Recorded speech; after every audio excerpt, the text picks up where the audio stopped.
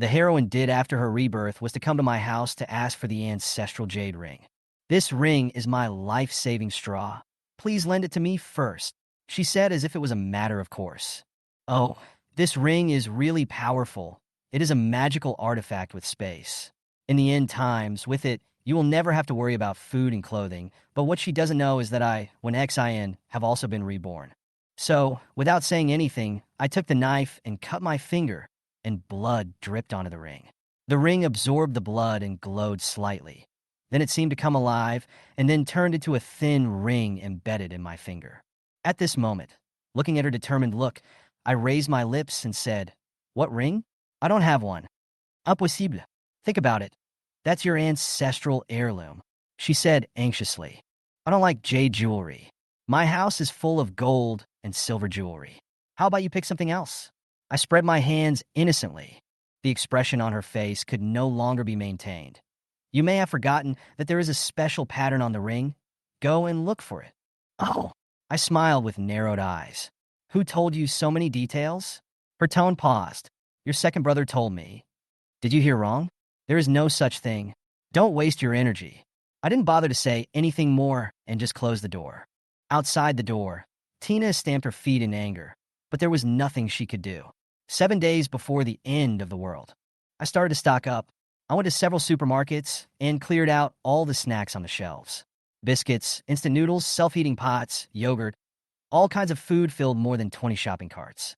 When checking out, people around me were filming. Is this guy trying to open a snack museum? The goods were delivered directly to the warehouse I rented.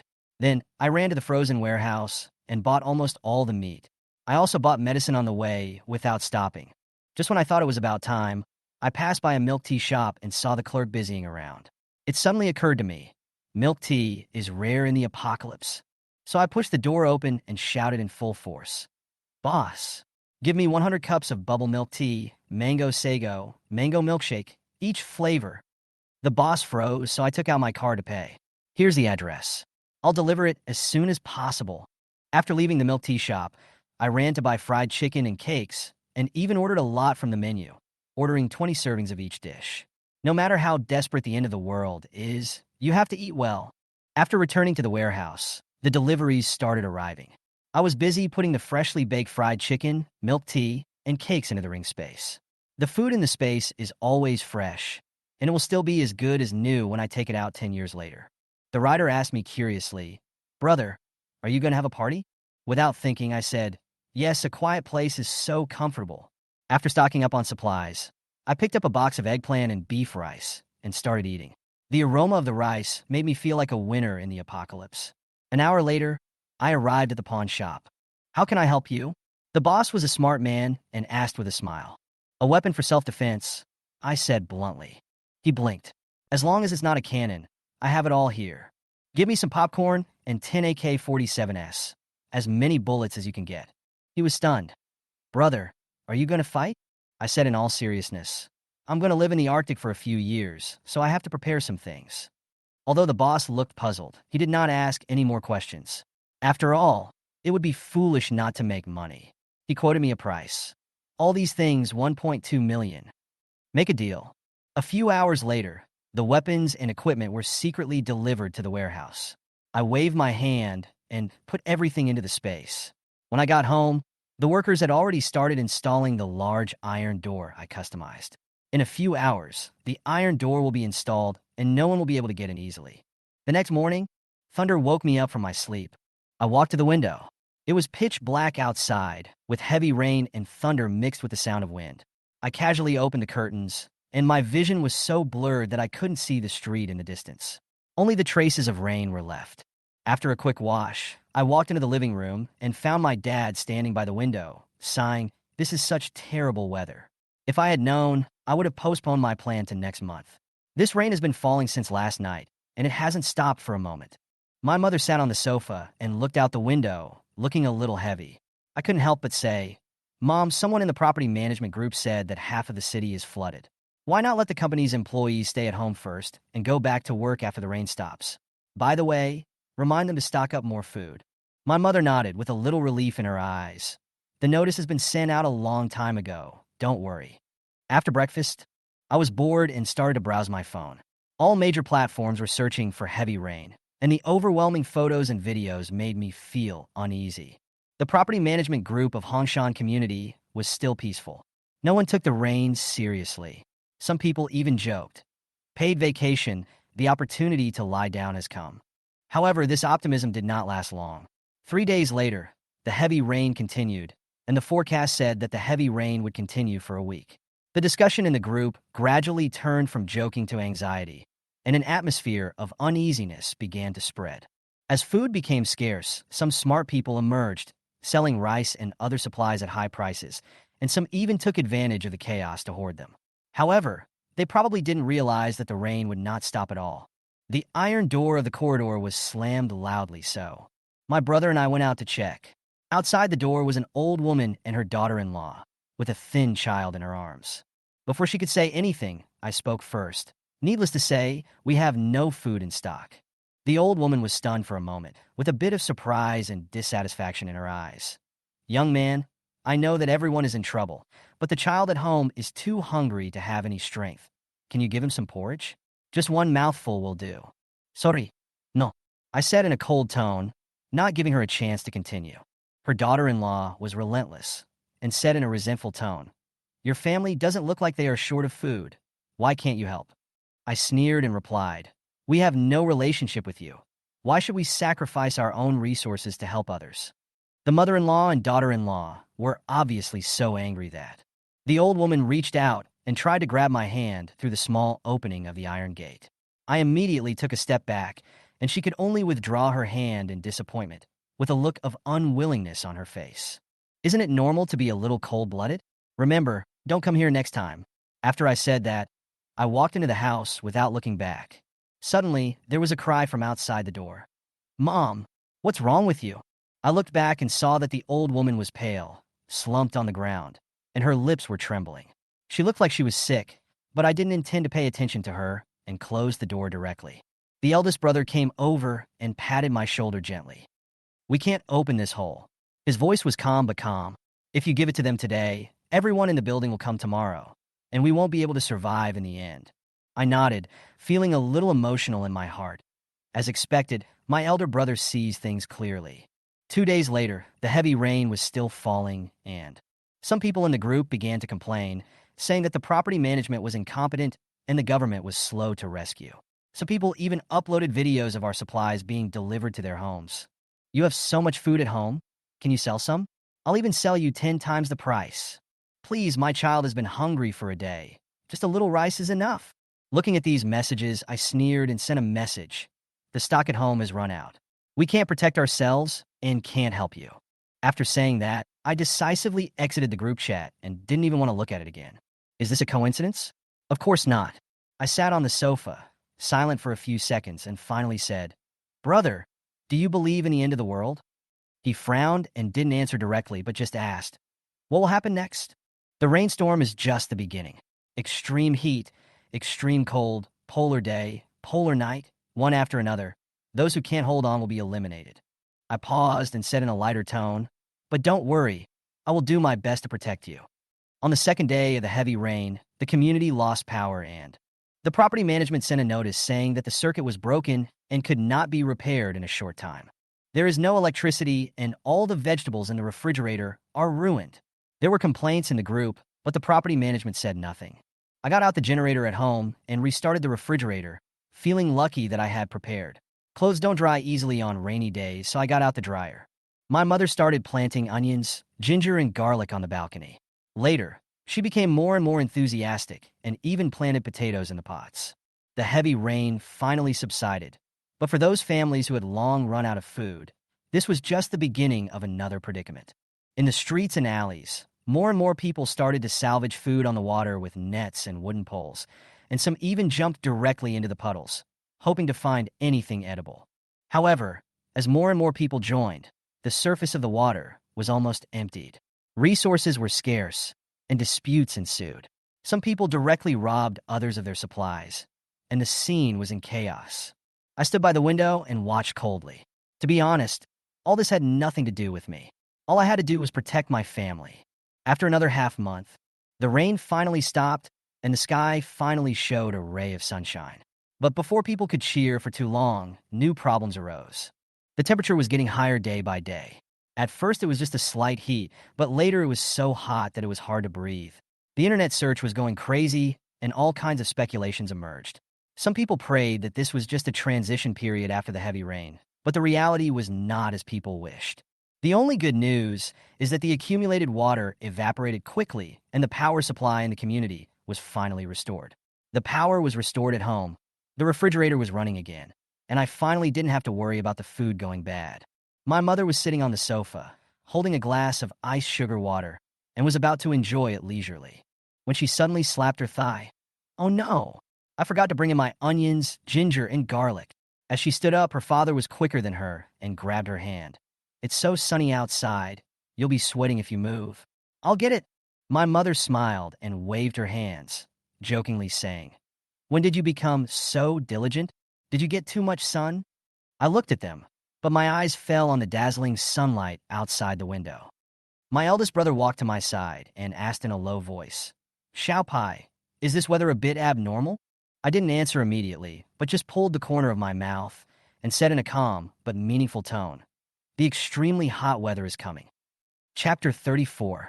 When the vehicles behind saw the situation in front, they didn't dare to stop and fled away. I had driven less than 200 meters when I noticed something reflecting on the road ahead. When I looked closely, I saw that it was a dozen iron nails. Glancing at the group of people under the shade of the tree, they clearly had bad intentions. Whether they were forced to stop because of a flat tire or got out to clean a nail, as long as the car stopped, they would rush over. With a sneer, I stepped on the accelerator and ran over it without hesitation. The eyes of the people under the tree lit up, and they were ready to sprint at any time. But the next second, their expressions froze instantly. My car actually drove past without any damage. Alex, who was following closely behind, also drove past quickly without any impact. After we left in a cloud of dust, the gang rushed over to check. When they picked up the nail, they saw that the sharp part had been flattened, and they were so angry that they started to curse. Alex and I just walked to the elevator when we saw the elevator door open. 7 or 8 people came out carrying several large white bags, and a foul odor instantly filled the air. People passing by held their noses and complained, "Why don't you take the stairs? The elevator smells like rotting corpses." Someone asked curiously, "What's in the bag?" Who else could it be? It must be the Zhangpeng family that blackmailed everyone. I heard they were killed, but we don't know when it happened. The temperature has been high these days, so the smell came out and we discovered it. Last week he was knocking on doors asking for food, but then he suddenly fell silent. I guess that was then. I guess he offended someone who would hurt him for no reason. It's what he deserves. He used his inflatable boat to steal half of our supplies. Now, someone is enforcing justice for us. I stood in the corner, listening to their conversation and waiting for the next elevator to come down. Suddenly, someone snorted coldly. "Those who do evil will eventually perish. Just wait, the 1601 family won't be able to stay arrogant for long. Sooner or later, someone will take care of them." As soon as the words fell, the surroundings instantly became quiet. The person realized something was wrong, looked up and looked around, and her eyes met mine. I looked at her indifferently, and she was so scared that her face turned pale, and she stepped back repeatedly, accidentally stepped on someone's foot, and sat down on the ground. I walked towards her, and the crowd immediately dispersed, as if they were afraid of being implicated. "You don't come over here!" She trembled, her eyes full of fear, and she wanted to slap herself a few times to make her mouth shut. Just when everyone thought I would do something, I suddenly turned around and walked straight into the elevator. Alex followed in. After waiting for a few seconds and finding that no one dared to enter, he pressed the door closing button. "It seems that we have become devils in the eyes of others." Alex chuckled. "I always stay out of other people's business. As long as they don't bother me, I won't bother with them." I shrugged, with a hint of sarcasm in my tone. "It's those who started it first who deserve it. It's better this way, so we don't have to worry about any trouble coming to us." Alex nodded. When I got home, my mother had already prepared dinner. She smiled and said, "It's hot. Let's have some cold dishes tonight." Dad was beside him, saying, "The truth is, Mom doesn't know how to cook other dishes. She can only boil the vegetables and mix them with seasonings." My mother had sharp ears and immediately glared at me. "What did you just say? Speak louder." Dad immediately gave in, shut up, and lowered his head to serve the rice. Looking at this heartwarming scene, I couldn't help but curl the corners of my mouth, and my heart felt a little less chilled by the end of the world. Chapter 32. The following is the optimized version. The protagonist is changed to the first-person eye, the narrative style is maintained, the originality is increased to 30%, and the plot is smooth and fast. 5 days later, the temperature soared to 45 degrees. The internet was full of complaints about the bad weather, and people kept at ING experts, asking for an explanation. However, these experts, who usually talk endlessly about the weather, all seem to have evaporated from the face of the earth, without even a response. In desperation, netizens turned to the official website of the Z government to leave messages, calling for an explanation. Finally, that afternoon, the government issued a statement. It just said that the weather was abnormal and the cause was still under investigation. Don't panic, pay attention to sun protection, and try to go out less during the day. These few short words didn't get to the point at all. Netizens wailed. Can you give me a specific time when things will return to normal? Where are the relief supplies? If this continues, it will be so hot that people will die. If I could go back to the old days, I would continue to be a social animal. Someone else joked. The end of the world is coming. Pass it on. What's even more frightening is that the temperature is rising all over the country.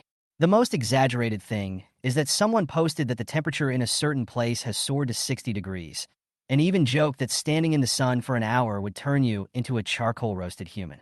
The community group is also very lively, with people complaining about heat stroke every day. The air conditioner was on strike in such high temperatures. Even at the lowest setting, the room was still like a steamer.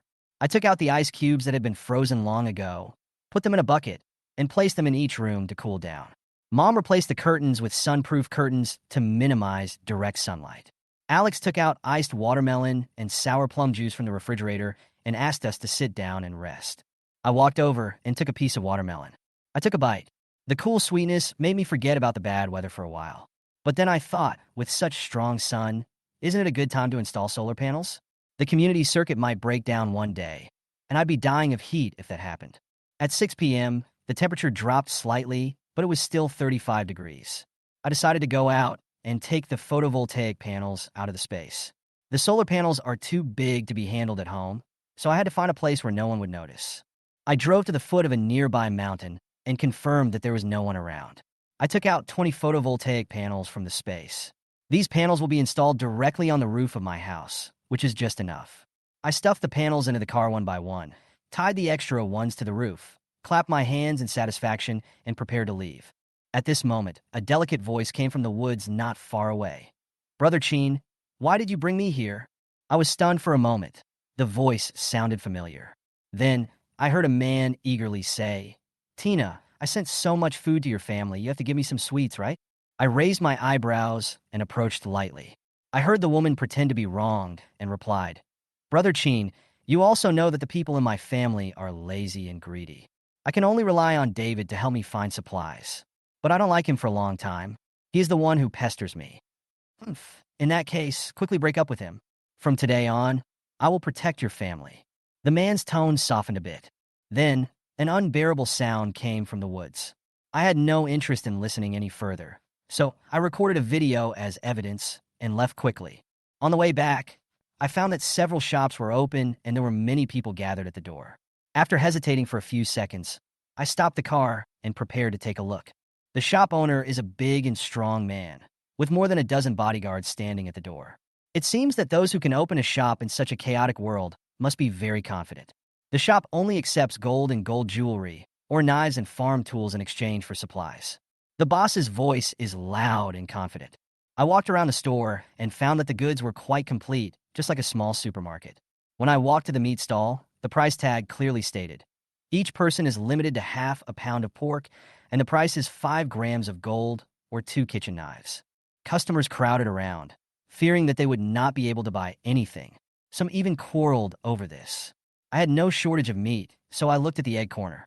Each person was limited to 1 pound, and the price was 1 gram of gold or a hoe. Buy as soon as possible, the boss shouted outside. We buy gold and farm tools today, but not necessarily tomorrow. As soon as these words came out, the customers panicked and rushed to buy. I bought a pound of eggs, 2 bottles of milk, 2 packs of instant noodles, and a pack of compressed biscuits. Although I wanted to buy more, I was helpless because of the purchase limit. When paying, I took out a gold bracelet and handed it to the cashier. The cashier waited and said, 0.2 grams more. Then he took out a small apple from the counter and said, "We don't give more." As I was walking out of the store with my stuff, I saw two bodyguards dragging a man who had stolen something out, cursing and beating him up on the ground. The onlookers were silent, and only the man was lying on the ground wailing in pain. The bodyguards clapped their hands and warned, "This is what happens if you steal something from our store." Looking at the order in this chaotic world, I sneered in my heart, picked up my things, and left silently. Chapter 33. The following is the optimized content.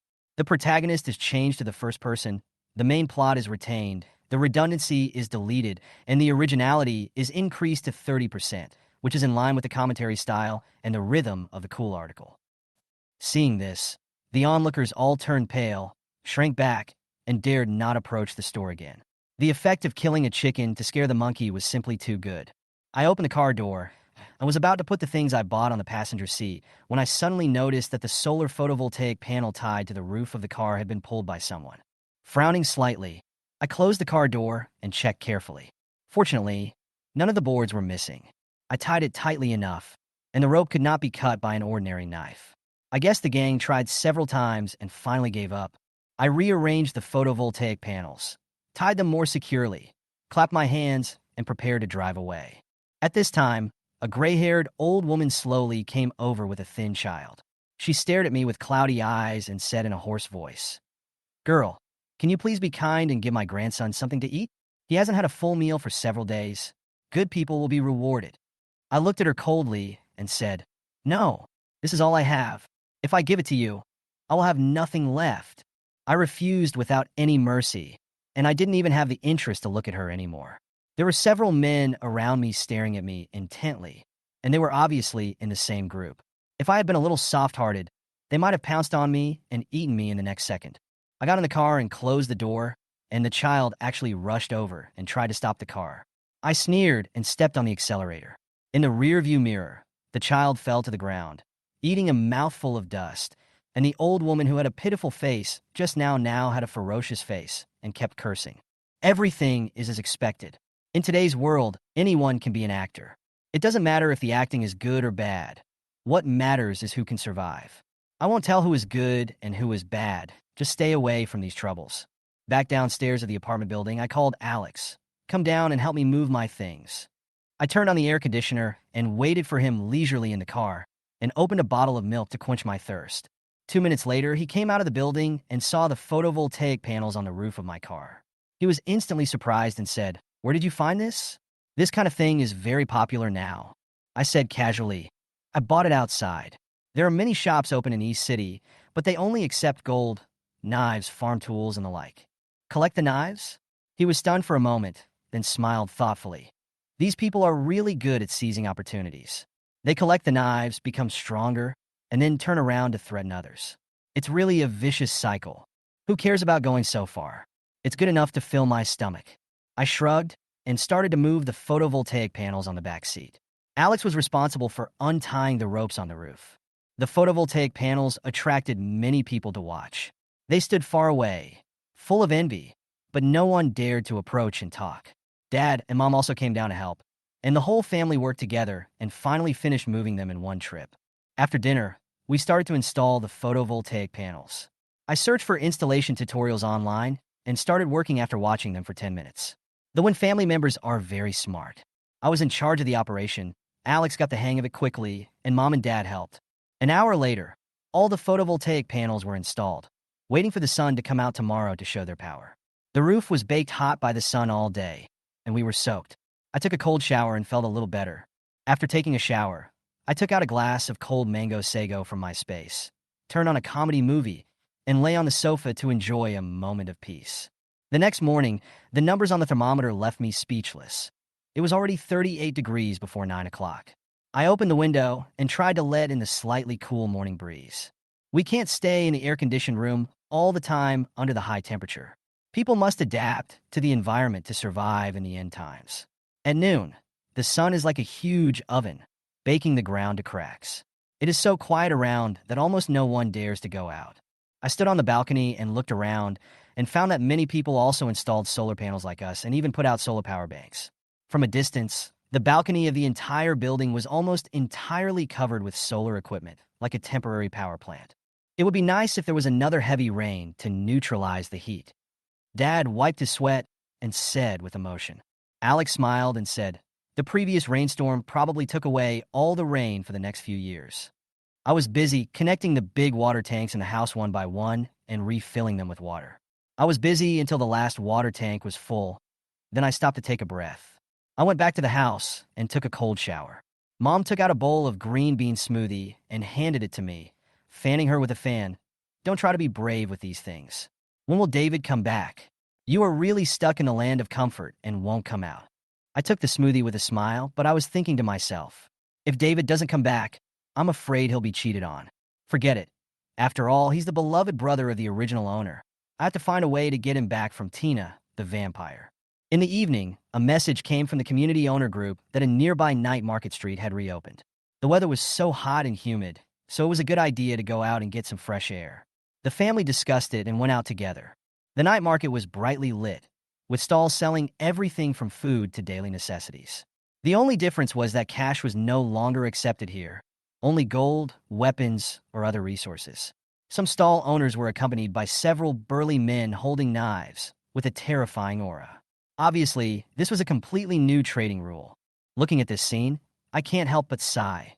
In the end times, every step to survive is a transaction. The following is the optimized content, which is narrated in the first person, with a smooth main storyline and a distinct, refreshing style. Redundant plots are appropriately deleted, and the originality is increased to 30%. The four of us walked around and bought a lot of food with the gold. 10 pounds of mung beans, 5 pounds of soybeans, a box of high-calcium milk, and a bag of soft bread. These were the spoils of this trip to the night market. As I was walking around, my eyes fell on a stall with several fishing nets. I stopped, walked up and asked, "How much are the fishing nets?" The stall owner looked up at me with a hint of surprise in his eyes. 5 pounds of food. Anything will do." I took half of the mung beans, weighed them, and passed them to him when I thought they were about right. The stall owner took the beans, skillfully packed the fishing net, and handed it to me, with a smug look on his face. I guess he didn't expect anyone to actually buy this kind of thing. Seeing the puzzled looks from the rest of the family, I chuckled and explained, "The water level has dropped recently, so I plan to go fishing tomorrow. It's getting harder and harder to buy supplies, so it would be nice to catch some fish and make dried fish." Mom's eyes lit up. "What a good idea. I'll go with you." Alex nodded. "I know a river with lots of fish. I hope they haven't been fished out yet." Dad took the fishing net from my hand with a smile. "Leave this rough work to Dad. Don't tire yourself out." After strolling for a while, we decided to go home. After buying some fishing gear, we decided not to stay any longer. After all, staying any longer in this weather would be torture. However, soon after we walked out of the night market, I noticed someone was following us. I looked back, but there was no one behind us. The vague sense of oppression made me alert instantly. "What's wrong?" Alex noticed my abnormality and slowed down. I lowered my voice and said, "Someone is following us. We can't see where he is hiding, but he is definitely not a simple person." Alex pondered for a moment and said, "Let's lure him out first." So we chose to take a detour home. When we passed an alley, I asked my parents to go back first. "You go first. We will take a rest before coming back." Mom didn't think much about it. After giving a few instructions, she left with Dad. After a while, a dark figure quietly followed. After several turns, I quietly went around from the side and put the muzzle of the gun to the back of his head when he was least prepared. "Who sent you?" The man raised his eyebrows and said with some surprise, "You actually noticed it?" At this time, Alex came over from the other end of the alley. When he saw the person clearly, he seemed a little surprised. "Jung Song?" Jung Song smiled and raised his hands. "It's me, don't be nervous. Can you ask your sister to put down the gun?" After confirming that the two knew each other, I slowly put down the gun, still with a vigilant look on my face. "Who is he?" Alex raised his lips and said, "The friend I told you about before, the one who works as a mercenary abroad, is him." Jung Song looked to be about 30 years old, with strong features and dark skin that made him look experienced. He shook hands with me and said, "Nice to meet you." The following conversation revealed a lot of useful information. Jung Song returned to China for a deal, selling weapons. He admitted that the natural disasters abroad were more serious and the organization was in chaos. His mission was to come back to exchange resources. When Alex asked to buy a gun, Zheng Song hesitated for a moment, but finally agreed. Although we mainly take big orders, we are short of resources now, so we have to do whatever business we can. Finally, we exchanged 5 bags of 100 kilograms of rice, 10 boxes of instant noodles, 2 boxes of compressed biscuits, and 20 kilograms of pork for 5 automatic rifles and 500 bullets. He made an appointment to deliver the goods somewhere tomorrow and left in a hurry. It was already midnight when I got home. Although it was the coolest time of the day, the air was still scorching hot. I took a cold shower and sat comfortably on the sofa to relax for a while. I heard the neighbors talking outside the window. Many people moved stools and sat downstairs to enjoy the cool air. I turned on the TV and saw the news that the country had started to build bases. The host said, "The extremely hot weather is expected to last for 1 to 2 years, and 26 letter bases will be built across the country." I stared at the screen, listened to the base planning of City M, and secretly sighed in my heart. The base is a hope, but with the current distribution of resources and environment, I am afraid it is far from as optimistic as described in the news. Netizens were very optimistic, with comments flooding the screen. Finally, there is help. E-base is near my home. I quickly packed my things and went to grab a spot. Is the high-tech base in the movie coming soon? I shook my head, knowing that these people were overthinking. Given the current situation, being able to keep people in the house was already the limit. In the days ahead, I was afraid I would have to work hard to survive. Chapter 35. Got it? Please wait a moment. I will optimize and adapt the content according to your requirements to ensure that the content meets the requirements and maintains the complete story in refreshing style. Then I will feedback the revised content of more than 800 words. The following is the optimized content, which has been increased in originality, and the protagonist has been changed to the first person as required, while maintaining the cool style, with a coherent and fast-paced plot. I checked the location of M-Base and found that it was built on the basis of a university in the city, which is currently being expanded. It is reported that the school has limited capacity and cannot accommodate everyone. The host then reported the catastrophic data brought by heavy rain and extreme heat. The number of people killed by natural disasters has reached 300,000, and the number of injured, missing, and homeless people is countless. Seeing this shocking number, I couldn't help but feel nervous. Fortunately, my family was still safe. My parents sighed beside me, their faces full of fear. The next evening, while my eldest brother Alex was not at home, I took the supplies I had prepared and went to find Zheng Song alone. The address he gave me was a remote self-built house. When I got there, I just parked the car when the door opened. Zheng Song was standing at the door, as if he had heard the sound of my car a long time ago. "Why are you the only one here?" he asked casually. "My eldest brother is busy," I answered briefly, my eyes falling on the 5 guns and a box of bullets on the table. "Are these the goods we agreed on last night?" "That's right. All the bullets are here. If you are worried, you can count them." Zheng Song leaned against the door frame with ease. I smiled and said, "You are my eldest brother's friend. I trust you." He was obviously pleased with what I said, and with a smile on his face, he asked me casually, "Do you know how to use this gun?" I nodded. "Don't worry, I've learned this before." Zheng Song looked at me for a few times and seemed to be quite curious about my calmness. "Your eldest brother once told me that his sister is a spoiled little princess, but you don't look like that. Who did you learn your skills from?" "Martial arts coach," I answered vaguely, then changed the subject. "If I want to buy another 100 guns and 100,000 bullets, how much supplies will I need?" He was shocked by what I said. "100 guns? Are you preparing for war?" "I am useful. You don't need to ask why."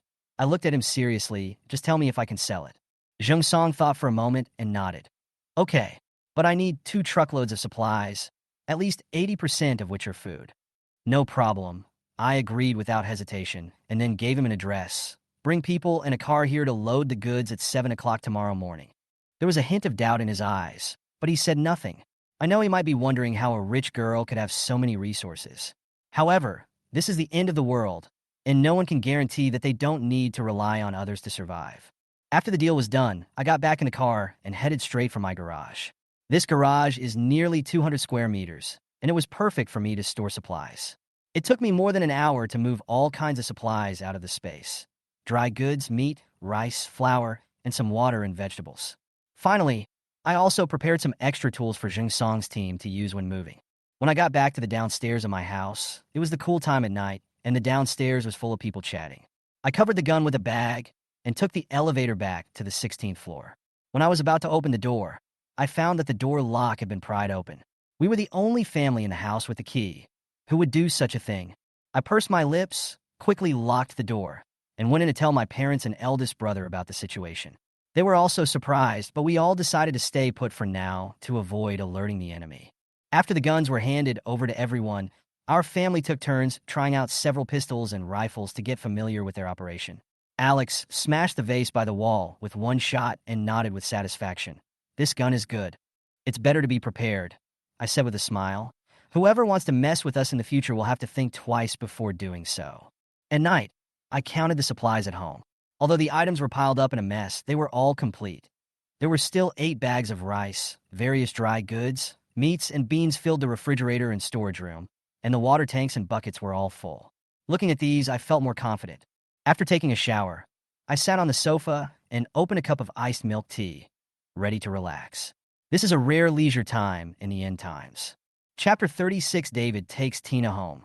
The next morning, the entire community suddenly lost power. The property management said that the high temperature had burned out the circuit. Fortunately, most people in the community have installed solar panels, and the strong sunlight during the day can provide enough electricity, so there are not many complaints. When Celine went out, the other people in the house were still asleep. They were rushing home to go to bed after working outside all night.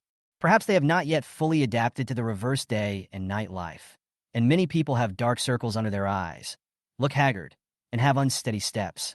When Celine drove to the horse farm, Jung Song had already arrived. There were 2 trucks parked behind him and a dozen men with guns standing silently.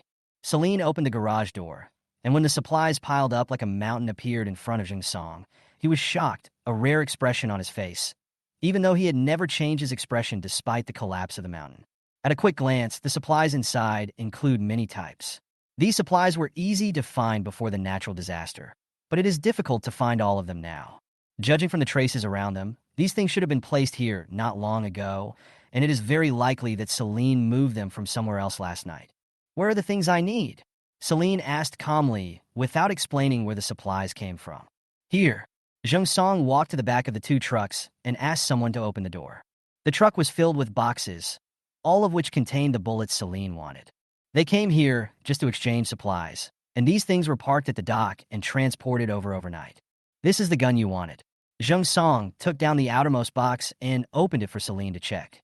Seeing all kinds of rifles, as well as the Gatling gun and sniper rifle that she liked, Celine couldn't help but bite her lip and try the feel of them. Jung Song could tell from her skilled movements that Celine had practiced before, so he jokingly asked, "Do we have to count the bullets?" Celine glanced at him, wondering how she would finish, counting the 100,000 bullets. She suddenly thought of something and said, "Okay, count them one by one in front of me." Now it was Jung Song's turn to stop laughing. He put his fist to his lips and coughed softly. The sun is about to come out. Let's not waste time. Celine didn't care and asked them to move the boxes down. She randomly checked to make sure Jung Song was not fooling her.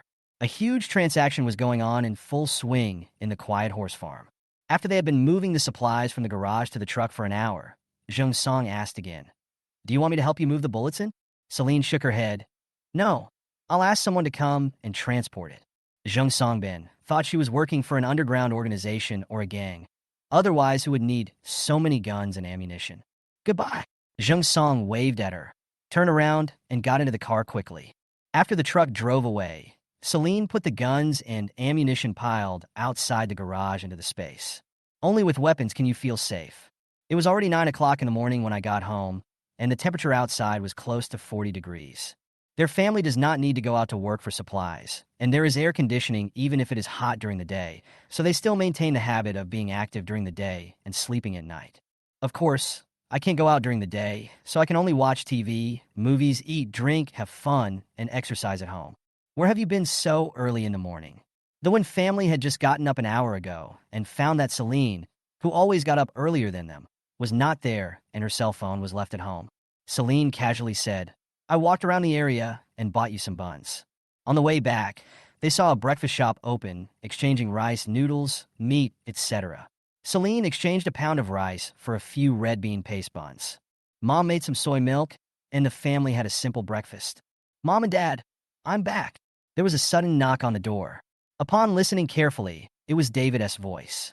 Mom immediately got up to open the door and saw David standing outside holding Tina's hand. A strange look flashed across her face. Tina greeted sweetly. Annie, long time no see. David wiped the sweat off his forehead. It was so hot outside. Standing outside the door, he felt the coolness inside. His face was full of joy. He pulled Tina to go inside. It's still more comfortable at home. Tina had long noticed that the Wynn family was still living a good life. The house was clean and tidy. There was power outage, and there was ice cream and iced drinks on the table, which made her mouth dry. She was feeling very hot and was about to follow David in when she was blocked by a slender figure. Looking up, Celine's delicate and beautiful face had no expression on it, and she looked at her calmly. No outsiders are allowed in my house, Celine said mercilessly. What a joke. She thinks it's a waste to let Tina enjoy herself for even one more second. David was a little stunned and quickly pulled Celine to explain in a low voice. Little sister, have you forgotten who she is? She is my girlfriend Tina. Celine interrupted him and said coldly, I didn't forget that it was her who stopped me. Why? David was even more confused. Tina also looked at Celine aggrievedly and brought out her potential to the extreme. Celine, are you worried that I will stay at your house? Don't worry, I won't. I just came to see my uncle and aunt today. The mother also felt that it was not appropriate to let Tina leave in the hot sun. Looking at her son's silly look, maybe Tina would really be her daughter-in-law in the future. She looked at Celine and signaled with her eyes. Celine gave her a look that said, I know what's going on. When her mother was relieved, she said coldly, You've already seen the person. You can leave now. The mother moved her lips, but seeing that Celine was determined not to let anyone into the house, she could only remain silent. Tina's face froze, and she looked at David for help. He naturally didn't want his beloved girl to be wronged, so he looked at Celine eagerly. Little sister, didn't you like Tina very much before? Do you have a misunderstanding about her? Celine smiled sarcastically. Yes. I don't like her because I can't stand her playing you around. I don't know how many men she hooked up with behind your back. Celine! Tina raised her voice, her eyes widened, and she looked at her with tears in her eyes. You can hate me, but you can't insult me. David was also angry. His handsome face was stern. His eyes were full of disappointment. How did you become like this? Tina is a good girl. You can't humiliate her like this. Mom secretly pulled Celine as clothes, signaling her not to speak so hurtfully. Brother, do you believe her or me? Celine asked calmly. David blurted out. I'm with Tina every day, and I've never seen her interact with other men. Chapter 37. Exposing Tina's hypocrisy. Celine was speechless. It was no wonder that David was so thick-skinned that he was so easily controlled by Tina. If she hadn't occupied the original owner's body, she really wouldn't want to meddle in other people's business. Celine raised a faint smile at the corner of her mouth. She stared into Tina's eyes and said, Let me ask you, do you love David? Do you dare to swear that you have never had sex with other men? Tina's eyes flickered. Celine pressed her aggressively. Did she discover something? She was about to back off and pull David away, but then she heard Celine say, As long as you answer my questions, I'll let you in. Just because she agrees doesn't mean the rest of the family agrees.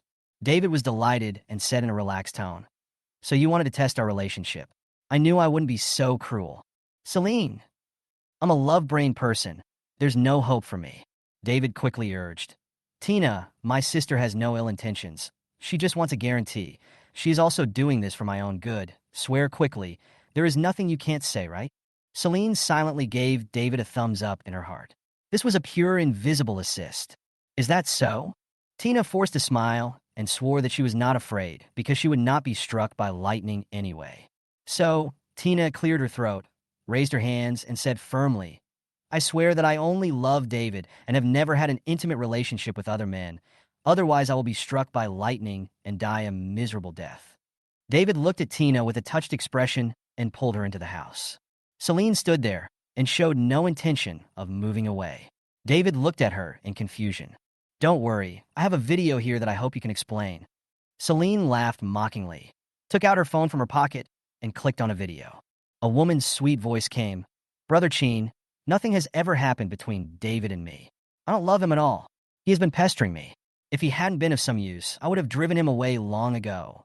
The sound of the next 10 seconds is unbearable to the ears. There are pictures, sounds, and truth. David felt as if he had fallen into an ice cellar, cold from head to toe. He turned his head in disbelief and looked at the woman beside him, as if he didn't recognize her anymore. Is it true? David's voice was trembling. He was suppressing his emotions deeply. Veins bulged on his forehead and the back of his hands. Tina didn't expect Celine to have a backup plan. She couldn't think of a better reason to refute. Tina, you just swore with a clear conscience that you had never betrayed my second brother. I really feel sorry for him. Celine said dimly. Did you do this on purpose? Tina finally realized who the culprit was and pounced on Celine.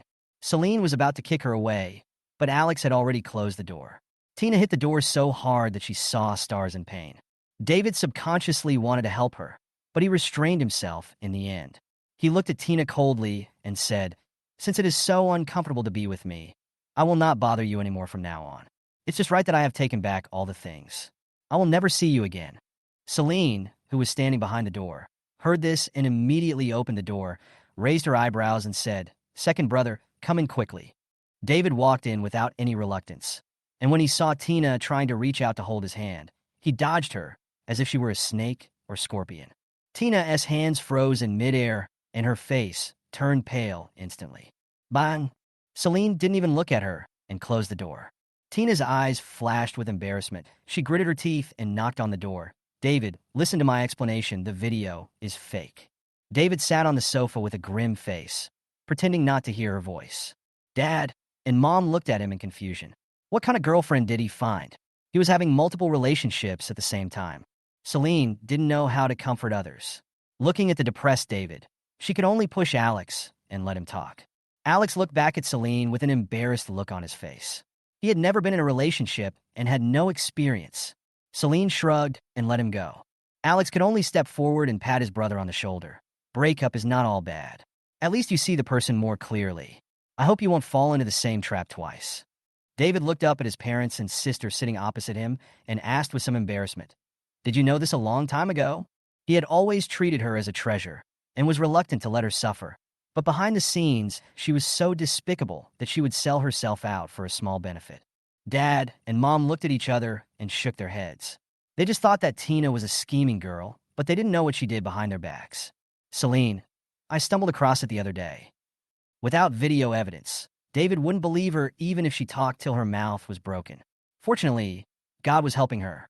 It is a good thing for David to stay away from Tina completely," Celine suddenly said. "To celebrate the timely escape of the second brother from the fire pit, how about having a big meal at noon today? Since we can no longer buy food outside, my mother has started to live frugally. We can only have 2 meat dishes, 1 vegetable dish, and 1 soup for each meal. Nothing more." Facing David's expectant eyes, the mother agreed and said unhappily, "You've lost so much weight. Why don't you go home if you don't have anything to eat outside?" David turned his face away guiltily. If he said at this time that he had to go out every day to find supplies for Tina because he was worried about her having nothing to eat, would he be kicked out of the house?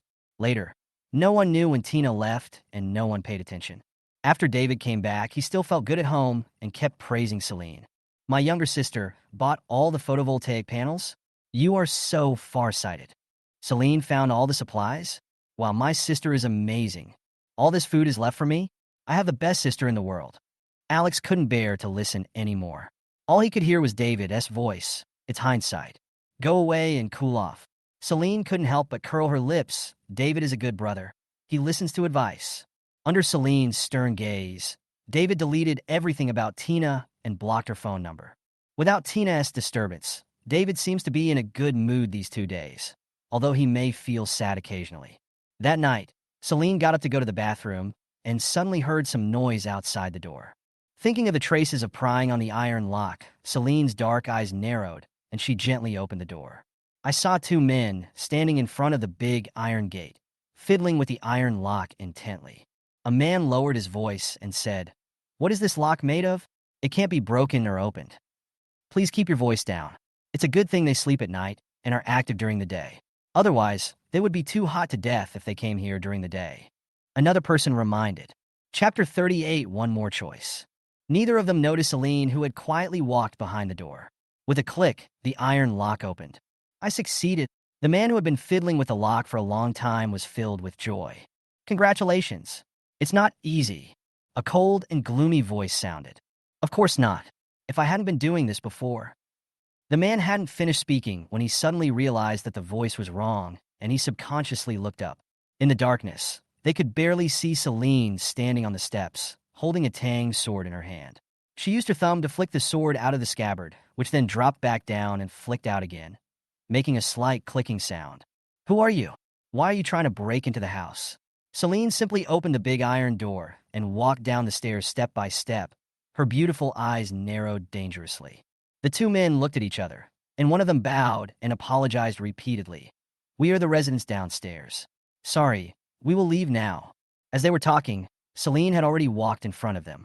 A hint of cruelty flashed across the eyes of the apologizing man. He suddenly pulled out a knife and stabbed Celine with all his might.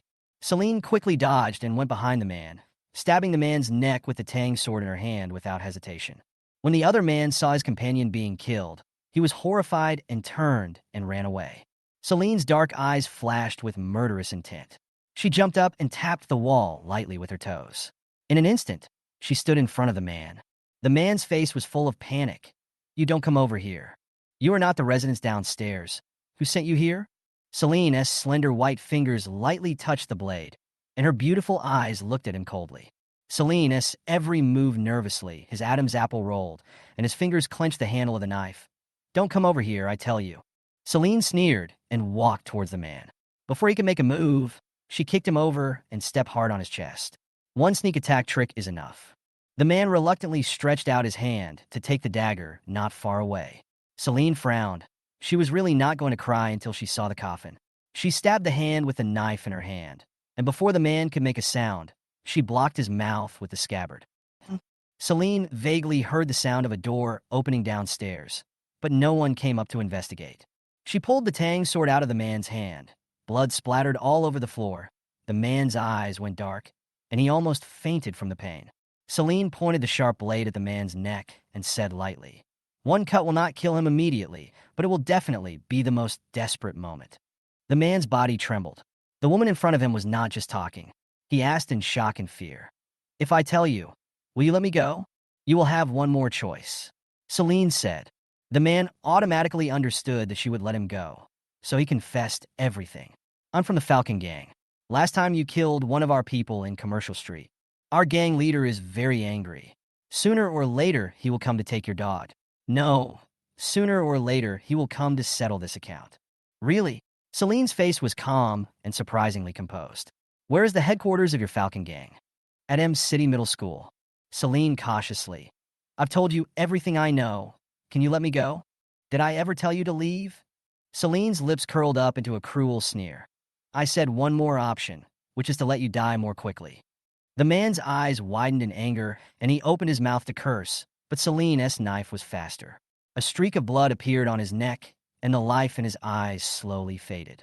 "After killing 2 people, I had to clean up their bodies. Trouble." After thinking for a few seconds, Celine put the 2 bodies into the space and planned to throw them into the wild tomorrow. She took out 2 bottles of mineral water and washed away the remaining blood on the ground. After doing all this, Celine locked the iron door again. The man was able to unlock it successfully because she opened it from the inside. At 5 o'clock in the morning, Celine woke up Alex and David. "Don't sleep anymore. Let's go fishing today." Celine had already prepared breakfast, 2 buns, an egg, and a bottle of milk for each person to eat on the way. She doesn't understand love, but she has heard that it's hard to forget someone you love. David has completely cut off contact with Tina in the past few days. It seems that he has let go of them, but Tina keeps pestering him, so he softens his heart and forgives her. Therefore, the best way to forget someone is to get busy and exhausted every day. How can you have the energy to talk about love? Alex had no objection and took his breakfast from Celine. "There's not much food left in the refrigerator. We still have a long time to live. We must not be lazy while we can still find supplies." David, "The country is already building a base. I heard that supplies will be distributed by then. The economy and development will recover sooner or later. We just need to hold on for a while." "You think too well. The 2 natural disasters are unprecedented, and the shelter is being built for the first time. There is no experience to refer to. Chaos is likely to break out wherever there are crowds of people. We don't know what the situation will be like by then." Alex glanced at him. Celine raised an eyebrow, her words full of agreement with Alex. "Brother is right. We have our own food. We can survive even if we don't go to the base." The 3 drove to a river. After the extreme heat came, The water in the river evaporated every day, and the water level had dropped by several meters. There were 3 fishing boats fishing on the river. Apparently, everyone had the same idea, to finish their work before the sun came out. Celine took out 2 rubber boats and inflated them, one of which was brought back by David. As the 3 were about to go into the water, several men on the shore came over and shouted, "This river belongs to us. You are not allowed to fish here." David was so angry that he laughed. "This is obviously the country's land and the country's river. How can it become yours? Anyway, we have already occupied this river. If you want to fish, go somewhere else." The leading man had a ferocious look on his face. With this look, he had scared away many people. "What if we don't leave?" Alex is gentle and handsome, with a clear and charming voice that makes people feel like spring breeze, and he doesn't seem to have any lethality. "I advise you not to refuse a toast and then drink a forfeit." The man glanced at the pretty boy Alex with contempt.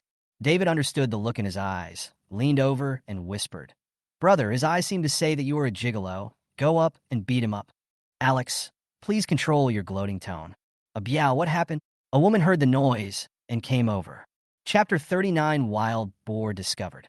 Compared with the man named Biao, the woman was very thin, with sunken cheeks, dark skin, and dull eyes. "They also want to share a piece of the pie with us." Biao's tone softened a bit. The woman looked at Celine and her 2 siblings and explained softly, "Since the temperature suddenly rose, most of the fish in the river have died. People have come here to fish these past few days. We've been busy all night, but we only caught 2 buckets of fish, and they were all small fish. I don't think you'll get anything if you go down to the river now." Celine could tell that the woman was serious and wasn't trying to trick them into leaving. In fact, she had thought of this possibility and just came here to try her luck. "Brother, let's go." Celine didn't waste time here. The 3 siblings returned to the car. David looked at them and said, "This river is the largest. If there are no fish here, there is no way there will be any elsewhere. People can't stand this weather, let alone fish." If they had come a few days earlier, they would probably have been able to eat half-cooked fish directly from the river. If there's none in the river, then go to the stream in the mountains. There are more trees there, and the temperature in the mountains is lower than outside. Celine had no objection and also wanted to go to the mountain to see if there was any prey. They came to an undeveloped forest. The trees on the mountain were lush and green. There was fog in the morning, and the temperature was indeed much lower than outside. There were also traces of trampling outside the woods. Obviously, someone had been there. They walked deeper and soon found a clear pool. "There are really fish here." David saw several big fish in the water, immediately took off his shoes, rolled up his trouser legs, and walked down. The water in the pond was not deep and was clear enough to see the bottom. Alex asked Celine to wait on the shore while they pulled the net down. After preparing the interception net, David went upstream to drive away the fish. In less than half an hour, they caught a net full of fish. "When you go back tonight, your brother will make you braised fish and fish head tofu soup." David smiled happily at Celine. David is a good cook. Celine raised her eyebrows and helped them put the fish into the bucket. Just when the 2 brothers were going down to the river to catch their second scoop of fish, Celine suddenly heard some grunting sounds. "This sound seems to be a wild boar?" Celine's eyes lit up. This was an untouched wild forest, so it was normal to see wild boars. She glanced at her 2 brothers who were busy, said something to them, and left. Celine had excellent hearing and quickly followed the sound to find the wild boars foraging. There were 5 of them, and they looked fat and strong. The wild boar also noticed Celine, stood there staring at her for a while, and suddenly rushed towards her. Celine took out a gun from the space and easily killed 5 wild boars. She put 4 of them into the space. Looking around, he found that this was a good place to dump the bodies, so he moved the 2 bodies out of the space and threw them into a pit. After doing all this, Celine clapped her hands and then dragged a wild boar back. When they returned to the pond, Alex and David had already caught several buckets of fish. When they saw Celine easily dragging back a wild boar weighing 200 or 300 pounds, the 2 brothers were stunned. Is this really their delicate, cute, and weak sister? "Brother, take care of this wild boar and take it back." Celine dragged the wild boar to the edge of the pond. "Little sister, how did you kill this wild boar? Are you not hurt?" David asked worriedly. Celine shook her head and pointed at the bloody hole on the wild boar's head and said, "I brought a gun with me." Alex took the wild boar with a smile. David took the knife out of the bag and paused. David said, "The scene is a bit bloody. How about you stay away from it?" Need not. Celine squatted on the shore, washed her hands, and watched them busy. Neither Alex nor David had any experience in slaughtering pigs, so they could only cut the wild boar into pieces based on the videos they had watched. It took them 2 hours to finish off the wild boar. It was 8 o'clock and the sun was out. It's getting late, let's go back, Alex said helplessly. The morning sets the tone for a day. According to the previous time, 8 o'clock was the time to go to work and start busying ourselves, but now it is late. David cleaned the knife and stood up sweating. Hurry up and move the wild boar meat and fish to the car. Celine also went to help. She carried 2 buckets of fish in one hand, while David and Alex were responsible for moving the wild boar meat. It took 2 trips to get everything into the car. Celine sat in the driver's seat and said, "I'll drive." David felt sorry for her. "Let me do it." Celine glanced at his hands, which were shaking from long periods of exertion and tension, and shook her head gently. "I'm worried."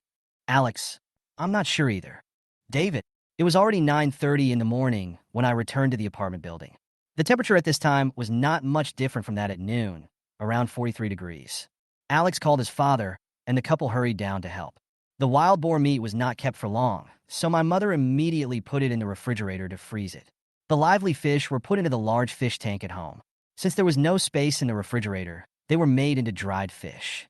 It was also the first time for Dad and Mom to do this kind of work, so they could only process it while watching the video.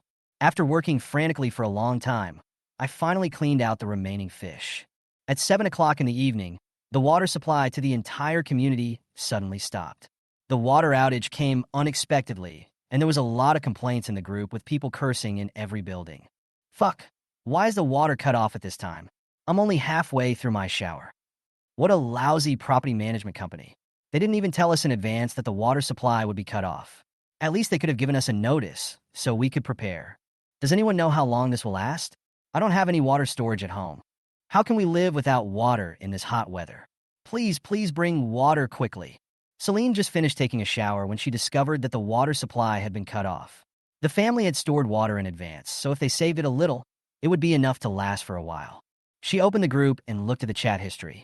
The property management said that they didn't know why the water supply was suddenly cut off and the specific cause was still being investigated. It's not easy to work in property management these days. I guess someone has to distribute the supplies. Otherwise, who would be willing to do this offensive job? Just as Celine was thinking this, the property management sent a message to all members, saying that they had resigned and would no longer manage the community. The property management company has run away, and no one will notify us of any news in the future. If you want to leave, you have to solve the water problem in the community. The property management said they have tolerated you for a long time. You guys just scolded the property management, but now they're not going to do it anymore. Hundreds of messages were exchanged in the group, but in the end there was no solution, so we had to give up. Celine took out toilet degrader from the space. There was a bottle in each toilet at home, and cat litter was a backup option. Chapter 40. Complete water supply cut off. On the first day of the water outage, complaints intensified, but it was still bearable. When the extreme heat came, most people stored water. On the 5th day of the water outage, the owners of the community united and went to the relevant departments to ask for an explanation. Water is needed in hot weather. After a few days, the stored water is almost gone, and it is just enough to quench your thirst for daily life. You dare not drink too much at one time. On the 7th day of the water outage, everyone panicked because they had no water at home. The Wynn family has a total of 10 water tanks, each holding 1,000 liters. It sounds like a lot, but in fact, they only add up to 10 tons of water. An adult consumes at least 3 tons of water per month. If the 5 members of the Wynn family use it sparingly, they can only use the same amount of water for 1 month at most. The water supply has been cut off for a week, but their lives are not affected for the time being. If there is no water supply in the future, we will have to find a water source, said Alex. Mom, from today on, we will limit water usage at home and try to save as much as possible. They lived on the 16th floor and had to walk up the stairs when there was no electricity. Carrying water once would make them exhausted. In the next few days, my mother took extreme measures to save water. She used the water from washing rice to wash vegetables, and used the water from washing clothes twice and saved it for flushing the toilet. On the 10th night of the water outage, the water truck finally arrived. Community cadres held a loudspeaker and shouted to residents downstairs to go downstairs to fetch water, 2 buckets of water per person. There were 2 water trucks in total, and in less than 5 minutes, the line below was already very long. The Wynn family lived on the top floor, and they came downstairs and stood at the end of the line. Everyone's face was filled with joyful smiles. The water supply was cut off for 10 days. I thought we were no longer going to survive. How is that possible? The country has never given up on us, otherwise it wouldn't have built a base. The leader's focus is on base construction. We should be more understanding. As long as there is water, it's good. This morning, my family was discussing going to the river to fetch water tomorrow. Sanitary conditions are not important. As long as we can survive, it's good. Don't be so pessimistic. The base will be built soon. There will be water and electricity there, and teaching will resume. We can hold on for a while longer. All schools have been suspended, and I don't know when I can go back. I didn't cherish them before, but now I miss them very much. The person who received the water asked the person who was in charge of controlling the water flow, "Will you come tomorrow?" "I come once every other day. With so many communities waiting for water, I can't come every day," the man replied. This made the man who was smiling just now unable to sit still. "What? You're not coming? How can 2 buckets of water be enough? The current water supply can only sustain basic living needs. You can go to the river to take a shower and wash clothes." The person in charge was helpless. "Just hold on for a while longer. The base will be built soon, and you can move in for free then." Hearing this, a glimmer of hope ignited in everyone's hearts. David muttered, "Is the base really that good? It provides food and accommodation, which is much better than our previous life. Except there is no income. There is no free lunch in the world." In the early days, the base was not much different from a refugee camp. There might be dozens of people living in one room, and there was no way they could have enough food and drink 3 times a day. Celine recalled the description of the base in the original text. The hastily built base can only be regarded as a shelter. It is still in the exploratory stage and will be better after further planning and development. It is said that if you hand over a certain amount of supplies to the base, you can be allocated a better house. Celine does not reject the base and will follow the crowd when the time comes. David hesitated after hearing what she said. "Why don't we just stay here instead of going there?" "Alex, it depends on the situation. If the infrastructure at the base is better than outside, then go to the base." "Good." It took 2 hours of waiting in line to get to Celine's house. Except for Celine, no one else in the family could carry 2 buckets of water to the 16th floor at the same time, so they could only carry them one at a time. Celine asked her mom and dad to watch the remaining water downstairs. Right now, there was a water shortage, and there were so many eyes watching upstairs. If she left for a while, the water would be taken away immediately. David couldn't move halfway through the lift and leaned against the wall, panting. Alex was better and stopped only when he reached the 9th floor. Celine walked past them easily, carrying 2 buckets of water without blushing or panting. Both of them. Alex glanced at David and said, "My younger sister is better than you, and you still have the nerve to complain about the hardship." "David, you are 1 level higher than me, so let's not talk about each other." David complained and silently picked up the water. When the 2 of them reached the 15th floor, Celine had already started moving the second batch of things down. She looked at David with amusement. "Brother, do you still want to stay here now? There is a high probability that the water supply will not be restored after this outage. If you continue to live here, you will have to fetch water every day. Oh, by the way, we still have to find water." David immediately shook his head and said, "I'm tired. Let's destroy it." Celine came downstairs and took the 2 buckets of water from her mother. "You guys take a rest. I'll fetch the water." The mother felt distressed. How much strength could such a skinny girl have? "Put down a bucket and let me carry it." "Mom, you seem to have some misunderstanding about my physical strength." Celine chuckled, easily picked up 2 buckets of water, and left. David, who was panting and moving the second load, happened to hear this and laughed. "My sister is so strong that she can kill a pig. Remember the wild boar a few days ago? She dragged it to the pond to find us." His mother glared at him. Celine used to be such a quiet girl, but now she's almost pushing herself to become a Barbie doll. You can't help her, but you're still grinning. "David." After the family brought the water upstairs, everyone except Celine fell on the sofa and didn't want to move. "I feel dizzy, weak all over, and my calves are trembling." Celine smiled helplessly and said, "Your physical strength is still too poor. Start training with me from tomorrow." My mother responded weakly. As expected, the water truck did not come the next day. Now everyone has learned to save water and would like to use a bucket of water for 2 days. Occasionally, you can hear children being scolded for wasting water, while playing in the water. No one can guarantee that the water truck will arrive on time, so every bucket of water must be used carefully. Fortunately, the water truck arrived a day later, and everyone finally felt relieved. This time, there was no need for community cadres to use loudspeakers to notify people, as many people had already been waiting there with buckets in their hands. The Wynn family watched them line up consciously from upstairs. David pinched his shaking legs and said, "Why don't we not go get water today? The water tank at home is still enough." Celine put on light and comfortable shoes and said, "You will have to spend more effort to make up for your laziness today." Chapter 41, Water Supply. Alex also changed his shoes. He explained, "With temperatures above 50 degrees every day, water evaporates rapidly. You never know when the water delivery will stop. Not only will you have to search all over the mountains to find spring water, but you will also have to carry it up to the 16th floor after you bring it back. Now that the water truck has come downstairs, they only need to go down to fetch water and then bring it up, saving a lot of steps." Thinking of this, David didn't care about his sore legs and followed with the bucket. Today, each person still had to fetch 2 buckets of water. Someone brought down 3 buckets. "Isn't it 2 buckets per person?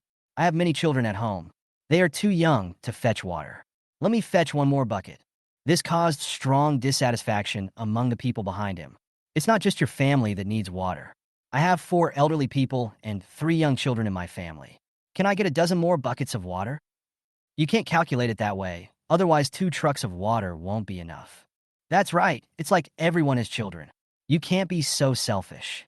The man was scolded so much that he dared not say a word and quietly left with his 2 buckets of water. The Wynn family was still the last to fetch water. When Celine and Alex were carrying water upstairs, they were blocked on the 6th floor as the 2 families in front were arguing. The reason was that the stairs were wet and the person in front slipped and lost his balance. When he fell backwards, he hit the person behind him and all 4 buckets of water were gone. Now it is different from the past. Touching a drop of water is like taking someone's life. The 2 sides quarreled fiercely, and even their families got involved. In the end, they started fighting and blocked the stairs. "You were the ones who bumped into us first. You have to compensate us with 2 buckets of water, or I will never forgive you." "I didn't mean to do that. Besides, he was standing right behind me. If he hadn't been blocking the way, I wouldn't have been left with nowhere to stand when I had to back up." The 2 sides quarreled and cursed at each other, neither giving in, and the scene was chaotic for a while. David just stopped to rest and watched them fight leisurely. "Move aside." Celine frowned. The person who was in the middle of a fight couldn't hear Celine's words at all. Just as David was about to pull her to watch the show, he heard Celine coldly say, "If you hit me again, I will shoot." As soon as these words came out, the people who were fighting fiercely stopped all their movements as if their acupoints were pressed. They all looked at Celine in unison, and then, as if frightened, they all stepped back and made way. "David." They passed through smoothly. David kept looking back. He thought those people would continue fighting, but in the end, everything was quiet. "Is my little sister so intimidating?" David was stunned. He just moved out for a while. "What on earth happened?" "That's right." Alex looked proud. They then started to fetch 2 buckets of water every other day, and with the supplies in the water tank, they were able to get by. Every morning at 3 o'clock, Celine would take her 2 brothers out to look for supplies and return before 8 o'clock in the morning. "Every time I go out, I can find a lot of supplies, and occasionally I can meet people who are working in the same building." At first, Celine didn't know what they were going to do until she overheard their family chatting with someone. And then she found out that these people were going to build a base. Not only will the base provide supplies as wages, but anyone who participates in the construction will have priority to bring their families to live in the base's houses in the future.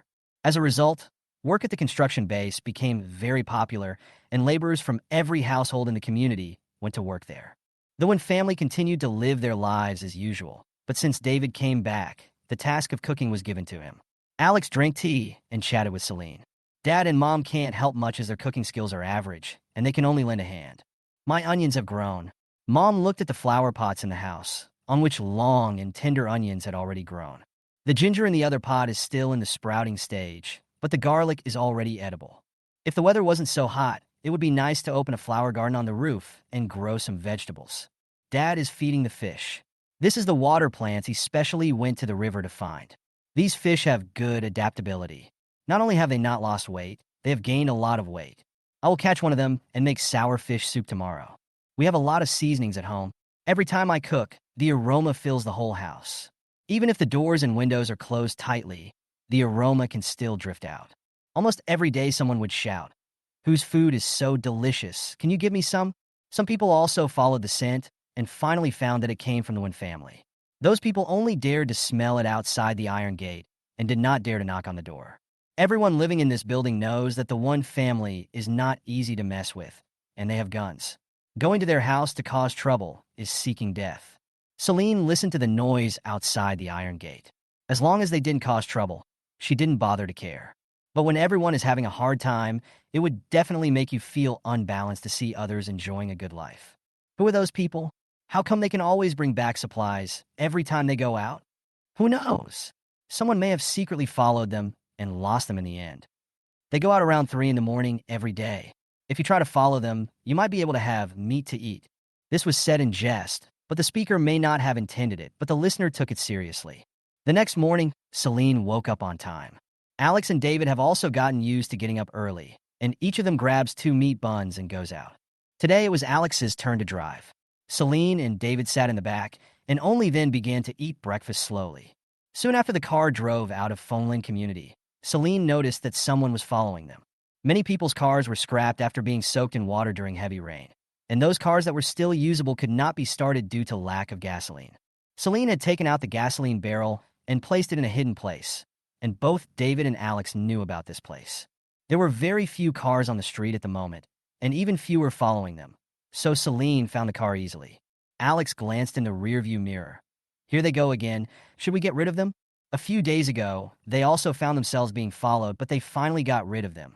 No need. Let them follow. Celine was not afraid of them. Finding supplies depended on one's own ability. Did they dare to come up and rob them? An hour later, they arrived at an industrial city. These places have been visited by people before, and Celine comes again just to search and see if there are any slippery fish.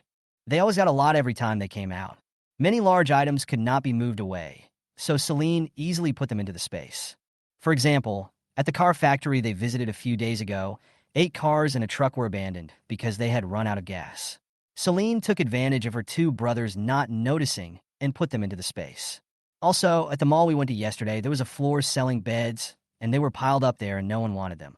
Celine bought all of them without hesitation. Chapter 42, Returning Empty-Handed. At 4 o'clock in the morning, the entire industrial city was brightly lit, and dozens of people were loading things onto trucks. Seeing Celine and the others, they subconsciously stopped what they were doing. The leading man frowned and walked over. "Are you here to look for supplies or to work?" "Alex, we are here to find supplies. May I ask what you are doing?" "Leader, the industrial city is moving to the base. There is no food here. You should leave." They were very busy at work and had no time to pay attention to Celine and the others, so they continued to work. "David, let's go somewhere else." They drove out of the industrial city, and the people who followed them hid in the dark and saw them leaving again, so they immediately followed them. Over the next few hours, Celine went to several places, but found nothing. Passing by the forest park, Celine vaguely remembered that there was a well here. Many people used to come here to fetch water to make tea, saying that the water from the mountain was sweet. "I'm going to go home empty-handed today, but since I'm here, why not see if there's any water in the well over here?" Celine got out of the car and took out 3 buckets from the trunk. The 3 siblings walked up the mountain. The people following them were suspicious.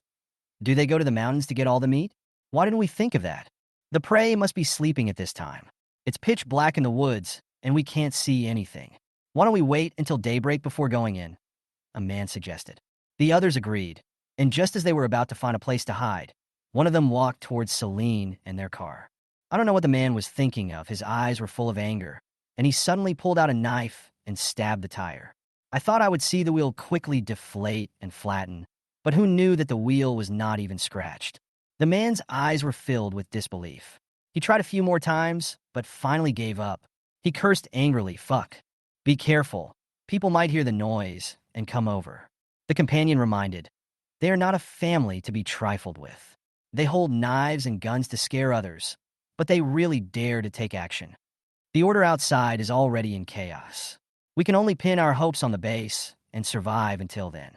After being persuaded by his companions, the man gave up the idea of destroying the car and whispered, "I just can't stand their arrogant and contemptuous attitude.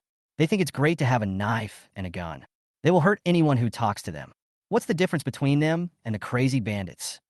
Celine and the other two came to the well and found that there was still water in it, but the water level had dropped by half. We'll come here to fetch water tomorrow, David said happily. It takes about an hour to drive here from home. Even though many people know that there may be water here, they will not travel thousands of miles to come here. Besides, if there is no car, there is no way to transport the water back, so there is no trace of anyone having been here. David took a sip of the cold spring water and sighed comfortably. If it really doesn't work, just stay here and set up a tent. It's convenient for taking a shower and washing up.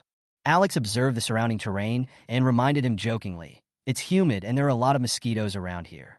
If you get bit by accident and get sick, there's no medicine to cure you. I saw on the news before that someone went into a deep forest and was bitten by a mosquito. In the end, that person's whole body was festering and he died. Now hospitals, clinics, pharmacies, etc. are all closed. There is no one to see a doctor outside, so if you get sick, you can only endure it. Hearing this, David shuddered. I was just saying it casually, brother. Why are you scaring me? Alex shrugged and said gently, I'm not trying to scare you. I'm just stating a fact. Celine listened to their quarrel, curled her lips and said, there are many poisonous snakes in the wild. If you are not afraid, you can come. David, is it okay if he doesn't come? They each fetched a bucket of water and went down the mountain, then drove away. The people hiding in the dark were dumbfounded. Are they here to get water? Should we go back then? Several people looked at each other. Maybe there really are prey on the mountain. Let's go in and take a look. The leading man said with an irritated look on his face. After following the 3 people from the Wynn family on this trip, the car consumed a lot of gas. If we go back empty-handed, this trip would be totally not worth it. It's a pity that I didn't bring a bucket, otherwise I could have fetched some water back. Their family was short of water at the time, and even if they didn't catch any prey, it would have been helpful to bring some water back. It was a bad idea. It was already 9 o'clock in the morning when Celine and the other 2 returned home. They were sweating and feeling very uncomfortable. Celine took a shower first, then took out a vanilla ice cream from the space and ate it slowly. Eating alone was not a solution, so she planned to observe David for a while. As long as he completely let go of Tina, she would tell them that she had her own space. After taking a shower, Alex and David went back to their room to catch up on some sleep. The family spent a quiet and leisurely morning. At noon, my father made braised pork ribs, cold shredded chicken, mapo tofu, and vegetable soup. There is air conditioning in their house, so drinking soup does not affect them. In order to nourish their bodies, their mother even makes pork rib soup every now and then. In a blink of an eye, it is time to collect water. Today, the residents also lined up early with buckets of water. They waited for 3 hours before they saw a water truck coming. The person in charge of boiling water for them said, due to excessive water consumption before, there is not much water left in the water tank. From today on, each family will get a bucket of water, and it will be delivered every 3 days. What? 2 buckets of water are not enough for us. Now 1 bucket of water lasts for 3 days. You think we are the only one in our family and the others don't need water, right? Using 2 buckets of water for 2 days is considered excessive? Is it normal for us to only drink 1 drop of water a day? It makes me laugh. What is the standard for excess water? A bucket of water is only enough for 1 day, and if you tighten it up, it can last for 2 days. 3 days is almost impossible, and it's not even enough for cooking. The person in charge of releasing water looked at them coldly while holding the water pipe. Don't you know what the weather is like now? Even if no one is using it, the water is getting less every day, not to mention so many people. If you have any objections, I won't come. You can solve your water use problems by yourselves.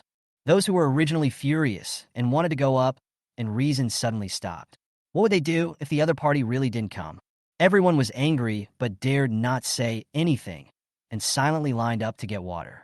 Each family got a bucket of water, not each person, so the water was drawn very quickly today. In less than an hour, the water truck left, and among the 5 members of the Wynn family, only Celine's bucket was full. Alex divided the water into 2 parts, and he and David each carried back half a bucket. After the water truck disappeared, the residents vented their anger and cursed until their faces turned red. Until someone reminded, stop cursing, you need to drink water if you are thirsty. Chapter 43, Memory Disorder. This sentence successfully made everyone shut up. Every drop of water is as precious as oil. If you don't cook, This bucket of water is barely enough for 3 days. But what would they eat if they didn't cook? They were so frugal that they only drank porridge and used the remaining rice soup to cook a second pot. They can only go to the wild to go to the toilet and go to the river to take a bath and wash clothes. The river water was usable before, but as the temperature rose, there were more dead fish in the river, and even the water emitted a foul odor. As the water supply decreased, many people had to go out to find water. The only places they could go to were springs in the mountains or wells in the countryside. In order to get a sip of water, they had to walk for several hours to carry the water back. Some people discovered a business opportunity. Those who had cars brought back water to sell. They didn't charge any money, just the supplies. One egg could be exchanged for 300 milliliters of water. Someone complained that there were too few eggs, and the boss said, "People can go without food for 3 days. Why don't you try going without water for 3 days? There's no place to buy gasoline now, and I'm losing money on an egg." After hearing what the boss said, the others quickly drove away those who complained about the high prices. "Don't talk nonsense, or we will blame you if the boss raises the price later. 300 milliliters is enough for a day. One egg is no more, no less, at least it's acceptable to us. We don't have much supplies at home. The boss can't raise the price. Ignore that guy. If he thinks it's too expensive, we won't sell it to him next time. We all think this is a fair price. The boss is really a kind person. Yes, the boss is generous. It's not easy to fetch water from far away to sell. I have 5 eggs. Let me exchange them first. Apart from eggs, what else do you want? I'll go back and look for it. Just something to eat." When Celine and her friends went to the forest park where they had fetched water last time, they found that there was already a long queue. "Alex, no need to queue. By the time it's our turn, there will probably be no water left." Celine thought so too. "Let's go to other places to have a look." When they were going down the mountain, they saw many people rushing over. Those who got water were very careful and felt very sad after spilling some. At 10 o'clock in the morning, the temperature was as high as 53 degrees. People who didn't get water were walking dejectedly on the road holding umbrellas. They looked haggard, their lips were dry and chapped, and their steps were weak, like zombies. At this moment, a person suddenly fainted on the side of the road. Some people walked past him without even looking at him. Some stopped to look at him, and when they found that no one cared, they simply ignored him. Finally, a man moved the person under the shade of a tree. Since the extreme heat came, countless people have fainted from heat stroke every day. After seeing it so many times, I have become numb. Those who really couldn't get water could only try hard to find supplies to buy water, and later the water sellers raised the price. Originally, one egg could be exchanged for 300 milliliters of water, but now it requires 3 eggs or 1 pound of rice, 1 pound of meat, 1 pound of noodles, etc. Food is as important as water, but people cannot live without water for a long time, so they can only endure the blackmail of others. On this day, the water supply truck arrived. The person in charge of water supply said indifferently, "Each family still gets 1 bucket of water, which comes once every 5 days. Hearing this, everyone panicked, and someone asked tremblingly, "Will you really come in 5 days?" They no longer complain about having too little water, as long as there is someone to bring them water. The person in charge of releasing the water glanced at the man and said indifferently, "If nothing unexpected happens, it will come." Everyone felt a little more relieved. 5 days is 5 days. As long as they don't cook, they can get through it if they are patient. Celine checked the water tank at home and found that 5 tons of water had been used and only half was left. While her family was taking a nap, she put away an empty water tank and replaced it with one full of water. There wasn't much pork left at home, so she took out 20 kilograms. There wasn't much rice left in the rice jar, so she took out more than 10 kilograms to fill it up. There were only 15 winter melons left, so she took out 8 and piled them together. After working for half an hour, all the supplies in the house seemed to be a little more. She didn't dare take out too much, as she thought they wouldn't be able to notice the subtle changes. In the evening, my mother was getting ready to cook dinner. She washed the rice from the rice jar and was about to leave when she suddenly stopped. She looked back again, a hint of doubt flashing in her eyes. Then Mother took out the pork and prepared to stir-fry it with green peppers. She looked at the meat in the refrigerator and fell in a deep thought. Is it her illusion? Why did she feel like there were more supplies at home? There clearly weren't so many before. Celine, who was playing on her phone, saw her mother's puzzled expression and asked with a smile, "Mom, what are you looking at?" Her mother waved at her and said, "Celine, do you feel that there are more things in the refrigerator?" Celine pretended to fiddle with it a few times to flatten the bulge and said nonchalantly, No, it's just this much. Maybe you remembered it wrong. No, I have a good memory, said my mother. Celine spread her hands and asked calmly, do you think it is possible for meat to appear out of thin air? This is not a world of immortal cultivation. Our daily lives are similar. Your memory is disordered. The mother was puzzled and finally accepted the explanation. Maybe I am just dazzled. Seeing that she had not dispelled her doubts, Celine continued to deceive her. This is easy to distinguish. If you just feel that there is more flesh, it means that you are seeing things wrong.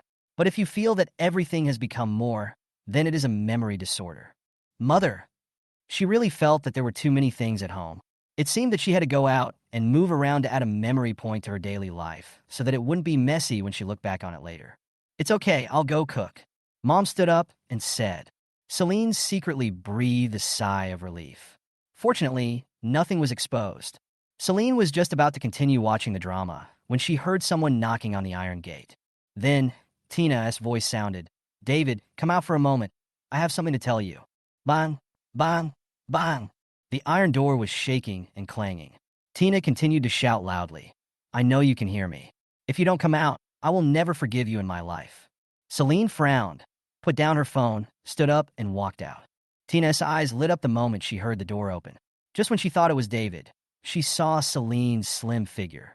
Celine folded her arms and looked at her, her eyes showing undisguised annoyance. Why are you here again? Celine, I want to see your second brother. Can you please help me call him? Tina's beautiful eyes were filled with water. Without David to find supplies for her during this period, she had lost a lot of weight and looked even more fragile. Celine walked down the stairs and stood behind the big iron gate, looking at her with a sneer on her lips. Tina, how can you be so shameless? It's not enough that you killed David, who loved you deeply in your last life, but you still want to tease him in this life. You have to catch him and grab him. Chapter 44, Are You Reborn Too? When Tina heard this, her eyes widened in shock, and her lips trembled. You? How did you know? Celine's expressionless face. Her tone was full of surprise and disbelief. Could it be that you were also reborn? She suddenly thought of something and became excited. Is that space here with you? Celine raised her pretty eyebrows and said nothing. Tina was furious and said angrily, You knew it a long time ago. You were playing a trick on me. The jade bracelet that David brought last time was fake. Celine curled her lips and said nothing, leaving everything unsaid.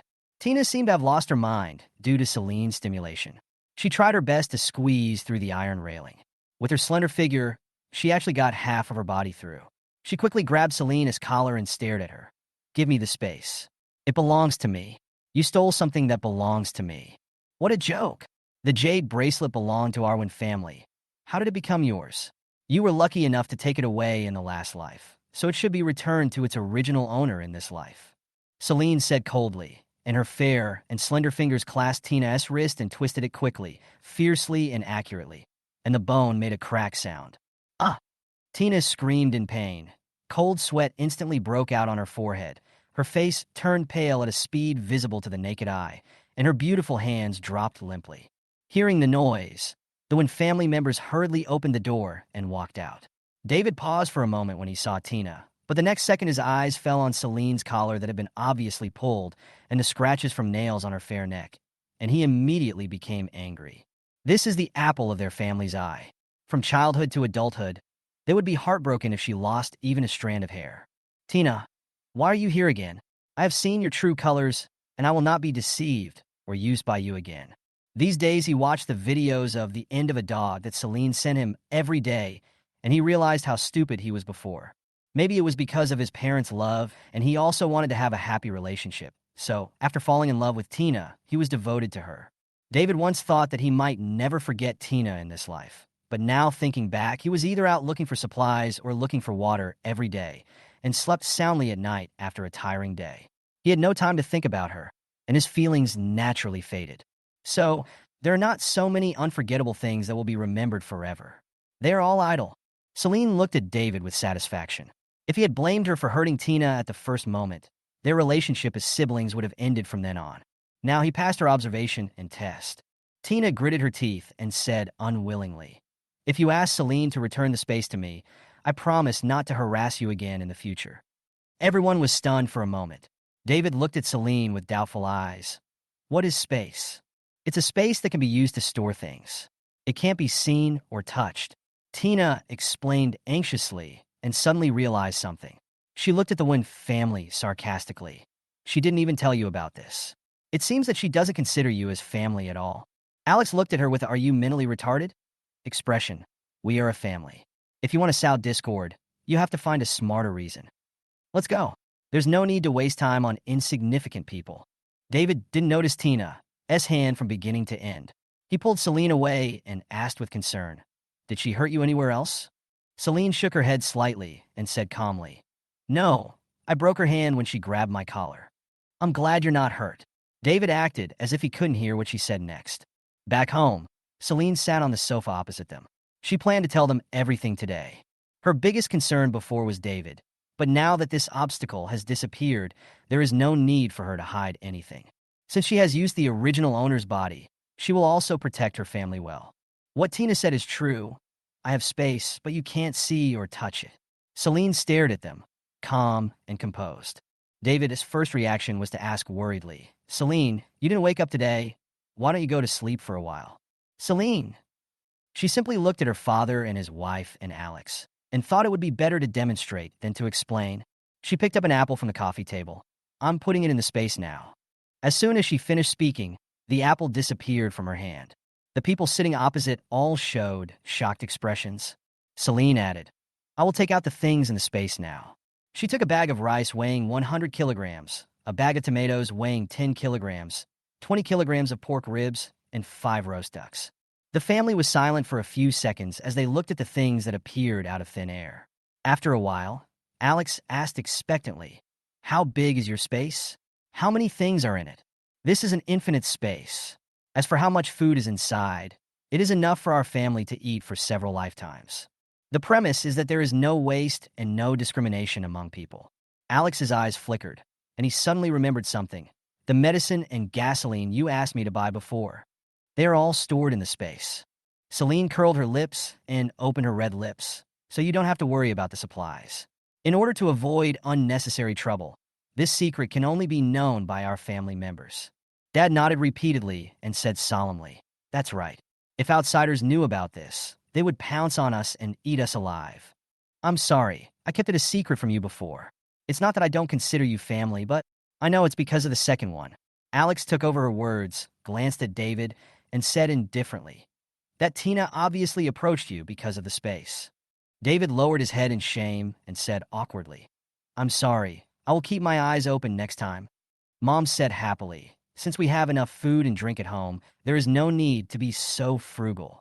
I will make you some crispy pork, stir-fried beef with green peppers, braised prawns, and beef brisket with tomatoes tonight." David's eyes lit up. "Let me do it. We can't waste food." The mother understood what he meant and glared at him. Finally, she thought about her second son's cooking skills and decided to let him go. "Okay, you do it." My mother looked at the refrigerator not far away and asked with a smile, "So, the supplies at home have really increased, and your memory is also disordered." "Celine." "Oh no, how could she have forgotten about this?" Celine coughed lightly. "My second brother was still in the observation period a few days ago, so I had to do this." With the mother's introduction, the father also realized something was wrong. "No wonder I felt that there was more water at home, and the vegetables never got less no matter how much we ate." Chapter 45. You all have sharp eyes and golden eyes. Alex smiled and said, "Not only that, but also the toiletries and kitchen condiments for the house. Nothing less than that." David stretched out his hand and rubbed his chin, looking thoughtful. "I have a few more sets of clothes in my room and my favorite action figures." "Mom, hearing you say that, it seems like I'm wearing more makeup." "Okay, stop talking. You all have sharp eyes and are geniuses of insight." Seeing Celine's increasingly speechless face, her mother pinched her lovingly and said, "You've got to be reliable, little girl." Alex and David said they accepted defeat sincerely. The family laughed and joked for a while, but the father couldn't help but worry again. What if Tina knows that you have space and she goes out and talks nonsense? Now is different from the past. More and more people have accepted the fact that the end of the world is coming. Everyone is in a panic, and some have simply given up, saying with great ambition that they will be a brave man again in 18 years. So some people mercilessly mocked him, saying, "If the end of the world hasn't ended in 18 years, won't we have to suffer again?" The man couldn't laugh anymore. It's okay. I have my own way to solve it. If Tina brings her into trouble, her life will be over. David heard the ambiguity in her tone, and after a dozen seconds of silence, he said indifferently, I support all your decisions. Don't worry about me. Celine couldn't help but raise her eyebrows. David said with a smile, don't you understand my own sister? As long as others don't provoke you, you won't bully them for no reason. If someone comes up to seek death, can I stop them? Very good. David not only passed the test, but also got full marks. 5 days passed in a flash. Everyone went downstairs early with buckets of water, but the water truck never showed up. They pinned their hopes on the next day, hoping that the man might have forgotten. However, they were disappointed as the water truck still did not come. Celine searched for information online and found that the most popular post was about the water truck. Don't wait. The water truck won't show up again because the stored water has run out. We can only rely on ourselves from now on. The temperature was obviously not low, but at this moment everyone felt chilled to the bone. Some people even fell to the ground, holding their chests because they could not accept the news.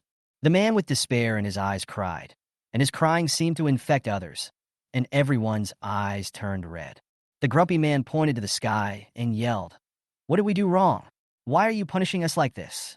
Some elderly people were superstitious and hurriedly stopped him, saying, you are crazy. All we can do now is to pray to God for more rain to help us get through this difficult time. The frustrated man sighed and said, if there is no water, there is no way to survive. Let's leave here and hide in the woods for a while. The temperature is lower in places with more trees. If we are lucky enough to find the core of a wild banana tree, we can survive for a while. These words made everyone silent, their eyes filled with confusion and hesitation. Do they really want to leave here? Everyone dispersed. The next morning, Celine saw people leaving the community with their families on the balcony. At the beginning, only a few people left, but later on, more and more people left. If they stayed any longer, they would really die of thirst. 3 days later, there were less than 20 households left in the entire Finland community, and only 3 households were left in the East District where Celine and her friends lived. Though one family still lives their own life behind closed doors. Without anyone around, they can use water without any scruples. That evening, Celine drove out and took a tour of the surrounding neighborhoods. I found that these communities were also deserted and desolate, and the silence was so quiet that you could shoot a horror movie. Just as she was about to leave, she caught a glimpse of a middle-aged man walking towards her dragging luggage. Uncle, where have all the people here gone? Celine asked curiously. I went to the base. I heard that it has been almost completed. People will be allowed to move in gradually in the next 2 days. I guess the base will arrange the first few batches of talents before going to each community to notify them. The smart people have lined up early. The uncle walked hurriedly. He didn't want to talk much because he had no water to drink. Celine got some useful information from him and then took out a bottle of mineral water from the car refrigerator and gave it to him. The uncle was stunned for a few seconds, but finally took it. He licked his dry and flaky lips, and a simple smile appeared on his dark face. Thank you. Celine nodded and drove away.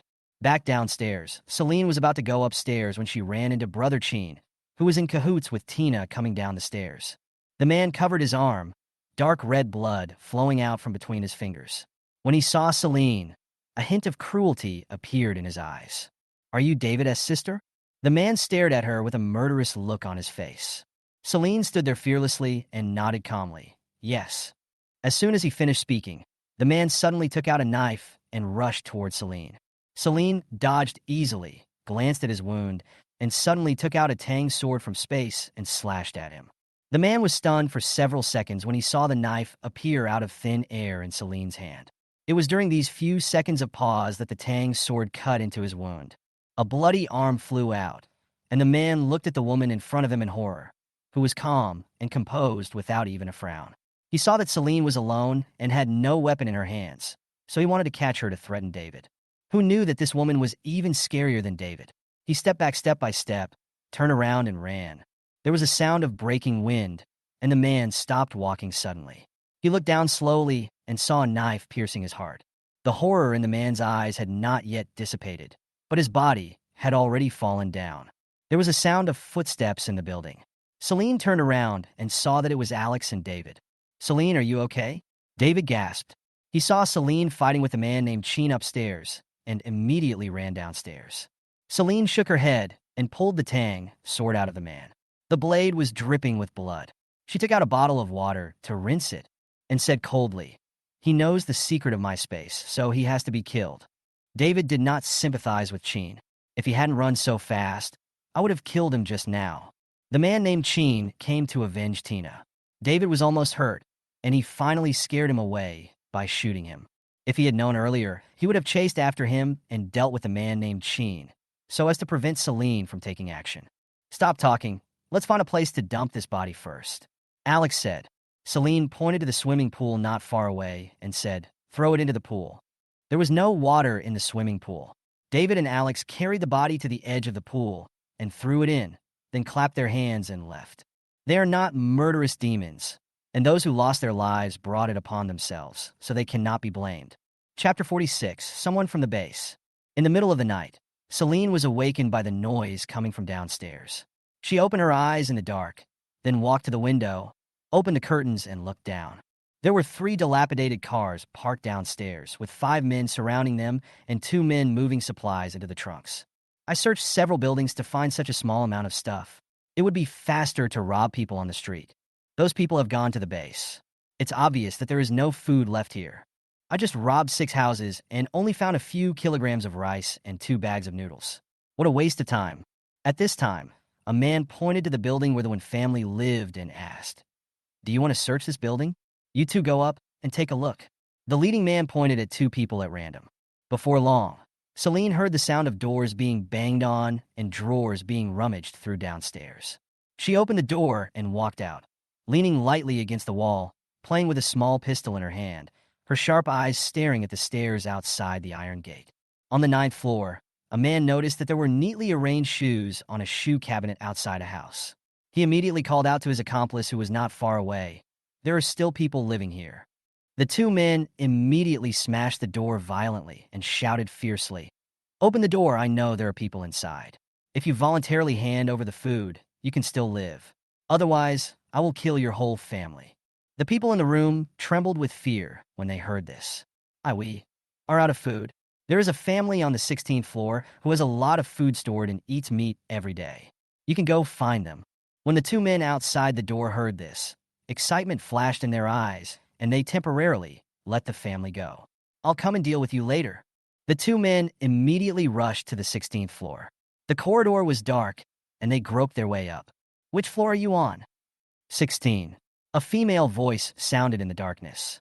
The 2 men were stunned for a moment, then looked around vigilantly, and then they found the black iron door. Click. Celine pressed the light switch at the door. The surroundings suddenly became bright, and they saw Celine looking down at them. One of them noticed the gun spinning on Celine's fingers. His face changed, and he raised his hands in surrender, smiling flatteringly. "Well, we came here to visit our relatives, but we went the wrong way. We're leaving now if we disturb you." The 2 of them retreated step by step to the back of the stairs, and when they saw that Celine had no intention of shooting, they secretly breathed a sigh of relief. As they turned around and were about to run down the stairs, they heard 2 gunshots. 2 men fell to the ground, and the smell of blood filled the air. The 2 gunshots also startled the Wynn family and the gang downstairs, and they immediately ran upstairs. Dad was the first to come out. Seeing the 2 bodies lying at the foot of the stairs, he couldn't help but frown. "Who are they?" "There are 7 robbery gang members in total, and 5 more are on their way up." The reason why Celine didn't use a silenced gun was to lure those people up. 5 minutes later, they finally heard footsteps and roughly guessed that they had reached the 12th floor. The leader of the gang held a gun in his hand and signaled the people behind him to lower their footsteps. "You 4 go up first and see what's going on." The leader stood behind the few people. Only 3 of the 5 of them had guns, and the other 2, who were equipped with guns, went upstairs first. When they reached the stairs on the 15th floor, they found the 2 bodies. The other party had guns, so they couldn't act rashly. The 2 stood behind the staircase door on the 15th floor and shouted, "Come out from upstairs." Celine thought that those people would rush up without thinking.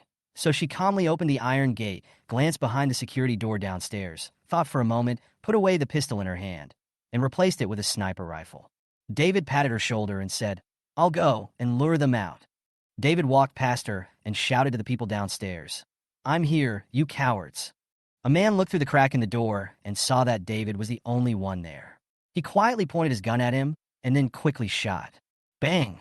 Just a second before the man fired, a bullet hit him right between the eyebrows. When his accomplice next to him saw this, he immediately squatted behind the door, his forehead soaked with cold sweat. The other three followed from behind, observing the situation behind the door. How is it? Can we take it down? No. They have guns too, so let's retreat. The leading man refused to believe it and said greedily, they have guns, which means they must have a lot of supplies. If we can take them down, everyone will get a reward. Hearing this, the others also became interested. There are 4 of us with 3 guns. I'll fire a blank shot to lure them out, and then you can launch a surprise attack. After a brief discussion, the leading man fired a shot upstairs, but David dodged quickly and barely avoided the bullet. Celine frowned upon seeing this, put away her sniper rifle, and switched to a Gatling gun. Little sister, are you going to make it so big? David's eyes widened. This was a Gatling gun that could only be used on the battlefield. They almost hurt you. I have to avenge you. Celine didn't say anything more and just fired at the door. Half a minute later, Celine stopped and listened carefully. There was no sound behind the door. She walked downstairs. The door panel was riddled with bullet holes. Those people should not be able to escape. Alex followed and kicked the door open first. The 4 men could not escape the hail of bullets and fell to the ground, dead in a horrible manner. A few minutes later, the family came downstairs and Celine opened the trunk of a car. There were 10 packs of cigarettes, 5 barrels of purified water, a large bag of flour, and a pot with 3 braised chicken legs, which were obviously stolen from others. Alex also opened the trunk of a car. There were a lot of things inside, including a box of oranges, 5 bags of meat, 2 large bags of rice, a basket of corn, and 3 boxes of mineral water. David and his father opened the third car, which was filled with several barrels of gasoline, but no food. Celine put all the things in the car into the space. Even though they had seen it before, it still seemed magical. The 3 cars were old and broken, and Celine didn't want any of them at all. She threw the car keys into the trash and ignored them. Back on the 15th floor, Alex opened an unoccupied room, dragged the bodies in, and then locked the door. Dad carried 2 buckets of water to wash the ground. They still had to live here and couldn't keep smelling the stench. It was already 3 o'clock in the morning when they finished all this, and the family went back to sleep. 3 days later, several staff members from M-Base came to the community. They walked into the monitoring room and turned on the community loudspeaker, announcing that they could take refuge in the base. M-Base has been built, and the infrastructure is relatively complete. If you can't survive outside, you can live in the base. It's free and free. Chapter 47, Leaving. After hearing the broadcast, those who had not left the community came out one after another. Finally, everyone unanimously decided to go to the base together. There were many robbers outside, so it would be safer if they walked together. Before the sun came out, they quickly went back to pack their luggage. The Wynn family also decided to go to the base. Dad pondered, if we stay here, we will easily become a target. Countless people will come to harass us every day. Celine nodded gently. That's right. If we don't feel comfortable staying in the base, we can just leave. I have supplies in my space. We don't need to worry about food. We can live wherever we want. The family has a lot of stuff, and all the home appliances, sofas, beds, water tanks, etc. have to be moved away. Celine crammed everything into the space, and in less than half an hour, they had finished packing. To make it look nice, they each carried a suitcase. The room was empty. Even the curtains were taken down, and they locked the big iron door before leaving. There were more than a dozen people standing downstairs, including old people and children. Everyone had luggage at their feet, and they also brought pots, pans, clothes hangers, and brooms. Celine opened her car and put the suitcases in. With 3 cars for their family, there was still plenty of space. At this time, a young woman walked up to Celine's car and asked with a polite smile, "Excuse me, are you going to the base?" Celine nodded, yes. The woman's face was full of joy. What a coincidence. We also need to go to the base. It would be safer if we go together, right? Celine looked at them with amusement. Do you have a car? If not, how can we travel together? Your car is not full. We have a small family, and there is just enough space. The woman continued to speak shamelessly. The sun was about to come out. If they could not get to the base before 10 o'clock, they would be sunburned to death on the way. Compared with her own life, being shameless meant nothing. Looking at the woman's attentive face, Celine smiled faintly, raised her eyebrows, and said, "It was you who led the robbery gang to the 16th floor a few days ago, right?" The woman's face suddenly changed. She moved her lips and was about to defend herself when she heard Celine ask, "Do you know how they died?" The woman immediately thought of the burst of gunfire and instantly felt a chill run up from her feet to her head, especially when she met Celine's calm eyes. She took several steps back in fear, as if she had seen the god of death. Celine looked away, stepped on the accelerator, and drove away. Seeing the family leave, the woman sat limply on the ground. She had thought Celine would also take her life, but she didn't expect that she would let her go. A resident kindly helped her up and asked, "What did she say to you? Why are you so scared?" The woman reluctantly pulled the corner of her mouth. "Nothing. Nothing." Just then, someone spotted the three dilapidated cars and asked loudly, "Whose cars are these?" They looked at each other, and no one admitted it. The man immediately hugged the car and said, "I got this first, so it's mine." The others immediately rushed to grab the other two cars. As a result, the people who had been united and harmonious just now suddenly started fighting each other, and no one gave in. Base M was built on the basis of a university, and then expanded to the entire university town.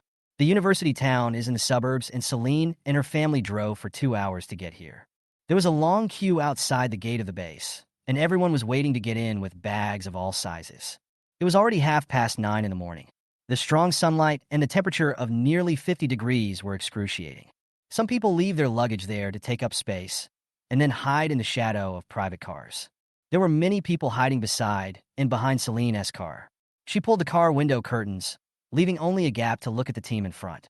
She took out a pack of blueberry toast and a bottle of pure milk from the space and ate them slowly. After eating the toast, I felt unsatisfied, so I took out a cup of milk tea. Just after taking 2 sips, I heard someone knocking on the car door.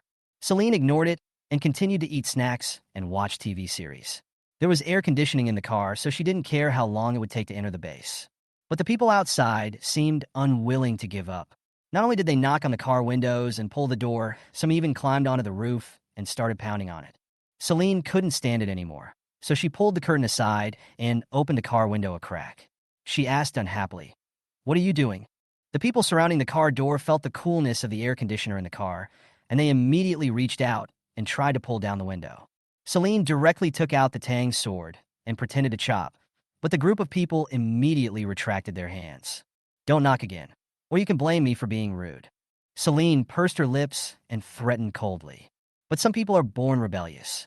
The people who climbed onto the roof continued to jump around, as if they knew that they were outnumbered and Celine could not do anything to them. Celine opened the car door and walked out, then quickly closed it. She looked up at the 3 teenage children on the roof of the car and shouted, "Get down. I won't get off unless you let me get in the car." A younger boy jumped several times and made a face at Celine. Another girl said, "I just smelled something delicious." "You were eating, right? Give me some, and I'll go down." "Yes, I want to eat too." The third child threatened. There were a few teenagers at the back of the car, trying to climb up, as if they believed Celine was easy to bully and wanted to force her to collapse. Celine was not the only one being harassed by them. Other private car owners were helpless in doing anything about them and could only ignore them and let them do whatever they wanted. Some people were so annoyed that they had no choice but to give them food, thinking that this would keep things peaceful. However, it made those people even more aggressive, and they came up one after another and would snatch food from them if they didn't give them anything. The child's family didn't care at all and even condoned such behavior. Celine looked at the people around her and asked coldly, "Whose child is this? Are you going to educate him yourself, or let me do it?" Some people in the crowd glanced away, pretending not to hear Celine's words. "Celine, I'll ask again, whose child is it? If you guys pretend to be deaf now, don't ask me for compensation later. Of course, I won't give it to you." The people around were watching the show. No one said anything, and no one paid any attention. Celine sneered. If that was the case, then don't blame her for being cruel. She simply grabbed one of the boy's hands and pulled it down with force. The boy was unwilling to give up and tried to continue climbing up using his hands and feet. The 2 children in the car also reached out to him to help him up. Celine grabbed the boy by the collar and threw it directly at several people in the crowd. "This time I threw it on you, next time I'll throw it on the ground." Chapter 48, Don't Force Me to Take Action. In just a minute, the kids who were at the back of the car had already climbed onto the roof and were looking at Celine triumphantly. Celine turned her head and stared at the children on the roof. Her beautiful eyes narrowed dangerously, and she shouted, "Get down!" The people on the roof pretended not to hear Selene's words and quarreled fiercely for a good position. We're not going down. Come up if you can. A boy raised his but towards Selene provocatively. Lululu, you can't hit us. Selene hated naughty kids the most. She pushed on the tire and landed on the roof of the car with clean and neat movements. Seeing this, several children immediately rushed over and tried to knock her down, but Selene dodged and the one in front fell down. The others stopped their cars at the side, glared at Selene, and were about to punch and kick her, but Selene didn't give in and grabbed their collars and threw them out. Bang, bang, bang. The people in the car fell heavily to the ground and cried out in pain. The family members of the child in the crowd could no longer sit still and rushed up to surround Selene, who had just come down from the roof of the car. Why did you throw my child down? Will you be responsible if he gets injured or disabled? He just climbed onto the roof of your car. It's not a big deal. Children are naughty. If you give them something to coax them, they will be fine. Look, my son's head was broken by you. You must compensate me. My child is in poor health. You scared him so much that his body is twitching. I don't want your compensation. It's nothing special to have a broken car. Anyway, if you don't apologize to my child today, don't even think about leaving. Selene looked at them as if they were clowns, with a sneer on her face. I told you to take care of your own children. Why didn't you do it before? This is not your home. No one will treat them like ancestors. Don't even think about compensation. If you come to bother me again, the consequences will be something you can't afford. After saying that, Selene was about to open the car door and get in. The parents came up and beat her up with their fists raised in anger. Selene's eyes flashed with a cold, murderous intent, and she swung the knife. The three men were hit and howled in pain. Ah! The people behind seemed to be frozen in time. Their ferocious aura suddenly weakened, and they didn't even dare to look Selene in the eye. The tang sword in Selene's hand was still dripping with blood. She looked around at them and said, Now, do you still want to ask me for compensation? There is a saying that goes, kill the chicken to scare the monkey. If she behaves cowardly and gives in now, those who are watching from the sidelines will try every means to bully her. Selene's method really works. Those who wanted to sneak in and take advantage of the situation retreated silently. This person is a tough nut to crack. The parents who had been shouting wildly just now stopped talking and hurriedly took their children away. Selene's actions. The other private car owners immediately took out kitchen knife from the trunk and shouted at the children on the roof of their car. Did you see what happened to them? Don't force me to do it. The families of those children immediately ran up and took them back. If it wasn't for a bite to eat, they didn't want to let the children suffer. The temperature was over 50 degrees Celsius, and it was hot and sunny on the roof of the car. If they stayed there for too long, they would become dehydrated. Some private car owners were not so hard-hearted. They only threatened and scolded them verbally, but when they saw that it was useless, they ignored them. They thought that the children would leave on their own if they couldn't stay there any longer. But there were many children here, and as one group left, another group came. Finally, the car owners were almost collapsing. Now that Selene has set an example for them, they are following suit. Some of them think that the car owner is just threatening and do not dare to really do anything, so they let their children do whatever they want. The children knew nothing and just did whatever the adults told them to do, even picking up stones and throwing them at the car owner. One of the car owners, perhaps because he was pushed into a corner, lost his mind and started assaulting the child, who fell in a pool of blood. This scene completely frightened everyone. Selene ignored the noise outside and got into the car. She pulled the curtain again, and the team in front moved 2 meters, and she drove up. After a while, the intercom rang, and my mother's voice came. Selene, I'll wait for you to go to your place. Please open the door for me. Selene responded, Okay. 2 minutes later, there was a knock on the door. Selene pulled aside the curtain and saw it was her mother before opening the door. What would you like to eat for lunch today? Selene asked. Just have 2 home-cooked meals. It's not convenient for your dad and 2 brothers to come over, so they prepared dry food themselves. The mother didn't want to eat dry food and finally decided to come to her daughter's place for dinner. I'll send it to them later. Everyone outside knows we have supplies anyway, so we can't hide it. Selene wasn't afraid of them finding out. Mom nodded and said, Okay, I'll tell them. There was no signal on the cell phones, so Selene gave each of them a walkie-talkie to make it convenient for them to communicate. Mom asked them to wait through the intercom, and she would bring them food later. Selene took out a small dining table, and then took out 5 dishes that had been prepared in advance and put into the space, including shredded pork with fish flavor, spicy fish fillet, braised lion head, cola chicken wings, and garlic choy sum. She took out 3 lunchboxes and filled them with food, then opened the car door and walked out.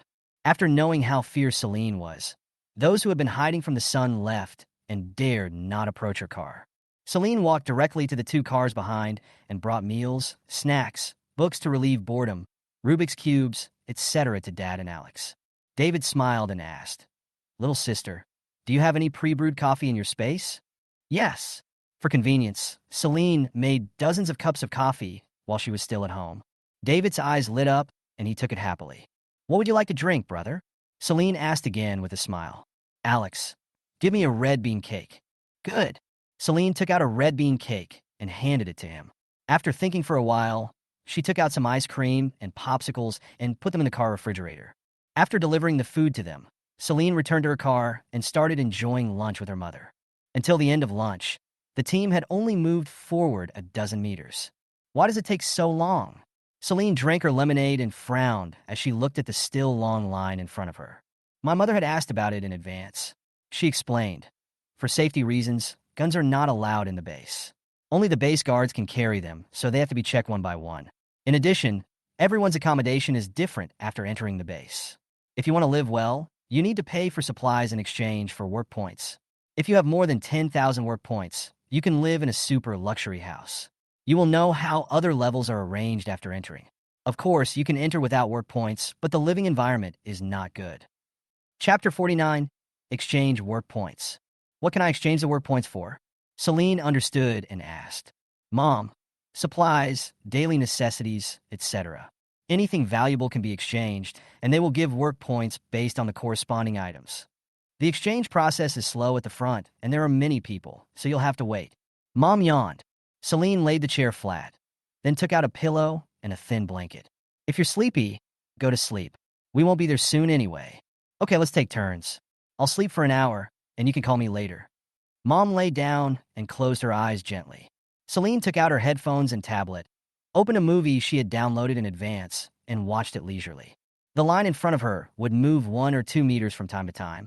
She would keep an eye on them and not miss them to avoid being cut in line by others. At the end of the line was a shabby car with no air conditioning. It was even hotter than outside. Tina couldn't stand the sweaty feeling. She looked at the man in the driver's seat and said weakly, "There's a row of trees over there. I'll go over there to hide from the sun. The line is so long. I guess we'll have to wait until night before it's our turn." Wang Daji looked at her with distressed eyes and handed her a bottle of water. "Go quickly. Remember to put on sunscreen. Oh, and bring some Finjiujing too. Be careful not to get a heat stroke." "I know." Tina pulled the corners of her mouth, revealing a forced smile, and walked quickly towards the tree with a fan on her head. The trees on the roadside have been dried up, with only wooden stakes left, but there are enough of them to provide shade. Tina stared at Wang Daji's car, which was so shabby that even the windows were covered with iron plates. Ever since David broke off relations with her, she could only look for supplies on her own, and she had to share the things she found with her uncle's family. Later, she couldn't stand the life of not having enough food all day, so she packed up and left one afternoon. She fainted on the way and was taken home by Wang Daji. He lived alone and used to run a convenience store. There were a lot of food in the warehouse, so she simply stayed. When they heard that the base was completed, they packed up their things and rushed over. They thought they could enter the base once they arrived, but they didn't expect that they would have to queue. It is 3 o'clock in the afternoon. Waves of heat are coming. Tina feels hot all over and very uncomfortable. She drank half a bottle of water in one breath, looked around, and suddenly found a familiar car. It was David's car. The car's windows were closed, which meant it had air conditioning, otherwise it would be too hot. Tina bit her lip, quietly avoided Wang Daji's sight, and walked towards the car of the team in front. David was playing with a Rubik's Cube. He was so bored that he ate all the snacks and ice cream that Celine left for him. Just then, he heard someone knocking on the car window. He lowered the window slightly and saw a face that was familiar and disgusting to him. David closed the car window without hesitation, but Tina was faster. She pulled the car window with both hands and shouted anxiously, "David, can you let me get in the car? I am dying of sunburn. I feel so uncomfortable." "What does your discomfort have to do with me?" David frowned and looked at her unhappily. "Let go." Tina could feel the coolness inside the car, even from outside the window. She noticed their leftover meals, ice cream, and empty bags of snacks. A hint of jealousy flashed in her eyes. Celine got the space, so she must have stored a lot of food there. She had experienced the benefits of having a space in the end times, and she hated it. Since God allowed her to be reborn, why didn't he let her bring the space with her? David, are you really that cruel? Tina looked at him with tears in her eyes. Her eyes were clear and bright, like the sky after the rain. The beauty was crying like a pear blossom in the rain. Very touching. But David was furious whenever he thought about how he was betrayed, used, and enslaved by them. Tina, stop pretending. I won't be soft-hearted towards you anymore, and don't even think about hurting Celine. David pulled her hand away and closed the car window forcefully. Tina slammed the car window hard. She had only been standing outside for a while, but her entire back and scalp were burning with pain. Suddenly, Tina stopped and fainted. Alex glanced at his silly brother and kindly reminded him. She might have fainted from heat stroke. Why don't you go down and take a look? David glanced out the window and curled his lips. Do you really think I'm stupid? How could someone just fall in the shadow of a car? No part of his body was exposed to the sun. Tina waited for 2 minutes, then quietly opened her eyes and found that the people in the car had no intention of getting off.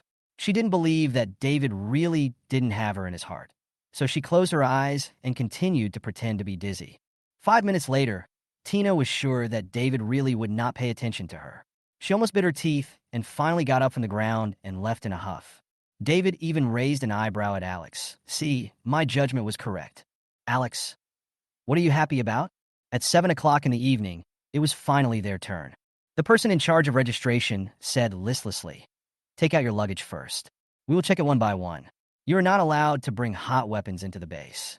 Also, you can choose where to live, but you have to exchange it with work points. The exchange rules are on the display screen. Study them yourself. The Wynn family members all looked up and saw a 3-meter-wide display screen continuously scrolling the corresponding work points obtained in exchange for materials. People who first come to the base can only exchange supplies for work points, but later they can exchange them for corresponding labor. Work points can be used to buy houses or necessary things, and houses are also divided into different levels. A single-family villa requires 10,000 work points. An apartment requires 6,000 work points. A single-family double-story house requires 3,000 work points. A double-room dormitory requires 1,000 work points. An 8-person dormitory requires 200 work points. A large dormitory requires 50 work points. And a tent area requires 10 work points. All houses can be upgraded on the original basis. For example, if you choose a dormitory, you can move into an 8-person dormitory by adding 150 work points next time. The ownership of all houses belongs to the base, and they can only be lived in, but not sold. Celine asked, which class of house do you want to live in? First determine the work points needed for the house, and then take out the supplies to exchange, so as to avoid the inconvenience of taking them out if there is not enough. Mom, the villa is too expensive. Why not choose an apartment first? Celine had no objection, and she looked at the others. Then the apartment. Celine nodded, and then looked at the materials needed for exchange. 1 pound of high-quality rice cost 5 work points, and low-quality rice cost 2 work points. 1 pound of flour without impurities cost 5 work points, and flour with impurities cost 1 work point. An electric fan cost 10 work points, and a refrigerator cost 100 work points. After some calculations, they told the person in charge of registration that they wanted to buy an apartment. Then she went to the car to load the supplies. Celine quickly took out 6 bags of high-quality rice, each weighing 100 kilograms, and 6 bags of pure flour, each weighing 100 kilograms, totaling 1,200 kilograms, which could be exchanged for exactly 6,000 work points. She took out another bag of snacks and asked them to give work points while watching. Chapter 50 Major Customers. The person who registered immediately went back and called a few staff members to come out and weigh the supplies, and said in a low voice, "A big customer is here. Please be polite when you speak to me." Throughout the whole day, less than 10 people chose to stay in apartments, and more chose dormitories. Of course, we have to take the arrival of big customers seriously, so several staff members checked their rice and flour and found that they were all clean and uncontaminated. Some people deliberately take advantage of the situation by mixing mud and sand into the rice to increase its weight, but they don't tolerate it and simply reduce the work points. There are 12 apartment buildings in total. You can choose the floor and room number. The registrar said with a smile, and then led them to the house model. The apartment building had 15 floors, and it was marked that there was an elevator. Their family was used to living in high-rise buildings, so they chose the 15th floor. This is your work point card. From now on, the work points you earn from working in the base will be directly deposited into the card. The registrar gave them 5 blue oval cards. The snacks were exchanged for 10 work points and transferred to Celine's card. Here is the map of the base and the house key. Celine took it, thank you. The entire base was built on the basis of 3 universities, covering an area of 6,000 acres. It takes 10 minutes to get from the gate to the apartment. There is also a parking lot downstairs. Judging from the number of parking spaces, there are not many people living in the apartment building at present. The base had complete infrastructure, so they took the elevator directly to the 15th floor. I opened the door and walked in. The house was about 150 square meters with 4 bedrooms and a living room, just enough for me to live in. Celine took out the bed, wardrobe, dining table, refrigerator, washing machine, etc. from the space one by one. They don't have to move large items, which saves them a lot of effort. A house can be tidied up in less than an hour. My mother followed the layout of Phonelin community exactly. She nodded and showed that she was very satisfied. Should we install an iron door at the entrance of the stairs? Alex asked with a smile. Celine raised an eyebrow at him. Of course I have to install it, otherwise I wouldn't have chosen the top floor. An iron gate can save them from a lot of trouble, and the base did not prohibit its installation. Dad walked down from the roof and said, I've seen it. It's very empty up there. We can install photovoltaic panels or put a water tower up there. It would be more convenient to use water by building a water tower. While there is water now, we must make preparations for water storage in advance. Celine went to the roof and took out 2 8-ton stainless steel water towers from the space. David pulled up water pipes from home to fill the water towers with water. Celine gave him the task of storing water and then went downstairs to install the iron door with Alex. After they finished all this, Dad and Mom also prepared dinner. Today was the first day of moving into the new house, and to celebrate, they specially prepared 5 dishes and a soup, all of which were their favorites. Since we're celebrating, how can we do without wine?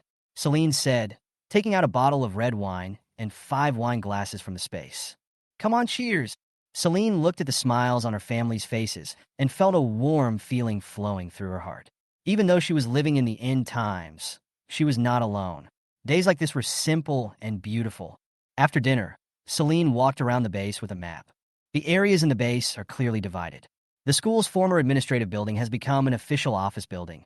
The teaching building has been converted into a dormitory. Several canteens have become small shopping malls with dozens of small shops inside. If you want to do business, you can rent them. The gymnasium, swimming pool, basketball hall, etc. have become factories. The research laboratory is still used for research. The infirmary has been expanded into a small hospital. The hill behind the school has been developed to grow crops. And the playground and football field have been rebuilt from prefabricated houses into single-family houses. Overall, the base is being built quite well. All factories are recruiting workers, and some shops are also recruiting people, but not to work in the stores. Instead, they're recruiting to go outside to find supplies. As long as there are people, there will be demand, and businesses such as housekeeping, cooking, and moving have developed. There are also police officers responsible for patrolling the base. Although a mixed crowd has poured in, it seems calm and safe on the surface. Celine passed by an intersection and found that there were many people gathered around the bulletin board, so she walked over curiously. On the bulletin board are job announcements and supplies that the base is currently short of, such as medicines, scientific research equipment, etc. As long as they can be found, the base will give work points. In addition to exchanging supplies at the base's processing point, supplies found outside can also be sold privately to shops or people in need, usually to whoever offers the highest price. Celine saw a recruitment notice that only stated how many people were to be recruited, but did not say what they were to do. However, the salary offered was very high, 50 work points a day. Compared to the price of 10 work points a day in the factory, 50 work points is considered very high. Celine was looking for a job, so she went to the address posted on the job posting. Chapter 51, Finding a Job. Arriving at boarding house number 5, Celine knocked on the door, and soon a man opened it from the inside. The man was about 30 years old, sleepy-eyed, with messy hair, obviously woken up by someone. It is 9 o'clock in the evening, a time for activity, and few people would sleep at this time. Sorry to bother you. Celine quickly explained why she was here. I saw a notice on the notice board saying they were hiring. The man looked at her for a long while, frowned, and said, We only recruit strong people, and it is very dangerous to go out, so you need to have decent skills. The woman in front of me has slender limbs and looks like she has very little flesh. What can she do? I just happen to meet all the requirements. Just tell me what you want to do. After she finished speaking, she saw the man's face full of suspicion, and then said, "Don't worry, I won't hold you back. If I implicate you, just don't give me work points." Seeing her sincere commitment, the man hesitated for a few seconds before finally agreeing. He took out a registration form and said, "Fill in the basic information first." Then he continued, "I'm an official of the base. This time we are transporting a batch of daily necessities and medicines to a village 200 kilometers away, and then exchanging them for food and pork. There are many robbers along the way, and the base does not have enough police officers, so we can only recruit people from among you." As he finished speaking, Celine had just finished filling out the information form. "Okay." The man took it and looked at it. Seeing that she had filled it out clearly, he said, "We will set off at 6:30 tomorrow afternoon and gather at the base gate. By the way, do you have your own car?" "Yes." Celine nodded. "Okay, bring your car tomorrow." When Celine returned home, she was stunned when she saw a strange girl talking and laughing with her mother. "Mom, who is she?" Celine asked calmly. Alex explained. "Mom went downstairs for a walk just now and was accidentally knocked down and sprained her foot. Shu Qing carried her back." "Thank you." Celine thanked him lightly. Shu Qing was a pretty, tall young girl. She smiled and waved her hand. "You're welcome. We all live in the base together. I will help in any way I can." She smiled brightly at her mother and said, "Annie, I'm going to go home first. I'll come and talk to you another day." Hearing the last sentence, Celine frowned slightly. She didn't like to be too involved with other people, and she didn't like her peaceful life being disturbed, especially when someone came to visit her every few days. "Wait a minute." Celine called out to Shu Qing, who was about to walk out the door. She walked into the kitchen and took out a pack of noodles, a pack of sausages, and a few fresh apples for Shu Qing. "My family likes quietness, so please don't come again." Regardless of whether Shu Qing wanted it or not, Celine insisted on putting it in her hand. Shu Qing helped her mother, so she should be grateful to her, but the sense of boundaries should not be broken. Celine's words were too straightforward, even hard to hear. Shu Qing showed an embarrassed look on her face, and her voice was hoarse. "I think you may have misunderstood. I didn't help Annie for any reward. You don't like being disturbed. I won't come here anymore. You can take your things back." Shu Qing wanted to return the things in his hand, but Celine stretched out her hand to block him. "I don't like to owe others." Her mother anxiously, but she just smiled and said, "Take it." Shu Qing understood, and her mother didn't want to be disturbed too much, so she pulled the corners of her mouth and smiled reluctantly. "Goodbye." After Shu Qing left, Alex closed the big iron gate. He also didn't like outsiders entering their family's living area, but after Shu Qing came back carrying his mother, he kept running around and they couldn't stop him. Before Celine came back, they hinted at Shu Qing to leave several times and prepared thank you gifts for her, but Shu Qing seemed not to understand and kept talking to her mother for a long time. Celine squatted down in front of her mother and reached out to check her feet. Her ankles were red and swollen, and medicine had been sprayed on them. "Mom, does it still hurt?" Mom put her foot down and shook her head gently. "It hurt a little when I sprained it, but it's much better now. I went out tonight and found a transportation job. I'll leave tomorrow afternoon," Celine said. Dad looked worried. "Why don't you let your eldest brother go with you?" "That won't work. It's a big loss for two people to get one salary." Celine flatly refused. Others. Chapter 52, I have a grudge against Tina. The next afternoon, Celine drove to the gate of the base, where more than a dozen cars had already gathered. A man in his 40s, wearing a military uniform, came over with a registration form in his hand and asked, "Are you Celine?" "Yes."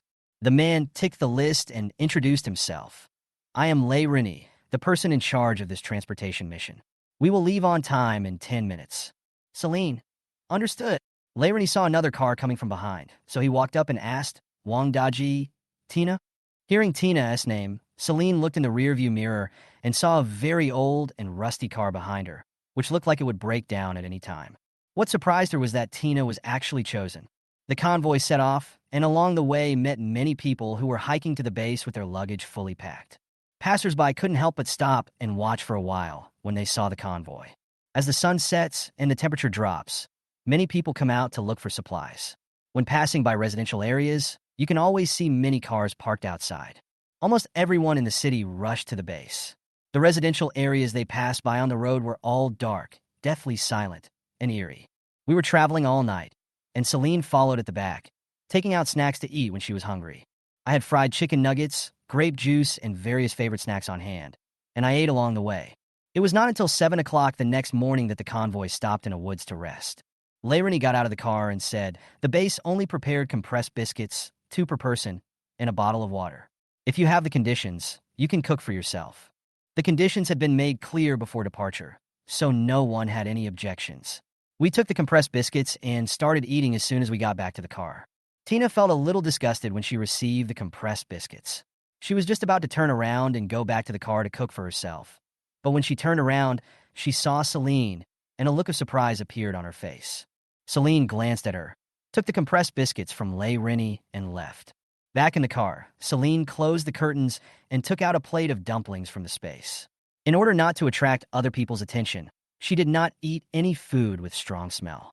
After leisurely enjoying breakfast, Celine took out a small blanket and tablet, ready to catch up on some drama before going to bed. At 9 o'clock in the morning, it was unbearably hot outside, and not every car had air conditioning, so many people chose to set up tents under the trees. Wang Daji's car had no air conditioning, so they were sweating profusely after eating a packet of instant noodles.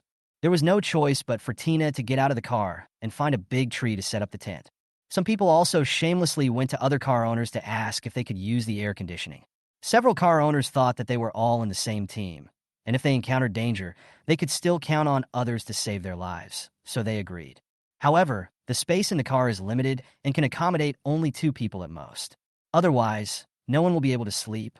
Since Celine is a woman, the grown men were too embarrassed to ask, but Wang Daji thought that Tina could try to find Celine. Celine never got out of the car from beginning to end, which shows that it is cooler in the car than outside. Tina was sweating all over after staying outside for a while, but she also knew that if she went to find Celine like this, she would definitely not let her get in the car, and she might even be humiliated. She turned and looked for Layrani. Celine was watching a science fiction movie and was about to take a nap when someone suddenly knocked on the car window. She opened the window a little and saw that it was Layrani, so she lowered the window. "What's wrong?" Layrani smiled and said, "It's not that the weather is too hot. Some people's cars don't have air conditioning. For men, forget it. I thought Tina is a girl, and she can just be your companion. Do you think you can let her get in the car?" Celine looked at Tina, whose face was red from the sun, and sneered in her heart. She was smart and knew how to ask Layrani for intercession. "Tina and I have a grudge. It would be terrible if a murder happened," Celine said dimly. Hearing this, Layrani's face froze, and he couldn't help but look at Tina, frowning and asking, "Why didn't you tell me this just now?" Tina had thought about how Celine would refuse, and she had also thought about how to deal with it. She also planned to use everyone's sympathy when Celine refused. Who knew that Celine would be so direct and clear, leaving no room for negotiation? Tina said awkwardly, "I just broke up with her brother, but I never thought Celine would hate me because of it." "Celine, let me remind you that it was because you were two-timing, using my brother to find supplies to support your family, while secretly having fun with other men that my brother broke up with you." Tina with complicated eyes. It turned out that girls nowadays are not innocent. Some of them look weak, pure, and flawless. But who knows that the other side of their face is so unbearable? "Captain Lei, that's not the case." "I." Before Tina finished speaking, Wang Daji, who was standing next to her, shook off her hand in disbelief and looked at her suspiciously. "Don't tell me you are still having a messy relationship with other men." "Celine, you can't judge a person by his appearance, but you can know his heart. Anyway, it's better to be more careful." Wang Daji glared at Tina and turned away. Tina didn't care about anything else and quickly chased after him. "Daji, that's all in the past. Listen to my explanation." Celine apologetically, "I'm sorry, I didn't know she had a grudge against you." He originally thought that it was not easy for a girl like Tina to make a living, so he wanted to help her if he could. But who knew that his sincerity was misplaced? "It's okay." Celine didn't blame him. "Isn't Tina best at using her pure appearance to seduce others? I remember when we were recruiting, the requirements were that the worker must be strong and skilled. Tina doesn't seem to meet either requirement. Why did they hire her?" Celine asked curiously. Layrani was feeling sorry for Celine, so he answered every question. "She said she's a very good shooter, and after the test, she's indeed better than many others, so I made an exception and let her join." "So that's how it is." Celine nodded in understanding. "You should take a rest first. We will set off again at 7 o'clock in the evening. It will be almost there in another hour," Layrani said. After Layrani left, Celine continued to draw the curtains. The distance of more than 200 kilometers was not far, but the road conditions were not easy to travel. Some people had set up many traps to block the road for robbery, so they had to clear them after driving a certain distance. Plus, it was getting dark, so we didn't dare drive too fast, which is why we've been dawdling until now. Fortunately, the journey isn't far. Not long after Celine lay down, she felt someone approaching the car. The person seemed to be looking for a gap to see into the car and kept walking around. Even though the person outside was making very little noise and his footsteps were almost inaudible, he still couldn't escape Celine's detection. The man walked around for a long time and finally seemed to give up, and his footsteps faded away. Chapter 53 Attack. The car was very comfortable, and she didn't feel the heat outside at all. Celine slept until 5 o'clock in the afternoon. Just as she opened the car curtains, she saw Lei coming towards her. It's time to serve dinner. After eating, we will continue on our journey and try to reach Taohua village before dark. Lei shouted from a distance. Celine washed up leisurely before going to get the compressed biscuits. She didn't need them, but in order not to appear too special, she still queued up to get them. After a while, two people lined up behind her. They were Wang Daji and his partner. Tina seemed to have appeased Wang Daji, and the two of them were talking and laughing again. Noticing Celine's gaze, Tina suddenly felt as if she was facing a formidable enemy, fearing that Celine would sow discord again. Celine didn't have time to care about her. She just took the compressed biscuits and went back to the car. She put the compressed biscuits into the space and replaced them with a bowl of cold mung bean soup. The weather is hot and my appetite is poor, so just have a simple bite.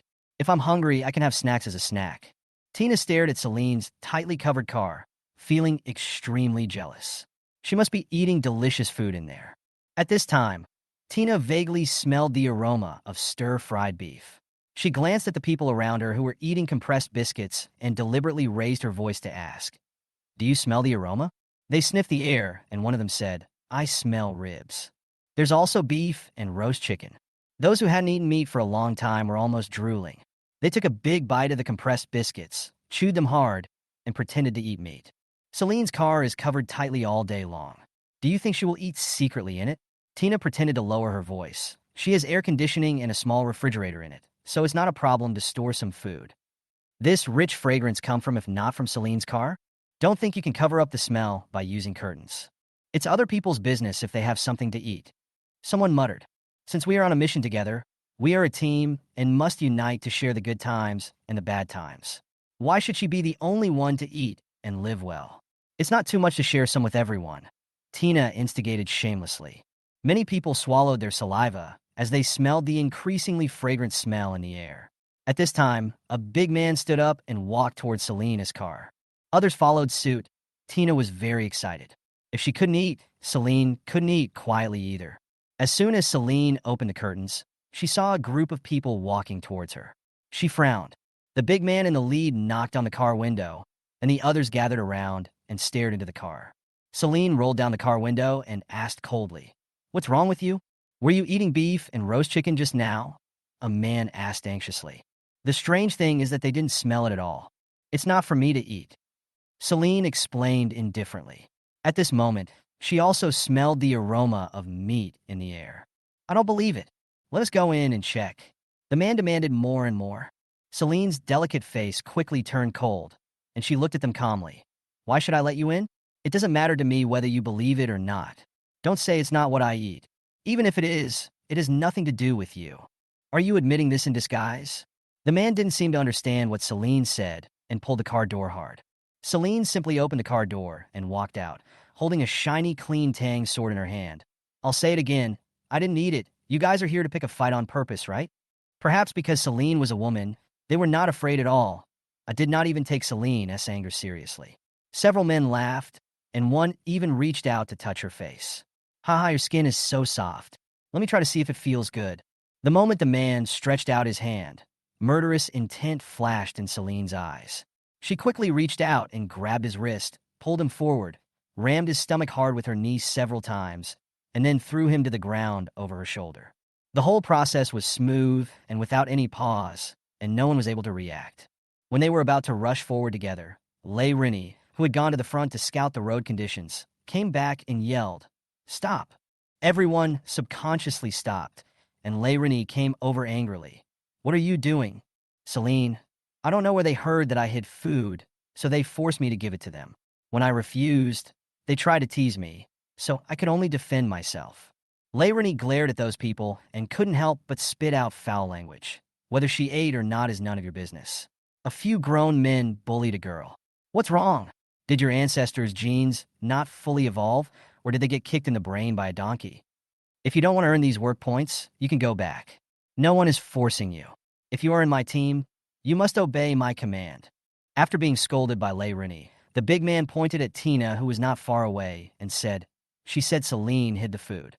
Tina, who was watching the show on the side, never expected that the pressure would suddenly come upon her. She hurriedly explained, "We all smelled the aroma of meat." Celine was the only one in the team who kept the car tightly closed and didn't come down to eat. That's why I suspected she was the one who ate it secretly. There is a transport team 100 meters away. They are eating there, not Celine. Layrani was very angry. He glared at Tina. "I know you have personal grudges, but since you are in the same team, completing the mission is the most important thing. You should resolve your conflicts privately. Don't try to incite others to cause trouble for Celine, and don't destroy the harmony of the team." Tina was stunned by the scolding. Her eyes were red, and she looked pitiful. Those who were used by her softened their hearts and did not blame her. "Pack up and get ready to go." Layrani originally wanted to let them rest more, but now it seems that the more free time they have, the more they can find things to do. Half an hour later, they were still 20 kilometers away from Tawa village. The convoy was blocked by 3 huge rocks on the road ahead. Layrani got out of the car, cursing, and shouted to the people in the car, "Get out and push the stone away." A boulder is half a meter wide and requires the combined efforts of several people to move it. Celine did not run away just because she was a woman. She also went down to push the stone. Just as I pushed the stone to the side of the road, gunshots suddenly rang out. Bang, bang, bang. Standing next to Celine was shot and fell down. Celine quickly hid behind the nearest car body. While no one was paying attention, she took out a telescope from the space and looked towards the hillside not far away. I saw a dozen men emerging from the hillside, holding guns and shooting at the convoy. Chapter 54, Stealing a Chicken, Losing the Rice. Layrani gave them guns in advance, and Celine also got one. She tried Layrani's gun and found that the range was short and she could not shoot the people on the hillside at all. She simply took out a rifle from the space, aimed at a man and shot. With a bang, a man fell down. Layrani also found that the convoy's guns were not working well, and they could only wait for the enemy to get close before they could shoot. He shouted, "Everyone, please take shelter." Without him saying anything, the others had already hidden. Tina noticed Celine hiding behind the car, so she took advantage of the cover and ran over. "Celine, I know you still have guns. Give me one." She is a good marksman, which she learned at the end of her previous life. Who knew that the weapons given by Layrani were useless? "No," Celine said indifferently, and then went to shoot the enemies on the hillside. The people on the hillside finally discovered Celine's location and directed their firepower at her. Tina was nearly hit by bullets several times and was terribly frightened.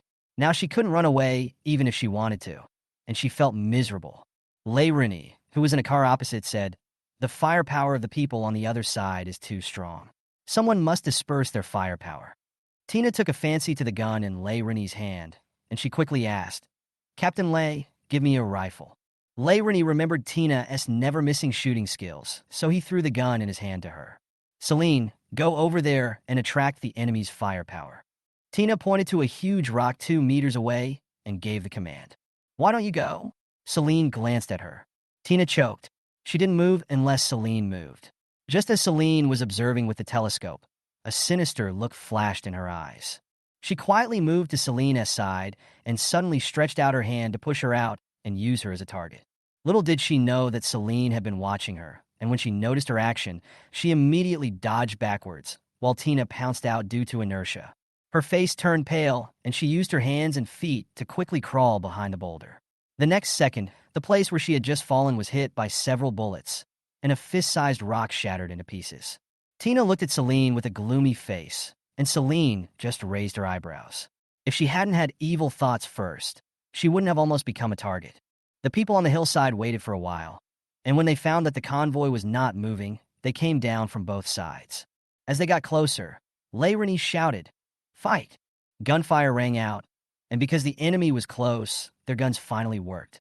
Tina's position was just on the side, and she could easily hit the enemy without missing a single one.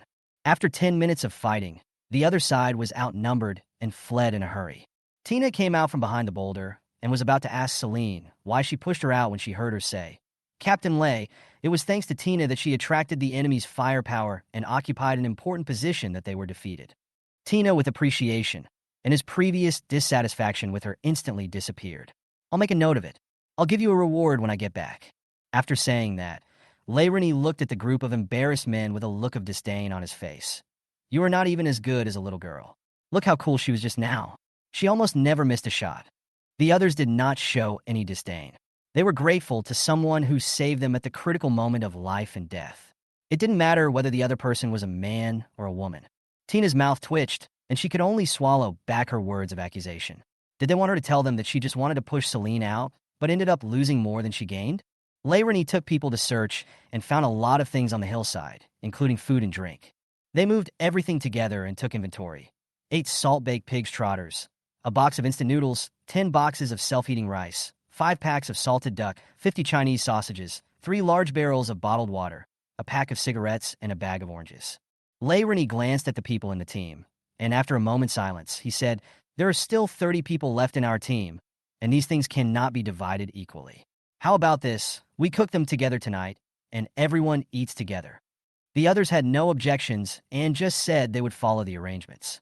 After loading the items into the car, they cleaned up the scene and continued on their way. 2 hours later, they finally arrived at Taohua Village. It was already completely dark. There were people guarding the entrance of Taohua Village. When they saw a convoy approaching, 2 men with guns came up to ask questions. "Layrani, we are from Base M. Your village chief came to the base earlier and said he wanted to trade. We brought the medicines you wanted, as well as oil, salt, sauce, vinegar, and other supplies." 2 villagers immediately opened the roadblock, and one of them ran to inform the villagers. The convoy drove slowly towards the village. Celine followed at the back. She drove slowly and glanced at the rearview mirror inadvertently. She found 2 villagers staring at their convoy with a smile on their lips. When we arrived at the village committee square, the village chief and a dozen villagers were waiting there. "Captain Lei, you've worked hard." The village chief walked up with a smile and shook hands with Layrani. "The things have been delivered. Where are the pork and food we want?" Layrani was thinking about exchanging things and didn't say any more nonsense. "We don't know when you will arrive, and we haven't made preparations yet. Why don't you stay in the village for a day and leave tomorrow afternoon?" suggested the village chief. Layrani looked at the time. It was 9 o'clock in the evening. By the time they prepared the things to be exchanged, it would probably be daybreak. They couldn't travel during the day, so he had to agree to the village chief's proposal. "Okay, let's take a day off and rest for a while." Layrani said, "By the way, the pigs and poultry we want must be alive. We will slaughter them when we get back. The weather is hot, and if we slaughter them and then bring them back to the base, the meat will be inedible." The village chief agreed. "No problem. Let's check the supplies first." The villagers nearby came up to greet the rest of the convoy. "You must have not gotten enough rest on the road these few days." The village chief asked each family to prepare a room in advance. "We will take you to rest." The people in the convoy had a better impression of Taohua Village. Look at the service. It really touched their hearts. "I want to take a shower." "Do you have water here?" asked the big man in the convoy. He hadn't taken a shower for 2 days, and he was sweating. The smell made him want to vomit. "Villager, we have dug a well in our village, so we don't lack water." Tina couldn't wait to say, "Take us there quickly. It's really uncomfortable not to take a shower." She sprayed a lot of perfume on her body to cover up the smell of sweat, but the smell of Wang Daji also made her feel sick. The villagers, each family occupied one room, so the people in the caravan had to follow them separately. Celine locked the car before leaving with the villagers. The villagers who were waiting for her smiled and said, "Don't worry, Taohua Village is very safe. No one will steal your car." Celine just raised her eyebrows and said nothing. Chapter 55 saved a person. Dinner is ready at home. Please sit down and eat together. The owner of the house, where Celine stayed, greeted her warmly. "No, we've already eaten." Celine refused with a smile. The host walked over and pulled Celine to sit down and eat together. Celine refused but finally sat down at the table. She looked around and asked in confusion, "Where are your children?" Who greeted Celine paused and smiled nonchalantly. The children's mother took them to their grandmother's house. They said they would come back some time ago, but I saw that the temperature outside was high, and I was worried that they would get heat stroke on the way, so I told them not to rush back. Celine looked at the woman busy in the kitchen. The light was dim, and she couldn't see her face clearly. She only felt that her movements were wooden and mechanical. That's my brother's wife. She is a mute and can't speak. The villager said again. Celine smiled and then looked away. The mute woman came out with a bowl of food and placed it in front of Celine. The conditions in the village are poor, so please don't be dissatisfied with the simple meals, said the homeowner embarrassedly. Celine looked at the 3 dishes and 1 soup on the table, both meat and vegetarian. Such a meal was already very good. How could it be called simple? I don't know how many people can't even have a full meal nowadays. Ordinary meals can be considered delicacies. Thank you, Mr. Chun, for the hospitality, Celine said politely. Villager Mr. Chun urged her to eat more, so Celine paid more attention and only ate that dish when she saw that her family members were also eating it. After having a good meal and a few drinks, Celine returned to the room that the Chun family had prepared for her. The room was not big, with only a bed, a wardrobe, and a dressing table. After washing up, she was ready to go to bed when there was a knock on the door. She got up and opened it. The mute woman stood outside the door with a bowl of mung bean soup in her hand. She pointed to the water droplets on the edge of the bowl, indicating that it was chilled. Celine took it and smiled. Thank you. The mute woman waved her hand, indicating that you're welcome, and then made a few gestures, meaning that she would collect the bowls later. Celine didn't like to eat before going to bed, and she didn't want to waste the bowl of mung bean soup, so she found an empty bowl from the space and poured it into it, then put it back into the space. She had just put down the bowl when she suddenly found some fine powdery substance on the wall of the bowl. She picked it up with her fingers and smelled it, but there was no smell. Celine's delicate eyebrows wrinkled. At this time, a mouse crawled past the wall. Celine put the bowl of mung bean soup on the path where the mouse would pass, then squatted aside and observed quietly. 2 minutes later, the mouse found the bowl of mung bean soup, circled the bowl twice, and finally tried to take a few bites. A minute later, the mouse fell beside the bowl. Celine, who had been observing the whole process, walked over, picked up a broom, and poked the mouse, but the mouse was not dead. She guessed that someone had put sleeping pills in the bowl. Thinking of the abnormal behavior of the 2 villagers when she entered the village, Celine had a bad guess in her mind. 10 minutes later, there was another knock on the door. Celine walked out with the empty bowl and saw the mute woman yawning, pretending to be sleepy. I've been traveling for 2 consecutive days. I need to rest. The mute woman took the bowl from her with a smile and made a good-night gesture with one hand. After closing the door, Celine's eyes flashed with coldness. She curled her lips and lay down on the bed, keeping her mind clear. Half an hour passed like this, and there was some movement at the door. Celine curled her lips in the darkness and said silently in her heart, "Finally." The door of the room was quietly opened a crack, and 2 men walked in from outside. One of them said cautiously, "Keep your voice down, don't wake anyone up. This woman has a car. Find the keys first." Another person said greedily. The 2 men quietly came to the bed. One of them took out a rope, quickly tied up Celine, and then carried her away. Bang! The 2 men threw Celine to the ground, and one of them warned her, "Slow down. Do you know what it means to be gentle with a woman? Speaking of which, this girl is really pretty. I wonder if it will be our turn after the boss has enjoyed her. Unless the boss is tired of playing, it won't be our turn," the man said with a tut. To be honest, this woman is more beautiful than the previous ones. The voices of the 2 gradually became quieter until the sound of the door closing was heard, and Celine finally opened her eyes. She sat up from the ground and looked up. The other people in the convoy were also thrown to the ground with their hands and feet tied. It was obvious that they had been drugged. She took out a knife from the space, quickly cut the ropes that bound her hands and feet, and was about to leave when she suddenly noticed someone's eyes falling on her. Celine was startled and turned her head suddenly, only to see a head sticking out of a small window on the wall, staring at her. "Miss, can you come over and help me pry the door open?" The man spoke with a clear and pleasant voice. Celine hesitated for 2 seconds, then nodded. "Wait." She lay outside the door and listened for a while, making sure that there was no one outside before opening the door and going out. Perhaps those people felt that they could not escape since their hands and feet were tied, so they did not lock them. She went to the next room, which was locked from the outside. She took out a lock-picking tool and opened the door neatly. A tall and graceful man walked out. The moonlight shone on his handsome face. His facial features were perfect without any flaws. His beautiful thin lips were curved, and his voice was magnetic and mellow. Thank you. Young Mohan looked at the beautiful and slim girl in front of him, with a flash of surprise in his eyes. Her face was covered by darkness just now, and he could not see it clearly. Who are you? Why are you locked up here? Celine asked calmly. My name is Young Mohan. I used to work at the A City Science Institute. Later, I received an invitation from M-Base, so I rushed here with a few colleagues. When we passed by this village, we were accidentally tricked. Celine was not surprised at all. If I'm not mistaken, those villagers are all played by the gang. Where are the real villagers?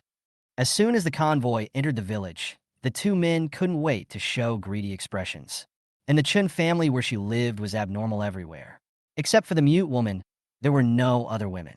Fortunately, she was more careful and did not let them succeed. Celine turned around and was about to leave. Young Mohan followed her. Where are you going? Are you going to save those villagers? I know where they are. I'm not that free. Don't follow me. Celine glanced at him. This man was good-looking, but he was weak. If a fight broke out, she would have to take care of him, which would be troublesome. Young Mohan didn't seem to care about her indifference and continued to ask, Are you going to kill those people by yourself? Chapter 56, Eliminating Harm for the People. Celine nodded slightly, and seeing that he was still clinging to her, she stopped and frowned. Go and save the villagers before those people find out. Young Mohan's handsome face was puzzled. Why should I save them? Celine. Seeing how active he was, I thought he was a saint. It seems she was overthinking. I know where the leader of this group is. Follow me. Young Mohan gave her a look, indicating that she should follow, and then walked forward quickly. Celine hesitated for a moment, but finally followed him. She looked at the tall back of the man. This man was indeed mentally strong. If it were an ordinary person, he would probably have stayed away from him, but he actually dared to lead her. Young Mohan noticed her gaze and smiled. Don't be nervous. Helping you is also helping myself. My research data was taken away by them, and I have to get it back. The gang leader lived not far away, in a 3-story building at the back. Celine quietly came to the back of the small building. She glanced at the man beside her and said, I'll go up and take care of them first. You wait here. Young Mohan responded and watched her climb up nimbly. Celine didn't need any tools and reached the top floor in a few steps by grabbing the small window next to her. The girl's figure disappeared in the darkness. Young Mohan came to the front door and saw that there was only one person guarding it. He walked over quietly. A hint of cruelty flashed across his eyes. Before the man could react, he pinched his neck with his big hand and twisted it hard. The man's head drooped softly. Everything happened silently. Celine walked down from the top of the building. The entire 3rd floor was brightly lit, and the corridor was empty. At this moment, she heard screams coming from one of the rooms. She walked along the wall and looked in through the slightly open window. A middle-aged man was tied to a rack. In front of him stood a scarred man holding a bloody whip.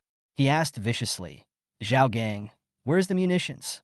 The man named Zhao Gang was beaten to death, but didn't make a sound. The scarred man became even angrier and laughed cruelly. You won't tell me? I'll have people kill 1 villager a day, starting with the children. Aren't they your hope?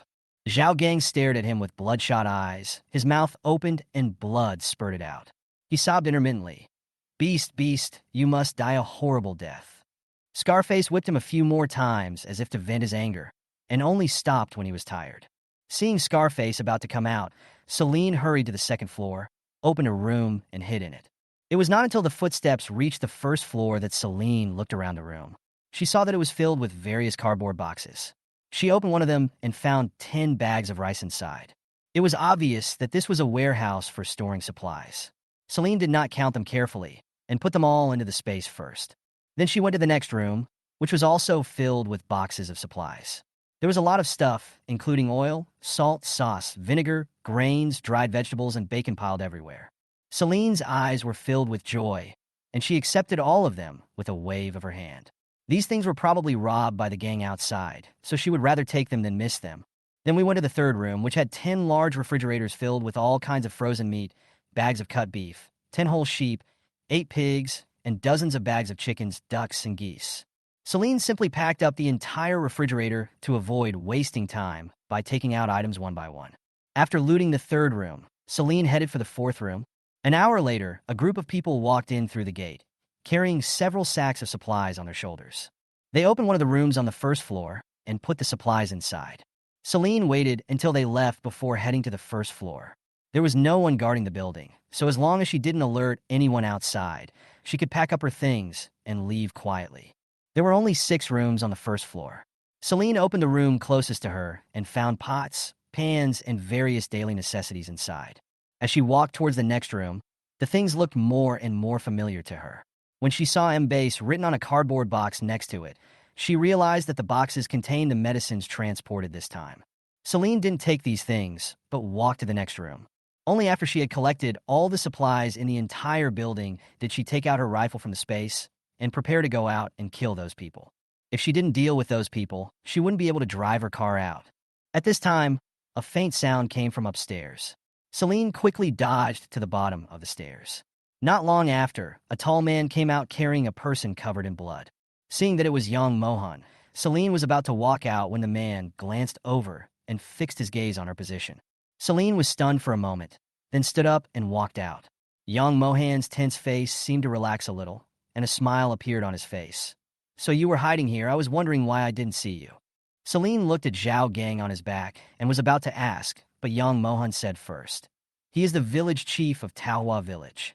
He helped me once, and in return, I have to save him." "Celine, whether to save people or not is your business. You don't need to report to me. I have no grudge against the villagers here, so I won't hinder others from saving them." Young Mohan's lips curled up. Her peach blossom eyes were gentle. "You are such a kind girl." "Celine, I suspect you are implying something." As the two were talking, the door was suddenly pushed open. The 2 men standing outside the door saw the 3 of them, and their eyes widened in surprise. Just as they were about to call for help, 2 bullets were fired in succession, and within just a few seconds, the 2 men fell to the ground. "Good shooting skills." A hint of admiration flashed in young Mohan's eyes, and the smile on the corners of his mouth became even more intense. Celine was unmoved by his flattery and said, "Why don't you leave now? It's getting in the way here and affecting her performance." Young Mohan raised his eyebrows and continued, "This group of people is the notorious Falcon gang. They are extremely brutal and have plenty of ammunition. Be careful." If he hadn't told Celine, she really wouldn't have known that she had accidentally destroyed the Falcon gang's lair. From these abundant supplies, it was not difficult to see that there was a reason why this group of people were able to build a small base and gather so many experts. As the Falcon gang was always robbing, the base could no longer tolerate it. And in response to petitions from the people, they sent out troops to encircle and suppress them, but unfortunately they were defeated in the end. The Falcon gang is currently just a criminal gang that specializes in robbery and has not yet formed a powerful force. Is she now considered to be eliminating harm for the people? At this time, there was another sound of footsteps outside. Judging from the density of the footsteps, there were quite a few people coming. "Go upstairs and hide first." Celine looked at young Mohan and spoke very quickly. Chapter 57 supplies disappeared out of thin air. Young Mohan stared at her for 2 seconds and finally carried Zhao Gang upstairs. He took out a gun and pointed it at the open door. There was no one else around, so Celine took out a Gatling gun and started shooting at the people outside as they rushed in. Thump, thump, thump. The people who rushed in fell to the ground one after another, and dozens of holes were shot in the gate. Young Mohan, who was watching from upstairs. It was strange. Where did she get the Gatling gun? He clearly didn't see it just now. 5 minutes later, the outside of the gate was as quiet as a chicken, and it seemed that everyone had been killed by Celine. Celine walked along the wall behind the gate, took out tear gas from the space, and threw it outside. Not long after, there was a commotion outside. Celine opened fire without mercy. No one knew how many people died at the hands of these robbers. They did not deserve any sympathy at all. It was quiet outside again. Celine walked out carrying the Gatling gun, only to see corpses lying on the ground. The scene was bloody and horrifying. She looked back and shouted upstairs, "It's safe outside. You can come out." Young Mohan, who was shocked by her, walked out with Zhao Gang on his back, looking at her with complicated eyes. Rini and others were poured a basin of cold water and woke up with a start. He looked at Celine and a group of equally confused people in front of him and asked dully, "What happened? Aren't they sleeping well in the room?" Celine looked at their stupid behavior and held her forehead helplessly. Taohua village has long been controlled by the Falcon gang. The villagers we saw when we came here were all robbers. The real villagers were locked up somewhere else by them. Now someone has gone to rescue them. After listening to Celine's explanation, Everyone was frightened. If it weren't for her intelligence and quick reaction, would they still be alive and talking here? An hour later, Lei Rini and others finally reunited with the real villagers. Zhao Gang's wounds were treated, and he apologized with a guilty look on his face. I'm so sorry. I almost made you fall into the trap. Lei Rini also felt very sympathetic towards them. It was unknown how long these villagers had been imprisoned. They all looked pale and thin, with dull eyes. Zhao Gang said, "The Falcon Gang came here a month ago. They took a fancy to our geographical location. There is plenty of water here. There are many trees, and the temperature is lower than in the city. In addition, every household raises poultry, so they simply occupied this place." Lei Rini sighed. "I'm afraid it's not safe here. Do you want to go to the base? There are too many robbery gangs now, and many of them have guns. These villagers are unarmed, and they cannot defeat them by relying on numbers." Zhao Gang hesitated for a moment and said, "Let me discuss this with everyone." Lei Rini did not force them, but just asked, "Do you still want to trade drugs?" "Yes, we can still give you what you want if we pool our money together. There isn't much else in the countryside, but there is no shortage of food and poultry. If all else fails, we can exchange them for potatoes, sweet potatoes, radishes, etc. in the cellar." "Okay, let's go get the medicines first. They should still be there," Lei Rini said.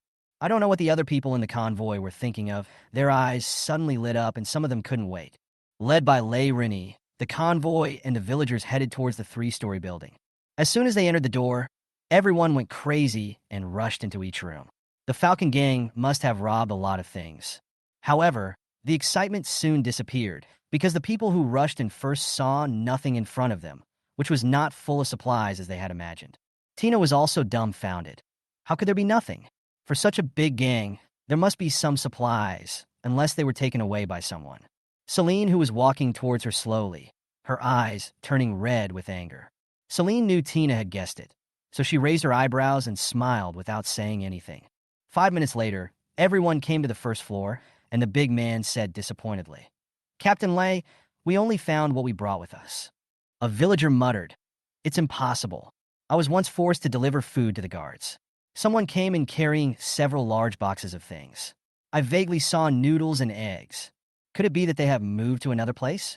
Should we look somewhere else?" The fire of hope in Wang Deji's heart was not extinguished. The others turned and left. "Let's split up and search. If we find it, we'll split it up." An hour later, everyone came back dejected. Lei Rini was also very disappointed. He coughed lightly and said, "There are many people in their group. I guess they have eaten all the supplies we found, or they have moved to another place. Fortunately, our medicines and other daily necessities are still there, and we can exchange them with the villagers." Everyone had no choice but to accept this statement, and Lei Rini discussed with Zhao Gang how to exchange it. Celine went out to look for her car. Luckily, it was still parked in the same place. At this moment, there was a sound of footsteps behind her. Celine looked up and saw Tina, with an angry face, walking towards her. She curled her lips imperceptibly and walked away. When they reached a deserted valley, Tina could no longer chase him. She shouted, "Celine, stop right there." Celine stopped walking quickly, turned around, and looked at her calmly. "Why are you following me? You took the Falcon Gang supplies, didn't you?" Tina glared at her angrily. "You already have so much food in your space. Why did you want to snatch it from us? Those supplies don't belong to me or you, so it's first come, first served. Who can you blame if you're slow?"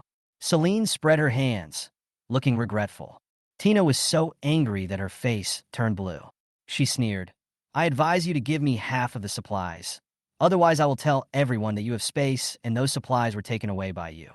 "What are you thinking about?" Celine opened her mouth lazily. "Let's not talk about whether those people will believe you.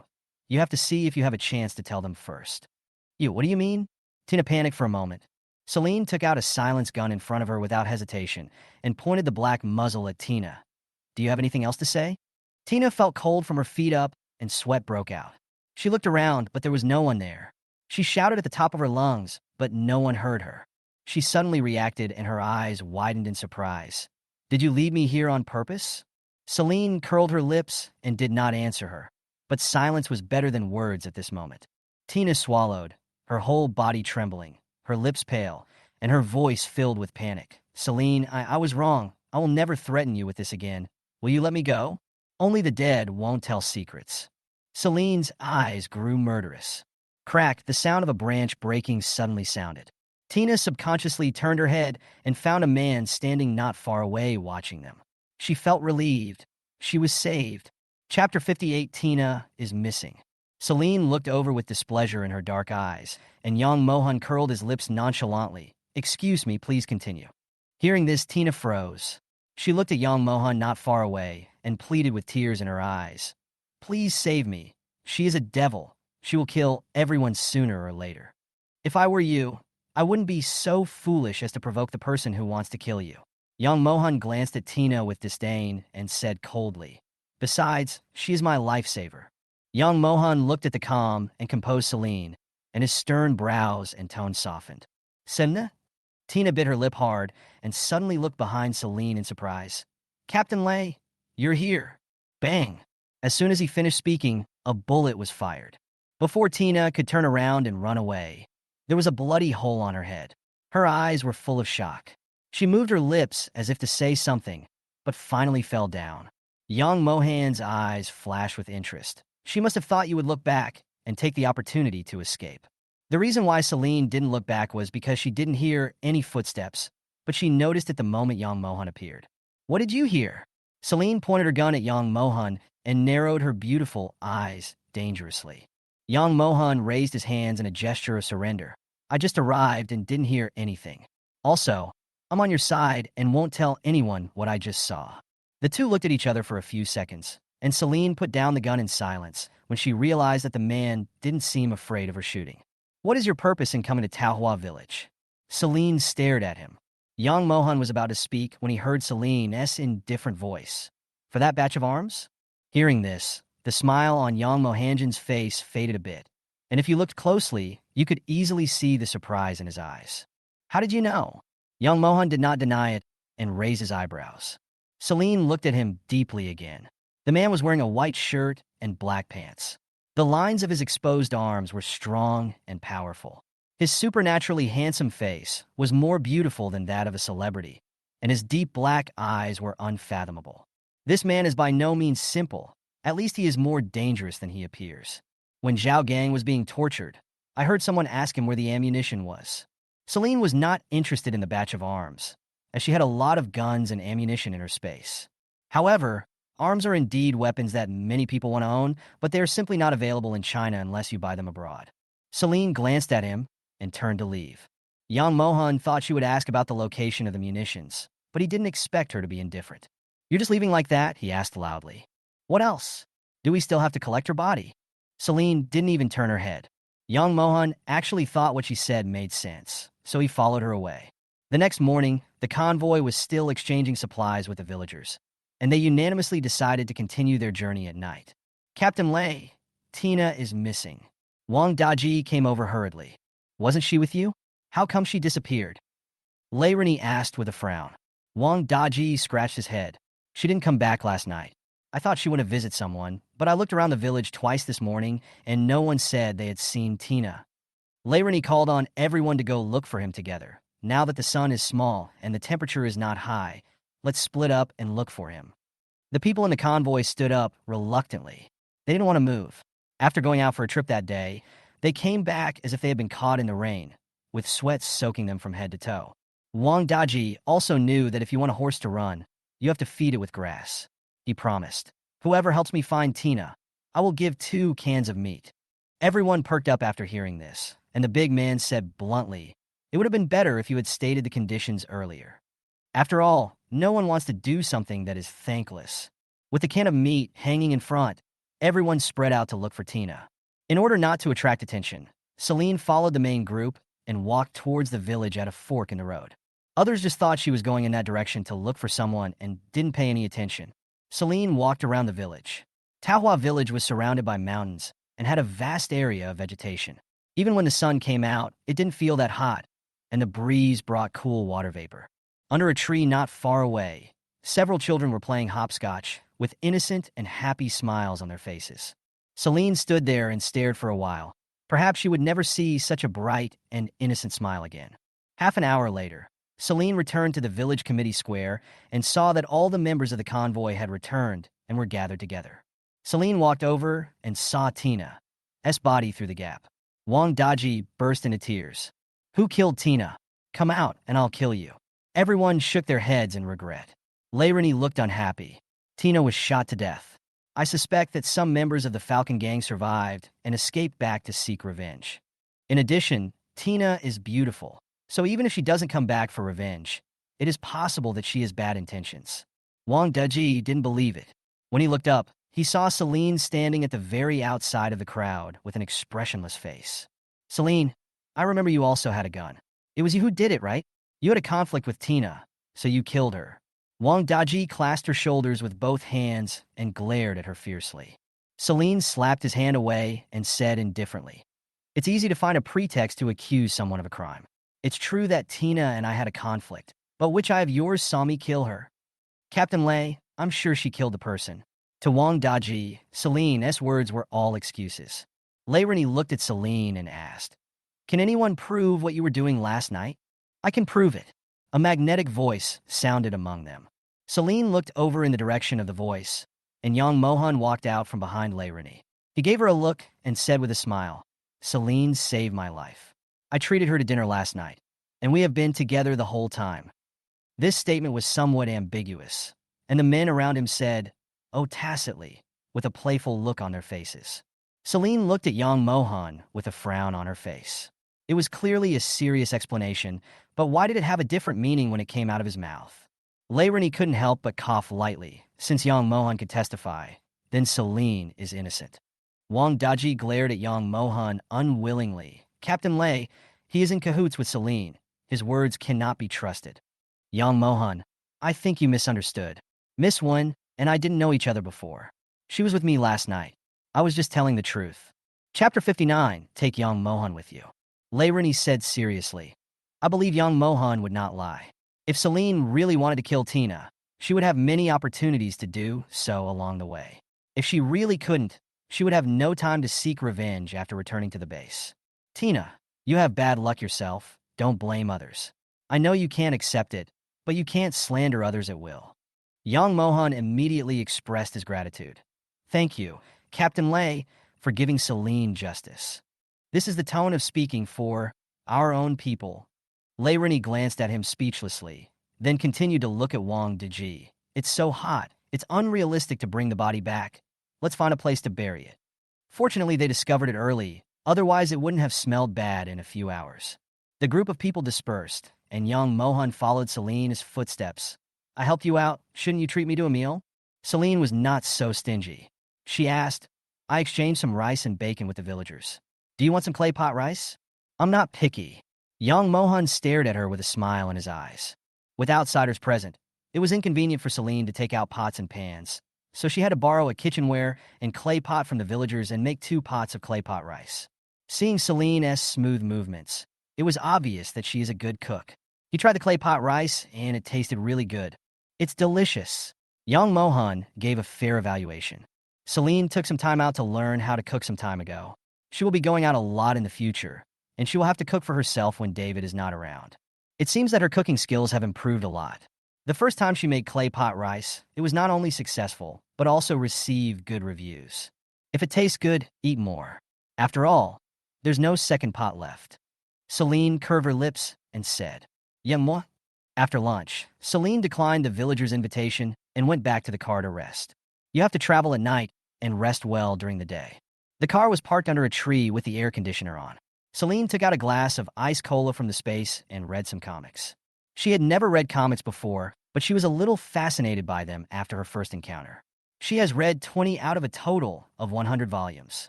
Celine has strong self-control. Even if she likes a book very much, she will not stay up late to read it, nor will she stare at the book for a long time. She sets a limit of 2 hours a day for herself. 2 hours was just enough to finish reading 2 volumes of comics.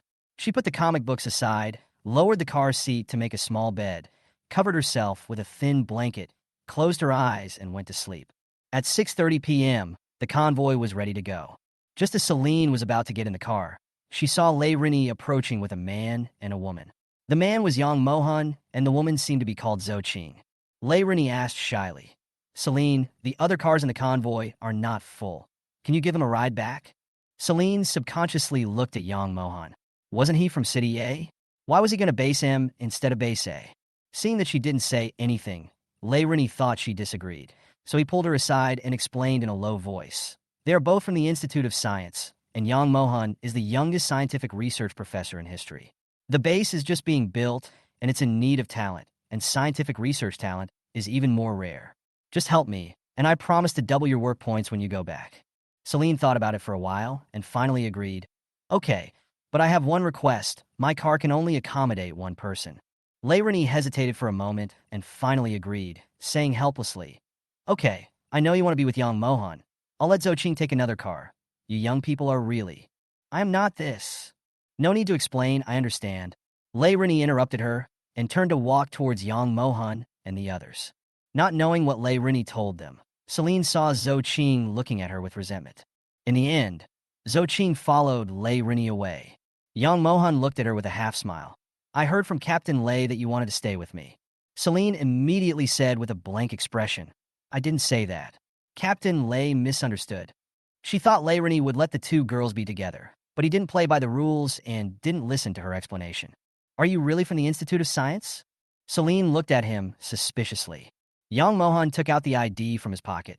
It had the words Science Research Institute written on it, a photo of young Mohan, and an official seal on it. Do you believe it now? Celine. Oh, I can't tell. Young Mohan didn't mind her mocking tone and put it away with a smile. You don't want those things anymore? Celine said to him in code. Young Mohan understood. I can't take it away by myself, so I'll put it here first. Celine didn't ask any more questions. She waited until Rini shouted, let's go, before she opened the car door and prepared to sit in the driver's seat. I'll drive. Young Mohan was one step faster than her. He sat in the driver's seat, raising his narrow peach blossom eyes slightly. Celine wordlessly walked around to the other side and sat down on the passenger seat. The convoy started slowly. Celine looked around the car secretly and felt relieved when she didn't see anything that shouldn't be there. She would occasionally take out chicken nuggets and milk tea to eat, but fortunately, she would put them back into the space and time after eating and throw them away when she had time. Young Mohan's dark eyes were also observing the car through the rearview mirror. It could be seen that Celine took good care of the car. The interior was clean and exuded a faint fragrance. He looked away and accidentally saw a comic book, Eagle Flies in the Sky. He couldn't help but ask, do you like to read this comic book too? Celine followed his gaze and looked at the comic book that had not yet been put into the space. She nodded. Well, the characters in it are very vividly portrayed, and the story is also very interesting. Then did you know that the artist and editor of this comic are the same person? Young Mohan said in a gentle voice. Celine couldn't help but stare at him. You seem to know a lot about it. Tell me more. This comic was drawn by the author, Han Mo, when he was 10 years old. It is said that his original dream was to be a cartoonist. He had many fantastic stories in his mind, but his parents did not allow it, so he gave up this dream later. Celine continued. He gave up his dream of becoming a cartoonist and turned to scientific research. Young Mohan laughed dumbly. Guessed it again? Han Mo and Mohan. Aren't they the same person? Celine really likes this comic and has a different opinion of the author Yang and Mohan. It's me. This comic was published 8 years ago and was loved by many people. I guess I can be considered a cartoonist. Young Mohan spoke of his childhood dream in a flat tone. Celine carefully examined the man in front of her, wondering whether she should comfort him. Then she heard young Mohan continue. That's all in the past. I really like scientific research now.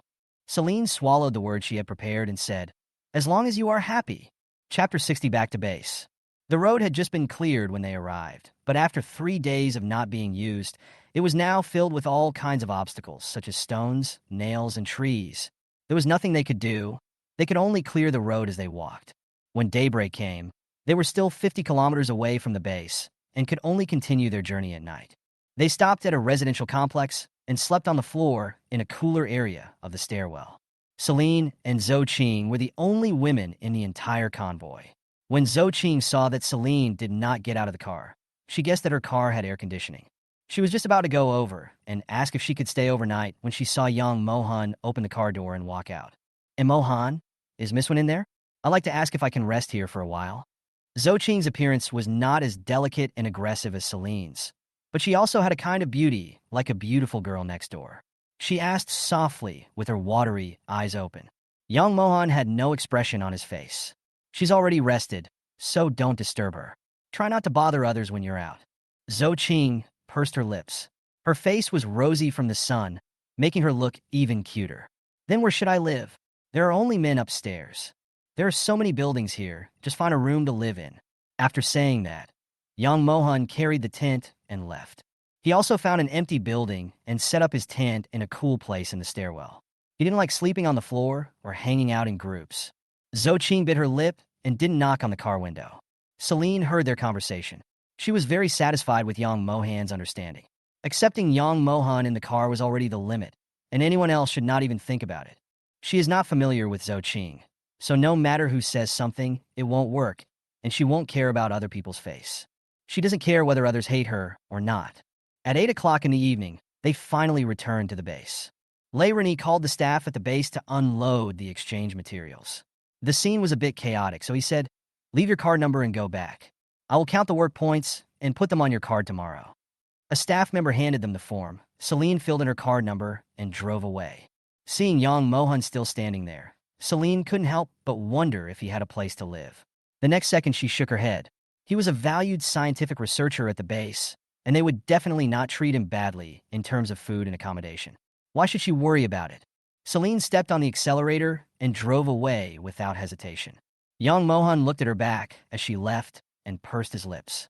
What a heartless person. She left without even saying a word to him. Celine drove to the parking lot and saw two men looking around stealthily.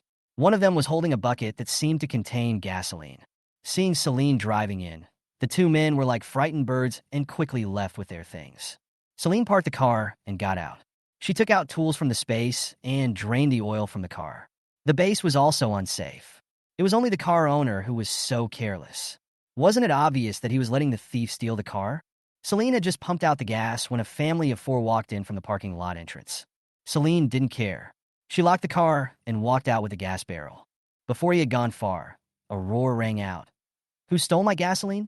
There was a sound of footsteps, and a young man and woman stopped Celine. They looked at the green gasoline can in her hand and asked with a straight face, "Did you steal the gasoline from our car?" "This is the gasoline in my car, not yours. You came too late. Two people just stole your gas," Celine said. The woman glared at her angrily and asked sharply, "Why didn't you stop them?" Celine looked at her with amusement. "What you said is really interesting. I have no relationship with you guys. Why should I risk my life to help you?" If she wanted to stop them, she did have the ability to do so, but these two people never considered that if she was just an ordinary person, how could she possibly stop them? The man's eyes rolled, and he looked as if he had suddenly realized something. "I see. There was no thief at all. You made it up. You are the thief." The woman thought so too. She reached out to grab the gasoline barrel from Celine's hand and said, "This is our oil. Give it back to us." Celine stepped back and dodged the woman's hand. Her eyes gradually darkened. "I'll say it again. This is my gasoline. If you come and rob it again, don't blame me for being rude." "Do you really think she is made of clay and has no temper?" Celine from the front and the back. Celine put down the gasoline in her hand and squeezed her finger bones. It felt great to be able to warm up again. When the two men rushed over, she quickly reached out and grabbed their collars, then pressed the back of their heads and slammed them together. The two men suddenly saw stars and couldn't stand steadily. When they came to their senses and covered their heads, they found Celine playing with a pistol. The two of them took a few steps back in fear at the same time. Although the rules of the base prohibited carrying guns, everyone was not stupid. These were life-saving weapons, and they must have been well hidden. Therefore, they did not feel strange to see people with guns. The other two older people hurried over, and the older woman said, "Excuse me, Mississippi. My two children are ignorant, and they were just anxious, which caused the misunderstanding." The older man slapped each of them and yelled, "Why don't you apologize to them right now?" The young couple looked at Celine fearfully and whispered, "I'm sorry, we misunderstood." Celine looked at them coldly.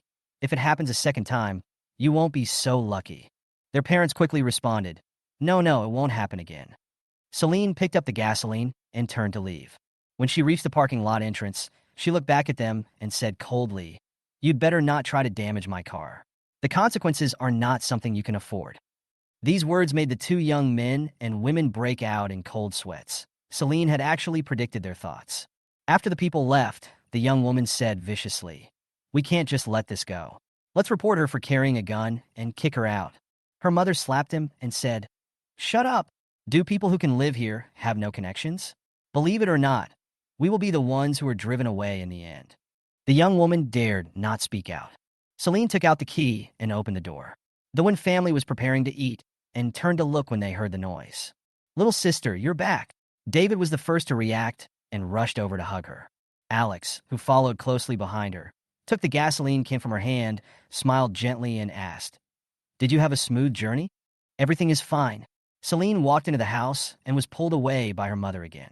Finally, you're back. We called you many times, but no one answered. The base's network is still working, but there's no signal outside, Celine explained. Chapter 61, Extreme Cold.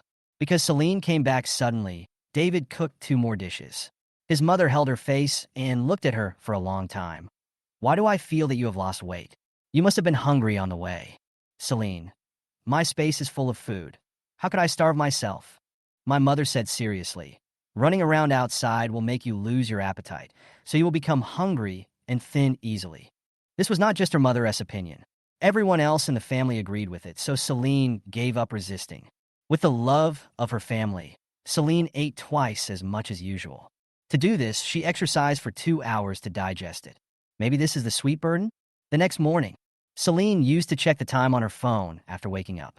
She found an unread message on her phone. She opened it and saw that 400 work points were credited to her account. This is double the work points, while the original work points were only 200. This is a benefit that young Mohan also received. She walked out of the living room and found that her mother was the only one at home. She asked in confusion, Where are Dad and my brothers? Oh, I forgot to tell you last night. Your father found a job in the base and is now the supervisor of the power plant. Your eldest brother is also a small leader in the military factory. David went to the smelting plant. Someone has to take care of the house. Otherwise, Mom will also want to go out and find a job. Celine raised her eyebrows in surprise. The Wynn family was indeed outstanding. She sat down to eat breakfast and suddenly realized something was wrong. It doesn't seem to be very hot today. My mother smiled and continued, Yes, the temperature today is only 30 degrees. I'm used to the temperature of 50 degrees, so 30 degrees doesn't seem that hot. Hearing this, Celine paused. She calculated the time and realized that the extreme cold was coming, probably this week. Suddenly, there were cheers outside, and many people shouted, The temperature has dropped, and we can return to normal life from now on. The temperature dropped almost precipitously. Yesterday, it was over 50 degrees Celsius, but today it is only around 30 degrees Celsius. Celine had breakfast and went for a walk outside. Normally, there were not many people active in the base during the day, but today there were people everywhere. Some people were sitting on the lawn chatting, some were flying kites, and some were telling others their stories.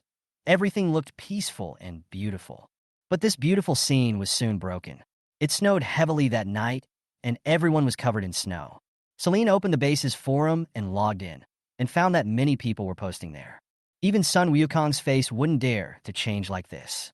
Who would believe that it was 50 degrees yesterday, and it suddenly snowed tonight? Maybe this snow has a mind of its own. Does it matter whether it snows or not? Haven't you noticed that the weather is getting colder? The temperature outside has dropped to single digits now. Hurry up and take out your thick clothes and blankets. The temperature may drop below 0 tonight. It's best not to go out. Your body hasn't recovered from the hot weather yet, and it won't be able to withstand the sudden cold weather. Celine put down her phone and turned on the heater at home, so she didn't feel cold. She took out thick cotton clothes and thick quilts from the space. It was extremely cold, not an ordinary winter. Her mother helped her spread the quilt and muttered, Why did the weather suddenly change? I wonder how cold it will be. Celine was putting on a blanket and replied, The lowest temperature will be at least minus 50 degrees Celsius. We must prepare all the cold-proof items in the next 2 days. I'll go and put away the water tower later. If the water tower is not put away, it will be frozen into ice. The Wynn family, father and son, pushed open the door and walked in. They were shivering with cold. They went out today wearing thin clothes, but it suddenly snowed and they were freezing all the way back. David's teeth were chattering. It's more comfortable at home. People are almost frozen into idiots outside. Dad reached out his hand and patted him on the head, frowning and saying, Don't swear. David, there was no hot water at home. So Celine took out a pot of warm water from the space and poured a cup for each of them. Drink some hot water to warm your body first. Just in case, Celine not only stored pre-cooked meals in the space, but also ice water, boiling water, and warm water. The father and his two children drank a cup of hot water and gradually recovered. The mother asked with concern, "It's snowing so heavily. Will you go to work tomorrow?" Alex's stiff body gradually relaxed. He sat on the sofa with his legs crossed. His voice was gentle. "We have to wait for the notice from the base. But the base is so humane, so we probably don't need to go. Hydropower plants, steel mills, smelters, etc. are all managed by the base and are not privately owned. Celine, you are not allowed to go even if you want to. At worst, I can quit this job. I can support you." David's eyes lit up. "My little sister is mighty. I will raise the banner for my little sister. Let's see who dares to be her enemy." Celine. Others. The next morning, the snow stopped. The Wynn family father and son received the news that they didn't have to go to work. The base also sent a message reminding people to pay attention to safety and reminded them not to go out recently and to complete the purchase of supplies within 2 days. As soon as the news came out, everyone rushed into the supermarket at the base. Celine and her two brothers also went to other supermarkets to check. It doesn't matter whether you can buy things or not. You have to pretend to be able to confuse people. Many people have moved into the apartment building one after another. Families don't say hello when they meet each other on weekdays, but they will observe each other secretly. The temperature outside was already minus 20 degrees Celsius. Celine changed into fleece pants, put on a windbreaker, a hat and gloves, and fully armed herself, leaving only her eyes exposed. Alex and David's outfit is similar, trying to avoid exposing their skin. There were 3 supermarkets in the base. Celine went to one of them and found that everyone was stopped outside the door when she got there. When she got off the car and asked, she found out that the base was worried about looting, so no one was allowed to enter the supermarket. Staff had to get what they needed, and the quantity each person could buy was limited. It was freezing cold outside, and many people could only blow in the cold wind, which made them feel resentful. A man at the front of the line got into a conflict with a supermarket employee. "I have plenty of work points, and I can pay double the price. Why don't you sell it to me?" the man asked angrily. The employee said calmly, "There is a shortage of supplies in the base. We are unable to meet everyone's needs for the time being. In order to ensure that everyone has something to eat, we can only limit consumption. I don't care, I just want to buy 100 kilograms of rice. Go get it for me." The man insisted. The people behind us started to criticize, "Can you please stop being so selfish? We all need to eat. If you buy 100 kilograms of rice, what will we do if there is not enough for the people behind us?" Chapter 62, Living in a Villa. "Even if you die of hunger or cold, it has nothing to do with me," the man retorted. The employee didn't tolerate him and winked at the people next to him. They walked up and pushed the man to the side. "Sir, come over here if you have anything to say." "Why are you pushing me? I am a customer, a consumer." The man was finally pulled away, and the people in the queue applauded and said, "He deserves it." Celine looked at the notice posted outside the supermarket and saw that it said, "From today onwards, the supermarket will limit purchases to 10 kilograms of rice per person, 2 kilograms of meat per person, and 5 kilograms of beans per person, while stocks last." Celine stood there, and many people looked at her sideways. No one expected that the extreme heat would end so suddenly. Most people did not bring thick clothes when they first arrived at the base, so they could only put on all their clothes one by one until they could no longer fit. People without hats also put clothes on their heads, which looks funny and sad. Celine's outfit was very eye-catching among these people, as if she was a piece of fat meat, and everyone's eyes were shining green. There were military personnel from the base nearby, so no one dared to cause trouble. They just bought their things and left. Celine's turn. The employee said impatiently, "The rice, meat, and compressed biscuits are all gone. Only some canned food and dehydrated vegetables are left. Do you have honey and sugar?" Celine asked again. The employee looked at her in surprise. After all, everyone who came to the supermarket today was buying something to fill their stomachs. Yes, the purchase limit is 1 can of honey and 1 pound of sugar, for a total of 20 work points. When Celine announced the items to be purchased, someone turned around and went in to take them, without giving anyone a chance to hesitate or refuse. Celine took out her work points card and swiped it.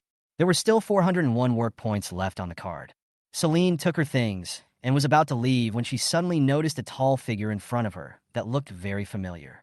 The man walked away on the snow, and several men followed him, looking around and moving stealthily. Celine hesitated for a few seconds, but finally put her things in the car and followed.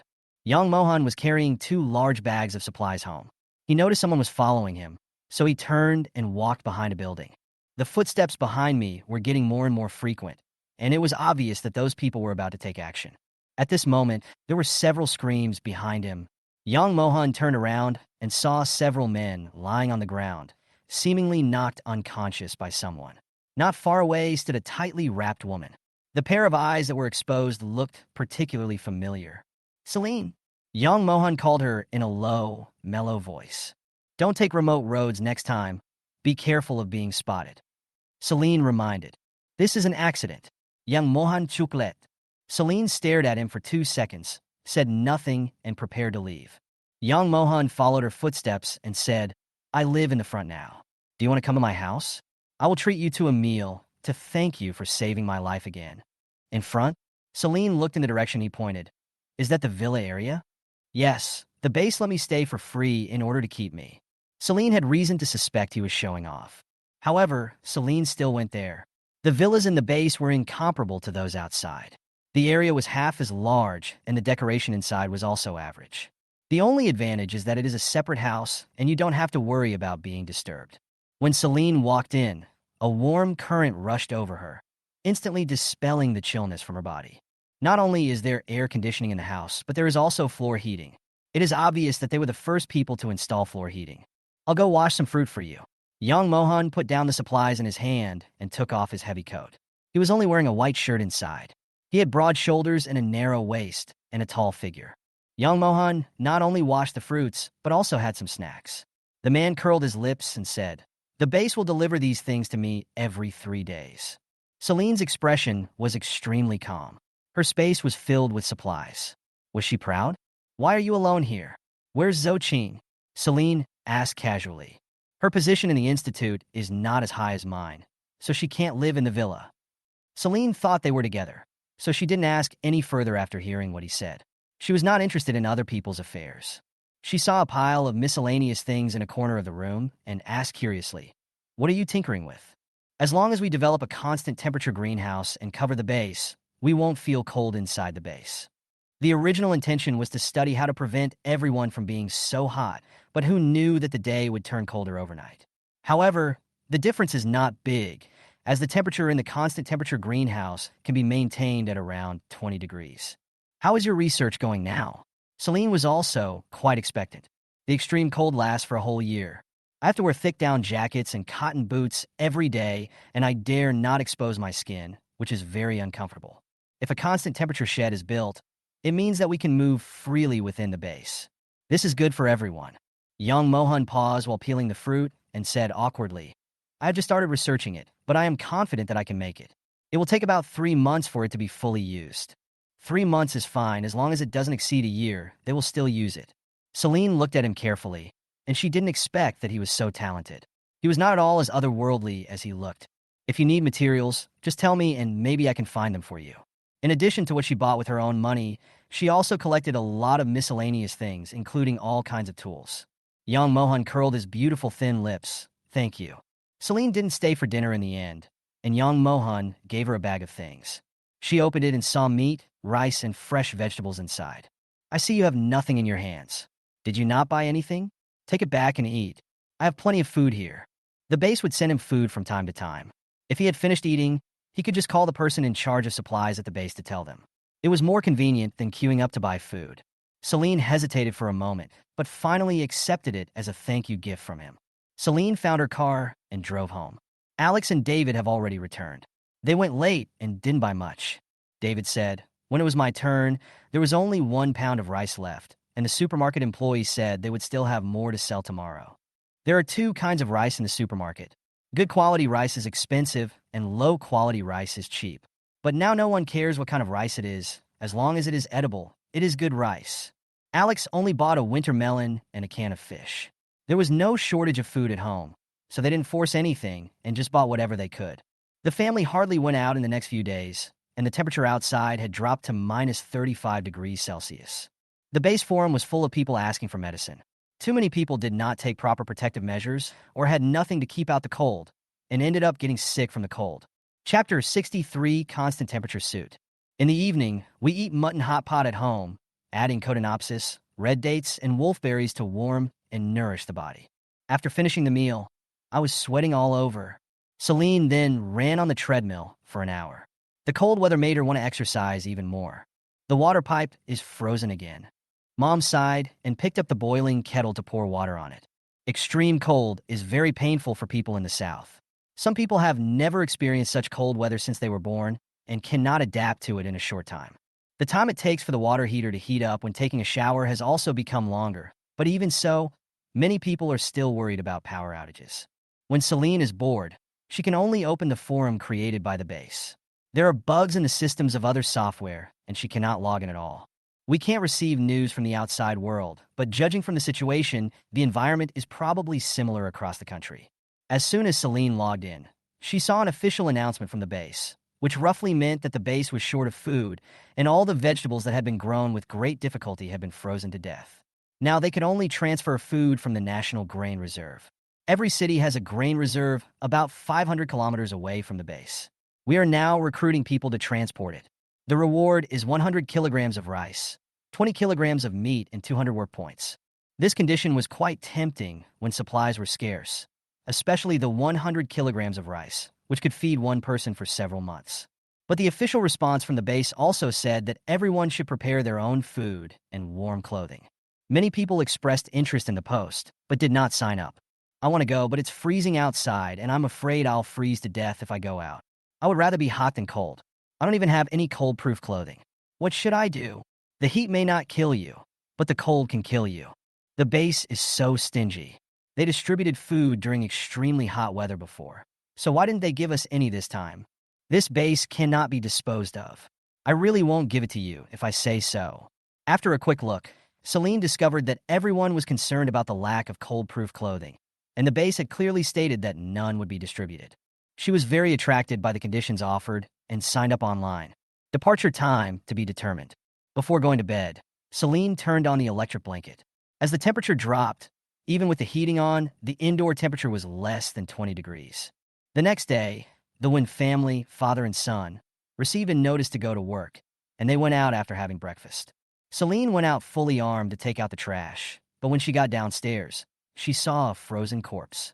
At this time, a pickup truck drove over, and two people got out of the car and lifted the body onto the car. Celine happened to pass by. She looked over and found that there were 5 or 6 bodies piled in the car. One of them muttered, "The weather changes so quickly. Including this carload, we have collected 30 bodies today. I don't know how many more people will die next." When the man spoke, white air came out of his mouth. His hat, clothes, eyebrows, and eyelashes were all frozen. He stomped his feet hard to shake off the ice chips on his shoes. The pickup truck drove away quickly. Celine threw away some garbage and turned around to find that the car had stopped 50 meters away. Apparently, another body had been found. This is still visible, but there are many more places that cannot be seen. The roads in the base are cleared by snowplows every day, which does not affect travel, but the residents of the residential buildings nearby have to clear the snow themselves. Celine was about to go upstairs when she suddenly saw a tall figure running towards her. She recognized who that person was at a glance and stood there motionless. Young Mohan strode over wearing a military coat, a black hat, and black gloves. Others might look bulky in it, but with the man's height and figure, he gave off a Republic of China military vibe. "Why are you here?" Celine looked at him and asked. "Do you want to follow the troops to get food?" Young Mohan stared at her with his dark eyes. Celine was not surprised that he knew this information. Young Mohan was now an important figure in the base, and he would be the first to know about any developments. "Yeah," Celine responded. Young Mohan's handsome eyebrows frowned, and his magnetic voice was filled with displeasure. "Why didn't you tell me that you were short of food? Do you know how dangerous it is outside? We don't have enough people in the base, so we recruited from among you. I'm not taking risks just because I'm out of supplies." Celine knew he was concerned about her, so her voice softened. "Why is that?" "Celine, I'm bored staying at home, so I'll go out and have a look. Even if I don't go out with the base, I have plans to go out." "Yeah, moi?" After a moment of silence, the man frowned and said, "Come with me. I'll give you something." He spoke naturally, as if he had known Celine for a long time. The man started walking away, and Celine had no choice but to follow him. When he arrived at the villa area where Yang Mohan lived, He took out a piece of light clothing. Celine took it and touched it, looking at him in surprise. Is this a constant temperature suit? Well, there are a lot of robbers outside. It's inconvenient for them to move because they wear too many clothes. The constant temperature suit can solve this problem, young Mohan said, staring at her face. Celine tried it on and found that the constant temperature suit was just the right size. Why did you suddenly think of giving me a gift? Constant temperature suits are very valuable, especially in this weather. They are hard to come by. Thank you for your contribution to the base. Young Mohanjan's face was expressionless, but Celine still heard a hint of sarcasm in his words. Are you so worried about her? Celine pursed her red lips and said coldly, You think too much. I am not doing this for the base. I am doing this for myself. She was not so selfless. She had to go out anyway and had no clear destination. She could get supplies by following the base troops, which was a win-win situation. Young Mohan looked at her with charming peach blossom eyes and said approvingly, That's good. This world is almost at the end of its road. There are not so many people who are kind to each other. Celine was a little confused about him. Since he was so unkind and even sent her a thermostatic suit, shouldn't he repay her for saving his life and then part ways with her? Before Celine left, young Mohan gave her another bag of food and reminded her, There are ginger, red dates, and beef in it. Take it home and cook it. She waved her hand and refused. I have food at home. You have already given me a thermostatic suit. I can't ask for your things anymore. After saying this, Celine saw young Mohan's handsome face darken. Are you upset because of her rejection? Celine was a little confused. Is there anyone in this world who is eager to deliver supplies and then gets angry when they can't deliver them? After hesitating for a moment, Celine took it. Chapter 64, Food Transport. The moment Celine took it, young Mohan raised his narrow eyebrows, and his expression brightened up in an instant. Celine was speechless for a while, but she didn't think of taking other people's things for free. Besides, there is no free lunch in the world. Who knows if young Mohan has other ideas? After returning home, Celine thought about what was missing from young Mohan's villa. He didn't need any cold weather supplies, and he had no shortage of food. It seemed like there was really nothing he could send. At this time, Celine suddenly remembered that he said he was researching constant temperature greenhouses, so she took out a few books from the space. In addition to the research in this area, there were also some books that he might need. In addition, Celine also gave him a USB flash drive with various information downloaded previously. She had no intention of studying these things for the benefit of everyone, so the information was of little use to her. Celine also took out a lot of snacks from the space. She didn't know what young Mohan liked to eat, so she just took some at random. Before going out, Celine put on a thermostatic suit and soon felt warm. She put on an old coat on the outside and wrapped her whole body tightly, looking shabby. She did this to avoid becoming a thorn in the eyes of others.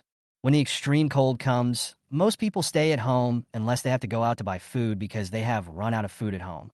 The supermarket at the base only opens once every 3 days, and there aren't many things left for sale. All we can do now is wait for the troops at the base to bring the food back from the grain depot. The reason why we didn't bring the rice back before was because the weather was too hot, and we were afraid that the rice would go bad and get infested with insects on the way. Fortunately, coal can be barely supplied, but it still needs to be purchased with work points. Those who don't want to spend this money can go outside to find firewood to burn. People staying at home might be staring at people outside. Some people are forced into desperate situations and can do anything, so it is better not to attract attention. Celine arrived at the villa area and rang the doorbell for a long time, but no one came to open the door. She guessed that young Mohan had gone out. Things left outside are prone to freezing. Celine looked around and found that the window on the second floor was ajar. She didn't know whether the window was opened intentionally for ventilation or was not closed tightly. She looked around and found that there was no one, so she put the things into the space, then climbed up to the second floor with her bare hands, jumped in successfully, and then came to the first floor. As expected, there was no one in the room. Celine took out her things and a piece of paper, writing down her purpose and explaining that she had no choice but to climb into the room through the window. In the evening, the Wynn family, father and son, returned. My mother quickly asked, Is it cold in the factory? Is the equipment still functioning normally? It's okay. The factory has heating equipment installed, Dad said as he took off his heavy clothes. Seeing the frost on their clothes and eyelashes, Mom felt distressed. Dad comforted her by saying, The road to the factory has been cleared. We can drive over there tomorrow and won't be freezing. Celine told them that she would be following the troops at the base to transport food, and thought they would have no objection. but unexpectedly the whole family was unanimously opposed. The food in your space is enough for us to eat for a lifetime. There is no need to make yourself so tired. It's cold and dangerous outside. If you want to work, just find a job in the base. Mom thought of many dangers, such as robbery and various accidents. Or you can come and be my assistant. Dad frowned. With his position, it wouldn't be a big deal to use a back door. David, little sister, be obedient and don't go out. I heard there are bears outside. This is not a fabricated story. An employee from their factory went out to look for firewood and encountered a bear. He was so scared that he finally escaped by hiding in the snow. Celine didn't take it seriously and chuckled. It's okay. If a bear comes, we have a shotgun. Mom, Dad, and brothers, after going through so much, I am no longer the girl who grew up in a greenhouse. To me, this little danger is not a danger at all. I also know that you want to protect me, but I don't need it. Please believe me. I cherish my life more than anyone else and will not put myself in danger. Celine looked at him seriously. They couldn't be so nervous every time she went out. The rules of survival in this world have changed. Overprotecting a person is not for her good, and she doesn't think she needs protection from others.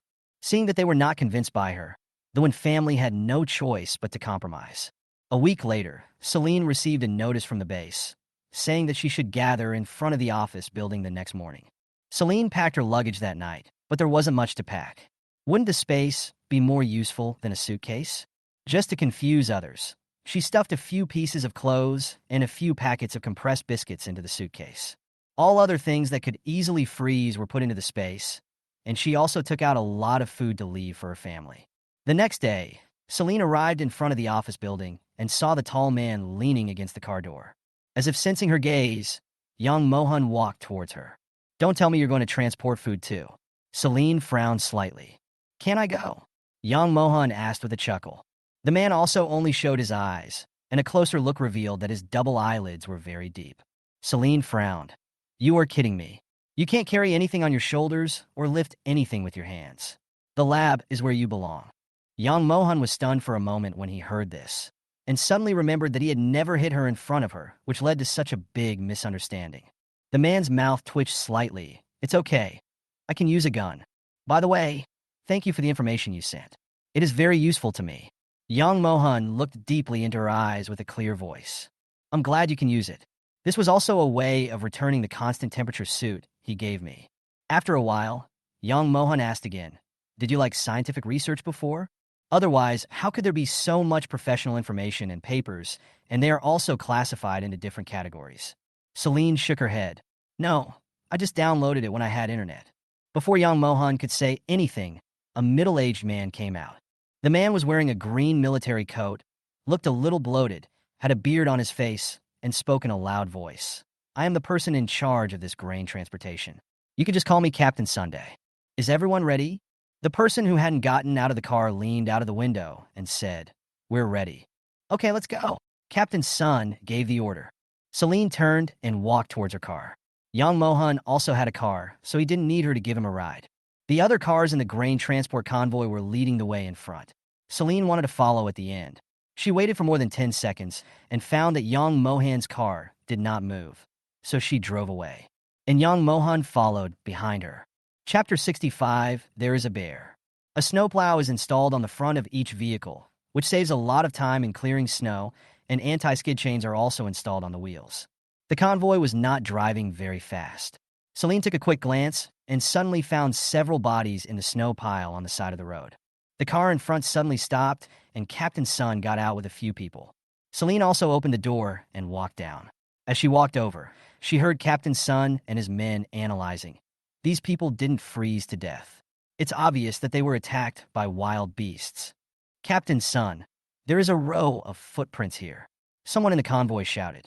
A group of people walked over, and Captain Sun hesitated for a moment. These are bear footprints. Everyone should not get off the car easily. They were wearing too many clothes, and their movements were slower than usual. Without guns, they might not be able to defeat the bear. Celine continued. Judging from these footprints, there are probably more than 10 bears. Everyone became more alert. Fortunately, the journey was smooth. They drove forward for an hour, and it was 12 o'clock noon.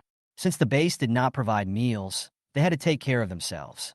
It was cold outside, and no one wanted to get out of the car, so Celine could cook in the car. The front seat was too crowded, so she went to the back seat, laid a fireproof mat on it, then took out the gas stove, installed the gas tank, and started cooking lunch. Just as I finished cooking the rice, someone knocked on the car window twice. Celine opened the curtains and saw the man outside the car. She lowered the window and asked, "What's wrong?" Young Mohan held a piece of meat in his hand and asked in a magnetic voice, "Can I have lunch with you? I brought some food." Celine had no shortage of meat, but thinking that he probably didn't have a stove to cook, she finally agreed. "Come up." Young Mohan raised his eyebrows, opened the car door swiftly, got in the car, and saw that Celine was fully prepared and couldn't help but be a little surprised. "Why didn't you bring the pot with you since you brought the meat out?" Celine asked puzzledly. It was warm in the car. Young Mohan took off his hat and coat, revealing his handsome face. He looked at Celine with deep eyes. "There is a pot, but we need to go out to find firewood to make a fire and cook. It's snowing outside, and firewood is hard to find." He saw Celine busy at work from behind and vaguely smelled the fragrance of rice, so he came over. "How about making fried meat with mushrooms and seaweed and pork soup?" The things in the space cannot be taken out, and the ingredients in the car are limited, so she can only think of these two. "Sure." Young Mohan nodded slightly and then said, "I have chicken and black fungus in the car. We will have fried chicken with black fungus tonight." Celine, "I have pig's trotters and soybeans, perfect for making soup." "Perfect." The two of them discussed the dishes for tonight. They were not the only ones who brought pots, pans, and meat. The current temperature was like a natural refrigerator, so the meat could be stored for a long time, and there was no need to worry about it going bad. Others were also cooking in the car, and soon bursts of delicious aroma wafted out. Celine didn't know that young Mohan would come over suddenly. Fortunately, she cooked an extra meal, which was just enough for two people. Young Mohan helped her, and the two of them worked quickly, and the two dishes were ready in less than half an hour. Celine had seasonings, and the food tasted especially delicious, making the other people in the team cry with envy. But no one knew each other, and everyone was short of food, so no one was shameless enough to beg for food. Young Mohan went back to the car and got 2 cans of Coke. He raised an eyebrow at her and said, "Would you like some? Semna?" She took the can and clinked glasses with him. Young Mohan gave a positive review of the meal, as usual. "Not bad. Much better than what I cook." Celine asked him curiously, "Won't your family be worried if you don't go back to City A?" "I don't have any family anymore." Young Mohan was silent for a moment, his deep eyes dimmed. "My parents died unexpectedly when I was 18. Sorry, I don't know."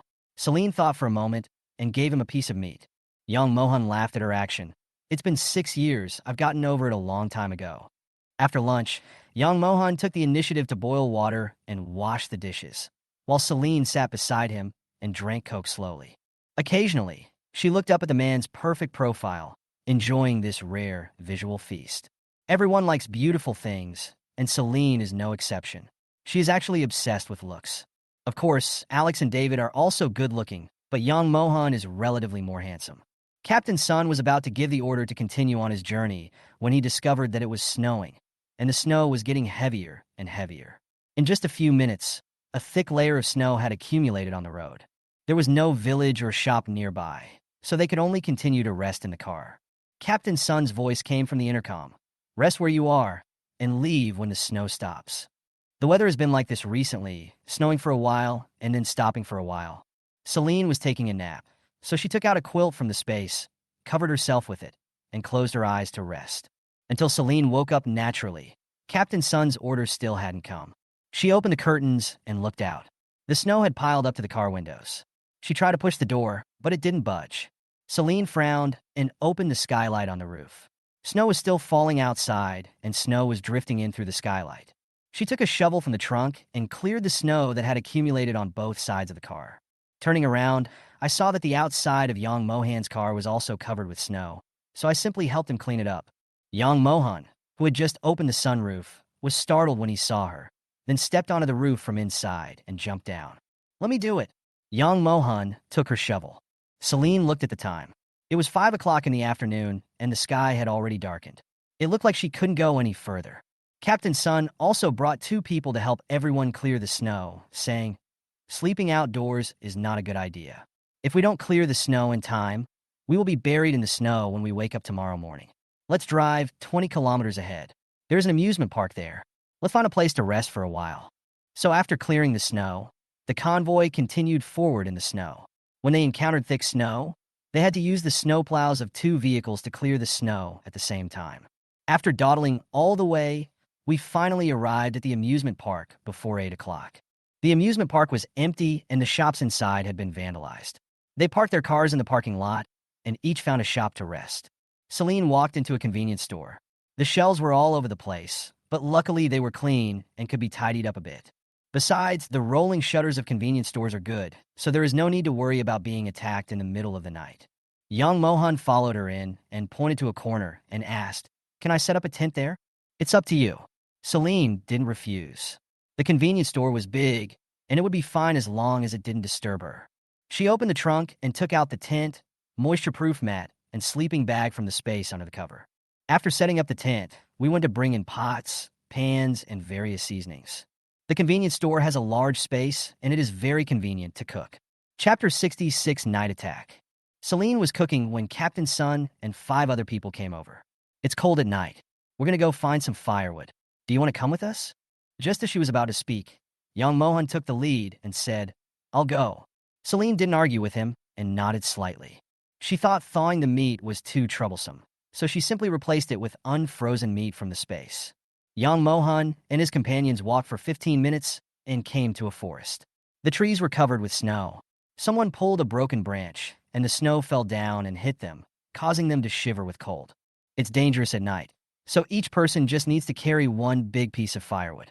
Don't be greedy and carry more, Captain Sun said. Young Mohan dug out a broken tree trunk from the snow, and the others followed his example and searched underground. This was much easier than chopping wood from trees, and before long, everyone had found firewood. As they were walking back, a man moved his ears and asked suspiciously, "Did you hear any sound?" The others listened, not knowing whether they couldn't hear clearly because of the hats or there was no sound at all. They shook their heads and said, "There's no sound. You're being suspicious." The man scratched his head and listened carefully, but there was no sound again. Young Mohan's sharp black eyes looked in one direction. He vaguely felt the ground shaking just now, but it soon disappeared. Is it an illusion? Young Mohan carried the tree trunk back to the convenience store, took out an axe, and chopped it into several pieces, then lit a fire. Because the firewood was wet, a lot of thick smoke came out after it was lit, which was choking. Celine was almost in tears. She just stood up and prepared to go out when her wrist was suddenly grabbed by a pair of hands. The man pulled her out quickly. Arriving outside the convenience store, young Mohan coughed a few times, his voice a little hoarse. "Are you okay?" Celine shook her head, glanced at the pair of hands with distinct finger bones, and paused before pulling her hands out. Young Mohan's palms felt empty, but the soft touch seemed to still linger on his fingertips. 10 minutes later, the smoke from the convenience store had almost dissipated, and the two of them walked back. Celine had just finished stir-frying the chicken, and there was soup simmering in the pot. Half an hour later, dinner was ready. After eating and drinking, the 2 men went back to their tents to rest. There was a fire in the room and a crack in the window for ventilation. There is a toilet in the convenience store, and the water inside is usable, so the problem of going to the toilet is solved. Celine took out a rechargeable energy-saving lamp and hung it in the tent. She couldn't fall asleep for a while, so she simply took out her mobile phone and headphones from the space and continued watching the drama. She turned down the volume, so she could hear someone talking to her. "Selena?" A man's magnetic voice sounded in the room. She immediately paused the video, took off her headphones, and responded from inside the tent. "What's up? I saw that you were still awake, so I thought of bringing you some snacks." The man's footsteps had already reached the outside of the tent. Celine unzipped her pants and looked up to see young Mohan holding several bags of puffed snacks and canned yellow peaches. She didn't know how he preserved them, but they were not frozen. Perhaps knowing her confusion, young Mohan explained with a smile, "I made a constant temperature box. I also have fresh fruits and drinks there. Do you want some?" After observation, he found that Celine really liked to eat snacks, so he replaced the unnecessary supplies sent by the base with various snacks, and then stored them in a constant temperature box so that they would not be frozen. Celine couldn't refuse, so she took the canned peaches and potato chips. When she saw him preparing to leave, she asked again, "I brought a tablet with me. I downloaded a lot of science videos on it. Do you want to watch them?" If someone gave her snacks, she had to give something back. "Okay." Celine turned back to the tent, then quietly took out the tablet from the space, opened the downloaded video, and handed it to him. "I have headphones. You can play the sound," Celine said again. "Thank you." Young Mohan took the tablet from her and accidentally brushed her fingers. The smooth touch startled him. The two of them stayed in the tent and entertained themselves, and young Mohan didn't turn up the volume too loudly. It wasn't until 12 o'clock in the evening that Celine prepared to go to bed. Outside the amusement park, dozens of bears came from a distance. They circled around the cars in the parking lot, sniffed around, and then walked towards the shops inside. The scattered figures were so dense that from a distance they looked like black sesame seeds scattered on the snow. Late at night, a scream suddenly rang out. Celine opened her eyes immediately and just walked out of the tent when gunshots rang out. Young Mohan also woke up. Just as they walked to the rolling door, they were hit by something from outside, causing the rolling door to bulge out. "Don't go out yet." Just as young Mohan finished speaking, the window was broken, and a bear jumped in from outside, looking at them fiercely. The rolling door was banging, and the bear outside was still hitting the door. They could clearly feel that the door was already shaky and was about to be knocked down. The bear in the house seemed to be very hungry. Its eyes glowed green, and the next second it pounced on the two of them. Celine and young Mohan dodged to the left and right. She quickly hid behind the tent and took out two guns from the space. She threw one of them to young Mohan. "Go ahead." As soon as she threw the gun, Celine shot at the bear, but the bear dodged nimbly. Bang! Young Mohan fired another shot and finally killed the bear. Boom! The rolling door finally collapsed, and 3 bears were standing outside. Celine had never seen so many bears before and immediately started shooting at them. The two cooperated with each other, and after dealing with the 3 bears, they immediately ran out to rescue others. The air was filled with the smell of blood, and the snow was dyed red. "Help, help me!" A man is surrounded by 5 bears, and one of them pounces on him with its bloody mouth wide open. The man closed his eyes in fear. The pain did not come, but he heard several gunshots. He opened his eyes and saw that the 5 bears were dead, and Celine and young Mohan were standing not far away with guns in their hands. He was slumped there in a daze. Young Mohan came over with a frown on his face. "Hurry up and follow me." The man finally reacted and crawled away from the dead bears. One of them seemed to be alive and struggled to stand up, which scared him and made him run faster. Celine fired another shot, and the bear fell down completely. Others who had guns tried to shoot, but there were so many bears that they didn't have time to fire another bullet before they were tackled. Fortunately, the people behind him shot in time and saved him from being killed by the bear.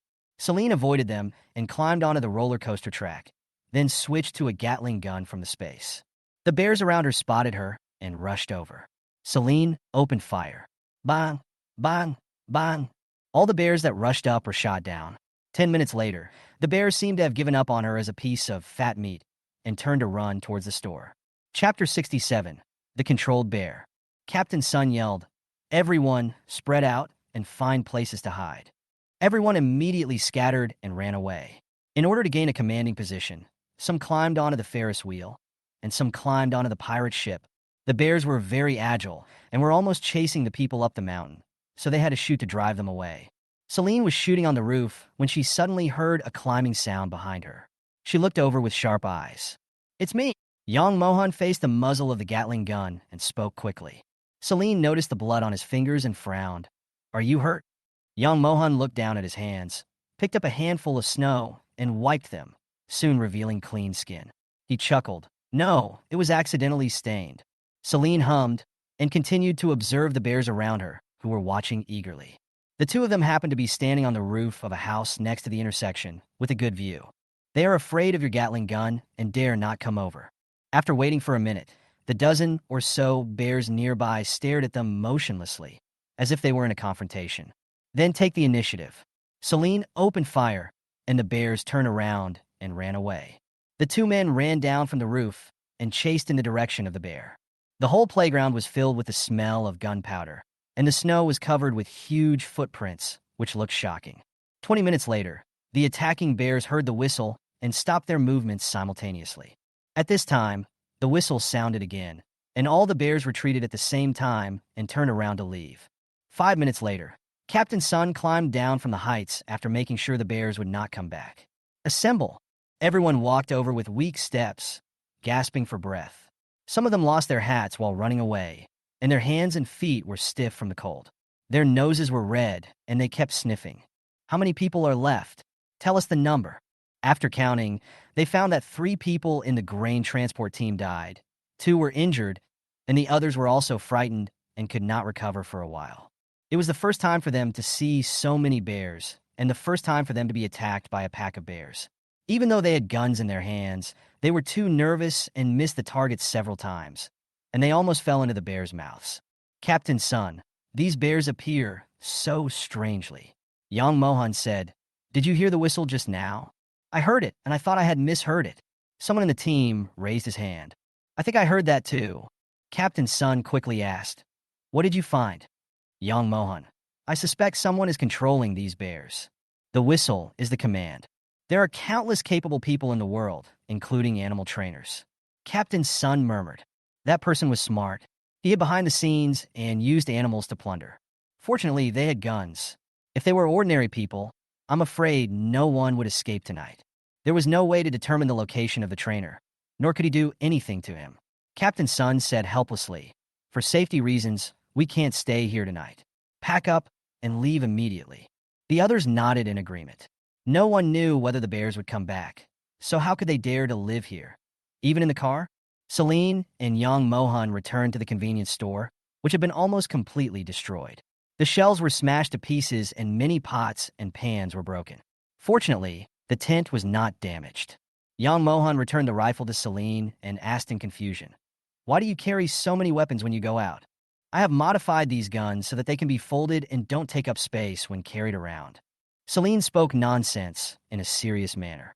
Things in the space cannot be known to outsiders. Otherwise, there will be endless troubles. This is why she killed Tina. Young Mohan did not doubt it and quickly packed up his things. The two returned to the parking lot. Fortunately, the car was covered by heavy snow and was not damaged by the bear. Half an hour later, the grain transport team continued its journey. Not long after, the convoy disappeared into the night. In the surrounding woods, a man sat on a boulder with a dozen bears standing around him. The man sighed in disappointment and murmured, "What a pity." At 8 o'clock in the morning, the convoy arrived at a small town, and they found a place to park. Find a place to rest by yourself. Don't go too far. Captain Sun yawned. Everyone had been nervous all night, and finally had a chance to take a break. Now everyone felt sleepy, tired, and listless. There were still some people living in the town, and when they saw the grain transport team coming, they all came out. Captain Sun stepped forward and asked, "Do you have any vacant rooms in your house where we can stay for a day with our supplies? We will leave tomorrow morning." When they heard that there were supplies, they welcomed the food transport team very much. "I have 3 empty rooms in my house. There are beds and quilts in the rooms. You can come and stay at my house. My family used to run a hotel. We have many comfortable rooms. Come stay here." Captain Sun asked the team members to negotiate on their own. You can stay at any fellow villager's home, but you must first negotiate the material conditions. Young Mohan and Celine chose the woman who ran the hotel. Celine asked, "What supplies do you need for a room?" The woman said quickly, "Give whatever you want, food or warm clothes will do." She didn't know what they had, and they might not have what she wanted. Celine turned around and opened the trunk, then took out a pound of rice and a few ounces of fungus. "Is this enough?" "Enough, enough." The proprietress stared at the white rice and said repeatedly. Young Mohan took out a pork elbow and said, "This is my rent." The proprietress looked at young Mohan as if he was radiating golden light. "Please come in." The proprietress took the things in their hands and warmly welcomed them into the house. The two chose a room on the second floor, and young Mohan lived next to Celine. The furnishings in the room were not much different from those in an ordinary hotel. The proprietress said embarrassedly, "The power went out after the extreme cold came. Only water is still usable. As long as there's a bed. Celine isn't picky. Then I won't disturb you from resting." The proprietress went downstairs happily, thinking of stewing some pig's trotters for dinner tonight. Captain Sun informed them that they would leave tomorrow morning. After Celine put down her things, she took out 2 barbecued pork buns and a cup of soy milk from the space and filled her stomach first. There is a balcony on the second floor, but unfortunately there is so much snow outside that there is no scenery to see. After closing the doors and windows, Celine put the quilt on the bed into the cabinet, and then took out the mattress, quilt, and pillow from the space. Celine changed into pajamas and lay on the bed. She hadn't slept all night and soon felt sleepy. Young Mohan was not used to sleeping on the bed outside. So he simply took away the mat and quilt on the bed and set up a tent on it. The snow outside the window has stopped, but the sky is still dark. When Celine woke up again. Chapter 68, We Are Not Friends. She planned to take a bath, so she took out the bathtub from the space, poured boiling water into it, and then added cold water. After taking a comfortable hot bath, Celine changed into a new set of clothes and then put on the constant temperature suit before going downstairs. The hotel proprietress was greeting a group of people, and Celine found that one of them looked familiar. Shu Qing looked up and saw Celine. He smiled and waved at her. What a coincidence you live here too. The lady boss looked at Celine and said with a smile, You two know each other, so why don't you stay here? It will be easier for you to talk, right? Celine's expression was dull, not as familiar as Shu Qing. She nodded slightly as a greeting. The landlady looked at Celine and said, We only have 3 rooms left upstairs, and this little girl happens to be an extra one. Since you two are friends, why don't you two sleep in one? Shu Qing said awkwardly, You misunderstood. We are not friends, we just live in the same base and have met each other. The proprietress glanced at Celine's expressionless face and smiled at Shu Qing embarrassedly. How about this? I'll take you to find other fellow villagers. Their houses are also very clean, and they sleep on kangs, which are very warm. This made Shu Qing's team very excited. Let's sleep on the kang. Shu Qing is a girl, so she can sleep in a hotel. Shu Qing. She finally agreed. Staying in a hotel has its advantages. At least she has a private room, and she doesn't have to worry about others peeping into her privacy. The lady boss smiled and asked Celine, Where is your team going? Let's go out and look for supplies. Celine said. Captain Sun had instructed not to tell anyone that they were going to transport grain to avoid trouble. Shu Qing, who was registering his name, took the time to say, It's snowing heavily outside, and we can't find any prey. Those residential areas and office buildings have been plundered clean. I guess you'll return empty-handed this time. You can't say that. There are always some who slip through the net, right? The lady boss said with a smile. If you stay here again on your return trip, I'll give you a cheaper rate. If I pass by here again when I come back, I will definitely stay at your place. The lady boss smiled and said, Do you want to cook tonight? I can lend you the kitchen. There's firewood in it. You can use it as you like. Thank you. Celine curled her lips. The proprietress looked at Shu Qing again. Are you guys going to look for supplies too? Shu Qing. No. We escorted a family of 4 back to their hometown, and the reward was that they gave us the work points they accumulated in the base. It can be done this way. The proprietress exclaimed in amazement. Yes, they have accumulated a total of 5,000 work points, which are shared by the 8 of us. Work points can be used to buy things in the base, just like supplies. Shu Qing smiled gently. And escorting people is much safer than transporting supplies. Fortunately, we didn't encounter robbers along the way. Celine asked curiously, Is there no one leaving the town? She sat in the room and could faintly hear the laughter of children. Who said that? There used to be more than 10,000 people in our town, but now only 1/10 of them are left. Most of them are elderly people and orphans. The proprietress sighed. People who promote the base say how good it is, but there is no place like home. I still want to stay here. The cellar of her house stored a lot of food, and occasionally people came to stay there. All these supplies added up to be enough for her to live alone for 2 years. The boss lady asked them about how life was like in the base, and Shu Qing naturally said something positive. There is no shortage of water or electricity in the base, and there are various factories inside. You can earn work points through your own labor, and you can use the work points to buy things. It's just like a small city. Is it really that good? The proprietress also started to wonder, is there anyone out there who is bullying and robbing people on the street? Shu Qing. I haven't encountered it yet, but there are dangers everywhere. There is no absolutely safe place in this world. It's just that compared to the outside world, the base is relatively safe. That's true. The proprietress nodded in agreement. Celine noticed that the snow outside had stopped, so she went for a walk around town. When I went out, I found that the villagers here actually grew vegetables in greenhouses. Although there were not many, it was enough for their daily consumption. She walked closer and took a quick look. The greenhouse was planted with radishes, potatoes, sweet potatoes, and other vegetables that are easy to store, and there was also a lot of cabbage planted. Who are you, and what are you doing here? A villager ran over and looked at Celine warily. This is our dish. Celine, I was just looking. I didn't mean to steal your food. The villager still stared at Celine. Then she turned and walked away, and footsteps could be heard behind her. Celine looked back and saw that the villager was following her. She could understand that it was much more difficult to find food in extreme cold than in extreme heat. The villagers here must have spent a lot of effort to build the greenhouses, so it was normal for them to be cautious about it. Celine walked away without looking back, and only when she reached the edge of the field did the footsteps behind her stop following. She glanced over and found a simple house on the other side of the greenhouse, which was obviously where the person who looked after the vegetables lived. Back at the hotel, Celine started preparing dinner. Just when she was about to ask young Mohan if he wanted to join, she saw him walk in carrying a duck. How about fried duck with spring bamboo shoots tonight? Okay, go and prepare the duck meat. Celine lit a fire in front of the stove. Young Mohan responded, and when he finished processing the duck meat and came over, Celine had just lit the fire. Not long after, a fragrance came from the kitchen, and many people drooled at the smell. Shu Qing and his group walked in. They were preparing to cook dinner. When they saw the pieces of duck meat fried in the pan, they were so greedy that their mouths were watering. Some of them knew that Shu Qing knew Celine, so they pushed her out. Shu Qing received their gazes and could only go up to them shamelessly. Celine, you guys are frying duck meat. It smells delicious. You must be a good cook. Celine glanced at her, hummed lightly, and didn't respond. There's no way to eat for free. Shu Qing asked again, can we eat with you? Young Mohan laughed out loud. Why don't you ask if there is enough duck meat?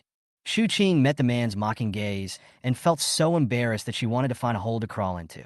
Can we exchange it for other food? Shu Qing asked in a low voice. Okay, but the value has to be equal. Celine stated bluntly. Shu Qing looked at the others and asked, do you want to change? One of the men sarcastically said, it's just a few pieces of duck meat. What's the big deal? Is there any need to be so fussy about it? Young Mohan looked at the bag of noodles in his hand and asked openly, it just so happens that we don't have staple food. Give me that bag of noodles. Why should I give it to you? Celine continued. Aren't you very generous? It's just a pack of noodles. Is there any need to be so stingy? Chapter 69, Snowstorm Coming. The atmosphere suddenly froze, and Shu Qing quickly tried to smooth things over. We didn't mean to take it for free. We haven't eaten meat for a long time. Let's change a bowl. I don't want to change it now. Celine calmly scooped up the duck meat from the pot. You. These words made Shu Qing and his group's faces change. Shu Qing didn't expect Celine to be so disrespectful. Even offering things in exchange didn't work. The expression on his face froze. Sorry to bother you. Shu Qing didn't want to offend Celine, so he took the initiative to apologize. This made the group even more dissatisfied, as if they were so weak. Why be polite with them? Just grab it. A scoundrelly man stared at the delicious duck meat and didn't care about morality or not. The meat was his only when he had it in his mouth. Upon hearing this, young Mohan looked over with deep black eyes, a hint of hostility flashing in his eyes. Shu Qing slapped the man without any hesitation and said, get out of here right now. She pulled two people out, one on the left and one on the right, and said, let's change the kitchen. When the others saw the leader leaving, they looked at each other and followed suit. Young Mohan watched them go away and said to Celine, she is either afraid of you or trying to please you. This she refers to Shu Qing. Celine glanced up, her face expressionless. I see. Shu Qing felt that her family had no shortage of supplies, so whether he was trying to please her or had some other ulterior motive, he should just not dance in front of her. Otherwise, she would not be polite. With her, there is no such thing as human relationships or face. This is her style of doing things, and she doesn't like others to approach her. After dinner, they went back to their rooms. Celine was reading the comic book drawn by young Mohan, and it started snowing heavily outside again. Knock, knock, knock. There was a knock on the door. Celine put down the comic and went to open the door. Young Mohan handed her a thermostat box and said, there are some cakes and drinks in it. Take them and have some. What do you let me eat? Celine raised an eyebrow. I don't like eating these. Young Mohan stared at her with his dark eyes, his brows softened. Don't like it, but still bring it out? Are you afraid someone will steal it? Or do you think your car is too empty, so you want to add more stuff? The man seemed to have guessed what she was thinking, and his thin lips curled up. I brought this to you. I have to rely on you for food along the way. Don't I have to bribe you? Celine was not a pretentious person. She accepted it without hesitation. Thank you. Young Mohan was about to leave when he suddenly saw the comic book spread out on the table in the room. The curve of his mouth deepened. If you don't understand a character's personality, just ask me, and the original author will give you the answer personally. Celine followed his gaze and looked back, raised an eyebrow, and responded, okay. 2 hours later, it was 8 o'clock in the evening. There was a snowstorm outside, and the windows were shaking constantly, threatening to break at any time. As soon as this thought flashed through my mind, there was a click sound from the glass. After a few seconds, the glass shattered completely, and the violent wind blew in with snowflakes, freezing cold. Celine pushed the wardrobe over to block out the wind and snow outside, and the temperature in the room suddenly dropped. She opened the door and walked out. The proprietress was checking each room. Many people were complaining, "The window is broken. How are we going to sleep tonight?" The proprietress was in a state of panic and could only keep apologizing. Who knew that there would be a sudden strong wind outside? "I can't do anything about it. Otherwise, I'll go get some planks to hold it up. The wind can't be stopped at all, and it's as cold inside as outside. Can we make a fire inside?" someone asked. The proprietress could only agree.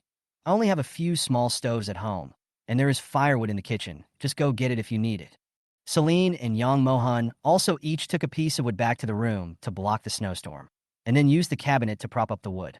Except for the gaps where wind blew in, it was not so unbearable. Celine took out a stove and coal from the space, lit the fire, and waited until the coal burned. The temperature in the house rose a lot. She spread a carpet next to the fireplace, took out a lazy sofa, and sat by the fire while eating the snacks that young Mohan had brought her. She felt extremely comfortable. At 2 o'clock in the morning, there was a sudden sound of a house collapsing outside. Celine opened her eyes immediately. She wore a thermostatic suit when she slept. She quickly put on her coat and shoes and ran outside. Many people were awakened and gathered outside the door. The proprietress was trying hard to push the door open. "No, the door is blocked by snow. We can't get out." Celine looked around and saw that there were no windows on the first floor, so she could only jump from the second floor. Several men quickly rushed to the second floor, jumped down amid the proprietress's scream, and then picked up the shovel in the corner of the wall to shovel away the snow blocking the door. Not long after, the door opened and the wind and snow blew in. Everyone couldn't help but raise their hands to block it. Someone not far away shouted loudly, "The house over here has collapsed. Come quickly, help." Everyone ran quickly in the wind and snow. Celine was about to go too, but when she thought about how many people had gone by, she stopped and turned around to walk towards the parking lot. The wind was very strong, and an iron bucket flew towards her, so she quickly dodged it. Young Mohan quickly stepped forward and stood in front of her, walking forward against the wind. The wind resistance became much smaller. Celine put down her hands that were blocking the wind and looked at the tall figure in front of her in a daze. A warm current flowed through her heart. They parked the car in a yard with a shelter on top, but the snow was nearly a meter high, and they didn't know how long the shelter could last. Young Mohan frowned upon seeing this. "This shed is about to collapse. We have to move the car away. Go call Captain Sun and the others," Celine said. Young Mohan nodded and left quickly. 2 minutes later, Captain Sun and others hurried into the yard, panting heavily. "Thanks to your reminder, otherwise these cars would be in trouble." A corner of the shed had collapsed, the snow on top was falling down, and the hole was getting bigger and bigger. At first, Captain Sun and others thought that the car was safe in the shed. If young Mohan hadn't reminded them, they would not have realized the danger. They quickly drove the car to an open space and covered it with something. Ice and snow were floating on everyone's faces, and they were shivering with cold. They parked the car tremblingly and ran back quickly. Celine had taken precautions to keep warm. She still felt cold hands and feet and quickly returned to the hotel. There was only one villager living in the household where the house collapsed. Fortunately, he was rescued in time and only suffered minor skin injuries. Celine returned to the room, drank a cup of hot water, and sat by the fireplace for 10 minutes before she recovered. The blizzard outside was getting more severe, and the wooden boards covering the windows were snapping. I wonder how many people can't sleep tonight, worried that their dilapidated houses will suddenly collapse. Chapter 70, Landslide. The next day, the snowstorm outside stopped, the sky brightened, and the sun began to come out. The hotel entrance was blocked again, so I had to jump out from the second floor and then clear the snow to open the door. Celine didn't rush out. She ate a beef patty and a box of hot milk, then started packing. Put the mattress, quilt, stove, etc. back into the space, put on your scarf and hat, carry your backpack, and go out. Young Mohan had also packed up, and when the two of them went downstairs, they found that many villagers had gathered. Celine listened to their conversation and found out that they were discussing how to repair the house. There were only old people and children left in the town, and they couldn't do the repairs, so the mayor came as a representative to ask for their help. We will provide supplies so that everyone won't work for nothing, the mayor said quickly. This made the others very interested. Since they were not in a hurry to travel, it would be nice to earn some extra money at the same time. Everyone's eyes turned to Captain Sun, and even the villagers looked at him eagerly. Captain Sun. He thought about it and felt that it was not a big problem. Just as he was about to agree, Celine's voice suddenly rang out. I suggest you move away from here. When the sun comes out, the snow will melt. It would be bad if it causes a landslide. This made the villagers present unhappy.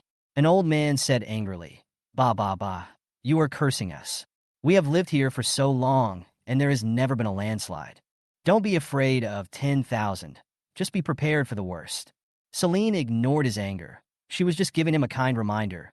It was up to them whether they listened or not. You can choose not to help, but can you hope we can order something good? That's right, if you know how to speak, just shut up. With so many people living here, you'd be happy if something happened, right? The villagers were dissatisfied and blamed Celine. The mayor simply ignored her and treated her words as air. Captain Sun, we have lived here for generations. Now there are only a few of us left, and we don't want to make any more trouble. Can you help us? Okay. Anyone who is willing to help the villagers should follow the mayor's arrangements. Captain Sun said. Shu Qing stopped them and said anxiously, Mayor, I also suggest that you leave here. The weather is abnormally changeable now, from extremely hot to extremely cold. Do you have time to prepare? Do you really think that the sun coming out is a blessing? I don't think so. Maybe it's the next disaster. Especially after so many days of snow, the ground will become loose after the snow melts. Your town's location is not good. If you really have no choice, you can move away first. If nothing happens after a while, you can move back. Captain Sun could only look at the mayor and said, It's up to you to decide whether to move or not. Shu Qing looked at them earnestly. You are familiar with the area. You must know where there are hiding places. Evacuate first. Seeing Shu Qing's sincere concern for them, the mayor thought for a moment. He looked up and saw a vast expanse of white all around. The highest snow was several meters high, and the lowest was dozens of centimeters. If all the snow melted, their town would be the first to be hit. After much thought, the mayor decided to move. He mobilized other villagers. There is an abandoned air raid shelter 1 kilometer away. Everyone go back and pack up your things and live there for a while. If nothing happens, come back. Try to bring all the food with you. Everyone here was willing to listen to the village chief, so they went back to pack up their things. And some people complained in a low voice that they were worrying too much. Celine walked straight to the parking lot. All the cars were buried in the snow, and there was no trace of them at all. Everyone could only find tools to clear the snow, and it took them half a day to dig the car out. Celine tried to start the engine. Luckily, it started, but the inside of the car was as cold as an ice cellar, so she quickly turned on the air conditioner. After clearing the snow, everyone was exhausted, so Captain Sun asked them to have breakfast and rest before leaving. The dry food they brought had long been frozen hard, so they could only slowly roast it over a fire and eat it as soon as it was a little warm. In fact, even though it was hot on the outside, the inside was still icy. After a difficult breakfast, all the villagers gathered together and planned to follow the convoy. The road was covered with snow, so the convoy led the way and the villagers could follow slowly behind. The snow on some roads is too thick to be pushed away by snowplows, so it can only be cleared manually while walking. After an hour of hesitation, I only walked a few hundred meters. Fortunately, the sun came out and melted a lot of snow, making the journey easier. Everyone, look, what is that? Someone suddenly shouted. Everyone turned to look and saw snow on a mountain not far away suddenly collapsing and rushing towards the town in a mighty manner. The thunderous and galloping momentum made everyone tremble with fear. In just a few seconds, the entire town was covered and all the houses were destroyed. This scene was so shocking that everyone stared at it in a daze. Fortunately, the terrain they are in is high and the water cannot reach them. The mayor was the first to react and stammered, the landslide has come true. The villagers who escaped the disaster were covered in cold sweats. Their limbs were weak.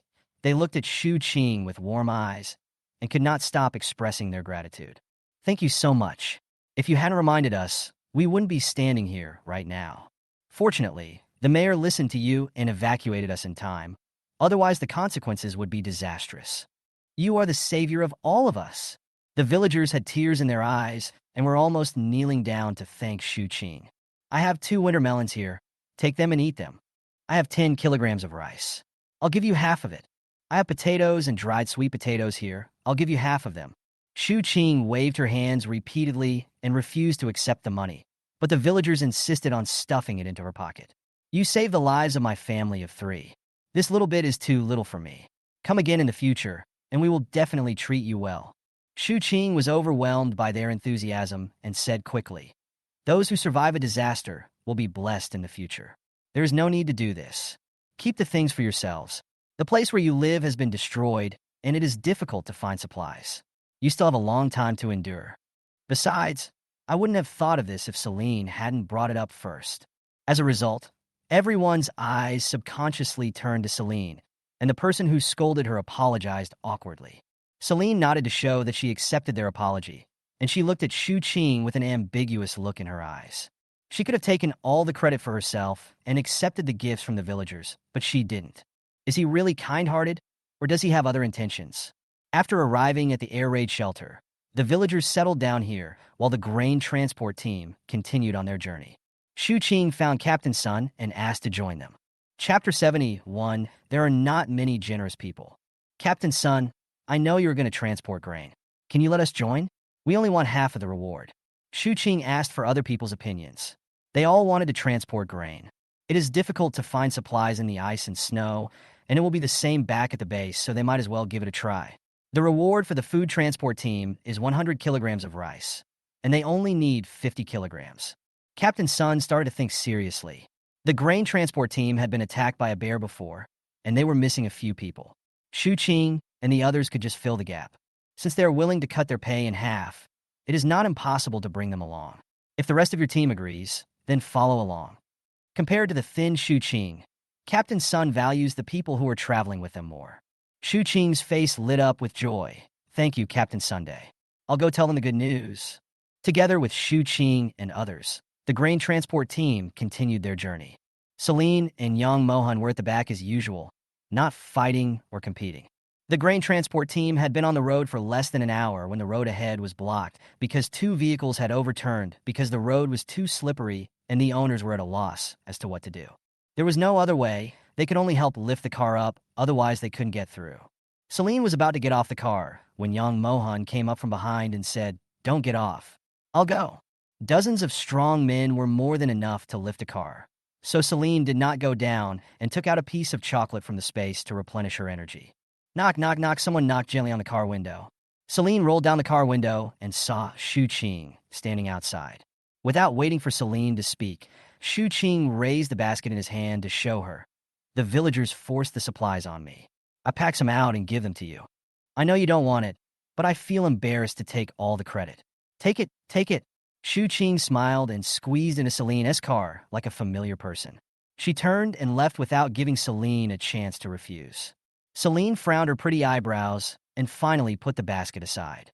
She took a quick look and saw 2 large cabbages, a piece of bacon, and some sweet potatoes inside. She vaguely remembered that Shu Qing didn't collect much from the villagers, and after giving her so much, she had nothing left for herself. Shu Qing is really generous. There aren't many people who can be so considerate of others in this end times. Not long after, the 2 overturned cars were moved to the side of the road, and the owners tried to start the cars but failed. In desperation, they could only ask if they could follow the convoy. The car owner Zhang Jiaming looked at Captain Sun pleadingly. We are out of supplies, and now the car is broken. It is not realistic to walk back. The 2 of us know some martial arts, and we have weapons. Please take us with you. Another car owner, Zhao Hua, also begged. Captain Sun did not agree to let them join the grain transport team. I can give you a ride. We have enough people in our team, and we are not short of manpower. Zhang Jiaming could only express his gratitude. Then, 2 more people came up to the convoy, and Captain Sun asked who was willing to take them. Zhao Hua's eyes swept over all the cars in the convoy and finally landed on Celine's car. Her car looked the best, and it must be comfortable to sit in it. Young Mohan, who was standing next to him, noticed his gaze and said in a cold tone, "The owner of that car is a girl. It is not convenient for you to get in." Zhao Hua was embarrassed after being exposed, and he refuted confidently. "I didn't say I want to take that car. Why are you so excited? You can't even take a look. Young Mohan looked at him with cold, dark eyes. You know it clearly in your heart. Captain Sun knew how important Young Mohan was to the base. He coughed lightly and said, he's right. Men should sit with other men. Finally, Captain Sun pointed at two cars and said, go over there.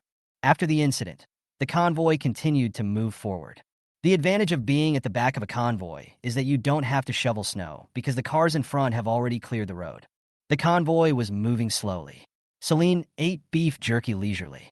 The car was warm as spring, and she felt relaxed and comfortable. In the evening, the convoy passed through a village, and all the houses were empty. The villagers here should have gone to the base. Since there is no one here, just find a room to stay in. Captain Sun said, it's still 200 kilometers away. If we move fast, we can get there in 2 days. These words bring some comfort to those who are tired after a day's work. The surrounding houses were frozen into igloos, and after much thought, Celine decided to stay in the car tonight. The igloos here are no better than those in the Arctic. They are really cold, and everyone who goes in feels shivering. The advantage of living in the village is that there is plenty of firewood. The whole house is filled with it. They work together to make a fire, and when the temperature rose, they gradually felt less cold. Shu Qing made a fire himself and threw a few sweet potatoes into it. Soon the fragrance wafted out. She was embarrassed to enjoy it all by herself. Do you want to eat some? But there aren't many. Some people politely said no, while others shamelessly went over and picked a big one. Shu Qing was not angry. Seeing her smiling face, he treated her even better. Celine found a kitchen and started cooking. Yang Mohan helped her. Let's have a simple meal tonight. Stew pork ribs with carrots and wintermelon, and stir-fry some shredded potatoes. There were few dishes, but the portions were large enough for the two of them. Young Mohan went to wash the vegetables and did everything that involved cold water, while Celine was responsible for cooking. In order to prevent someone from coming in to cause trouble and ruining her mood, Celine locked the kitchen door. There was no water or electricity in the village, and the kitchen was a little dark. Celine pretended to rummage through the box she brought, but actually took out a rechargeable energy-saving lamp from the space and hung it on the wall. Young Mohan was not idle while Celine was busy. There was no dining table in the kitchen, so he moved the bricks from the corner and stacked them up, then put a thin wooden board on top, and a simple table was built. While eating, Celine put a piece of pork ribs into his bowl. Young Mohan looked over and raised his eyebrows slightly. What does this mean? I heard everything you said to the car owner. Celine pursed her lips and explained. Even if that person came, she would refuse, but young Mohan helped her and played the bad guy, so she was naturally grateful to him. You're welcome. What's the relationship between us? Young Mohan replied in a casual tone. Celine didn't respond. What else could they be other than friends? For Celine, it is extremely difficult to be recognized as a friend by her. Young Mohan also brought his own incubator. He rummaged around inside, took out a bottle of yogurt, and pushed it in front of Celine. Celine was no longer surprised by his actions. She suddenly thought of something and hurried to the stove. Seeing that the carbon inside was still there, she threw a few sweet potatoes into it. Chapter 72. Isn't he better than those men?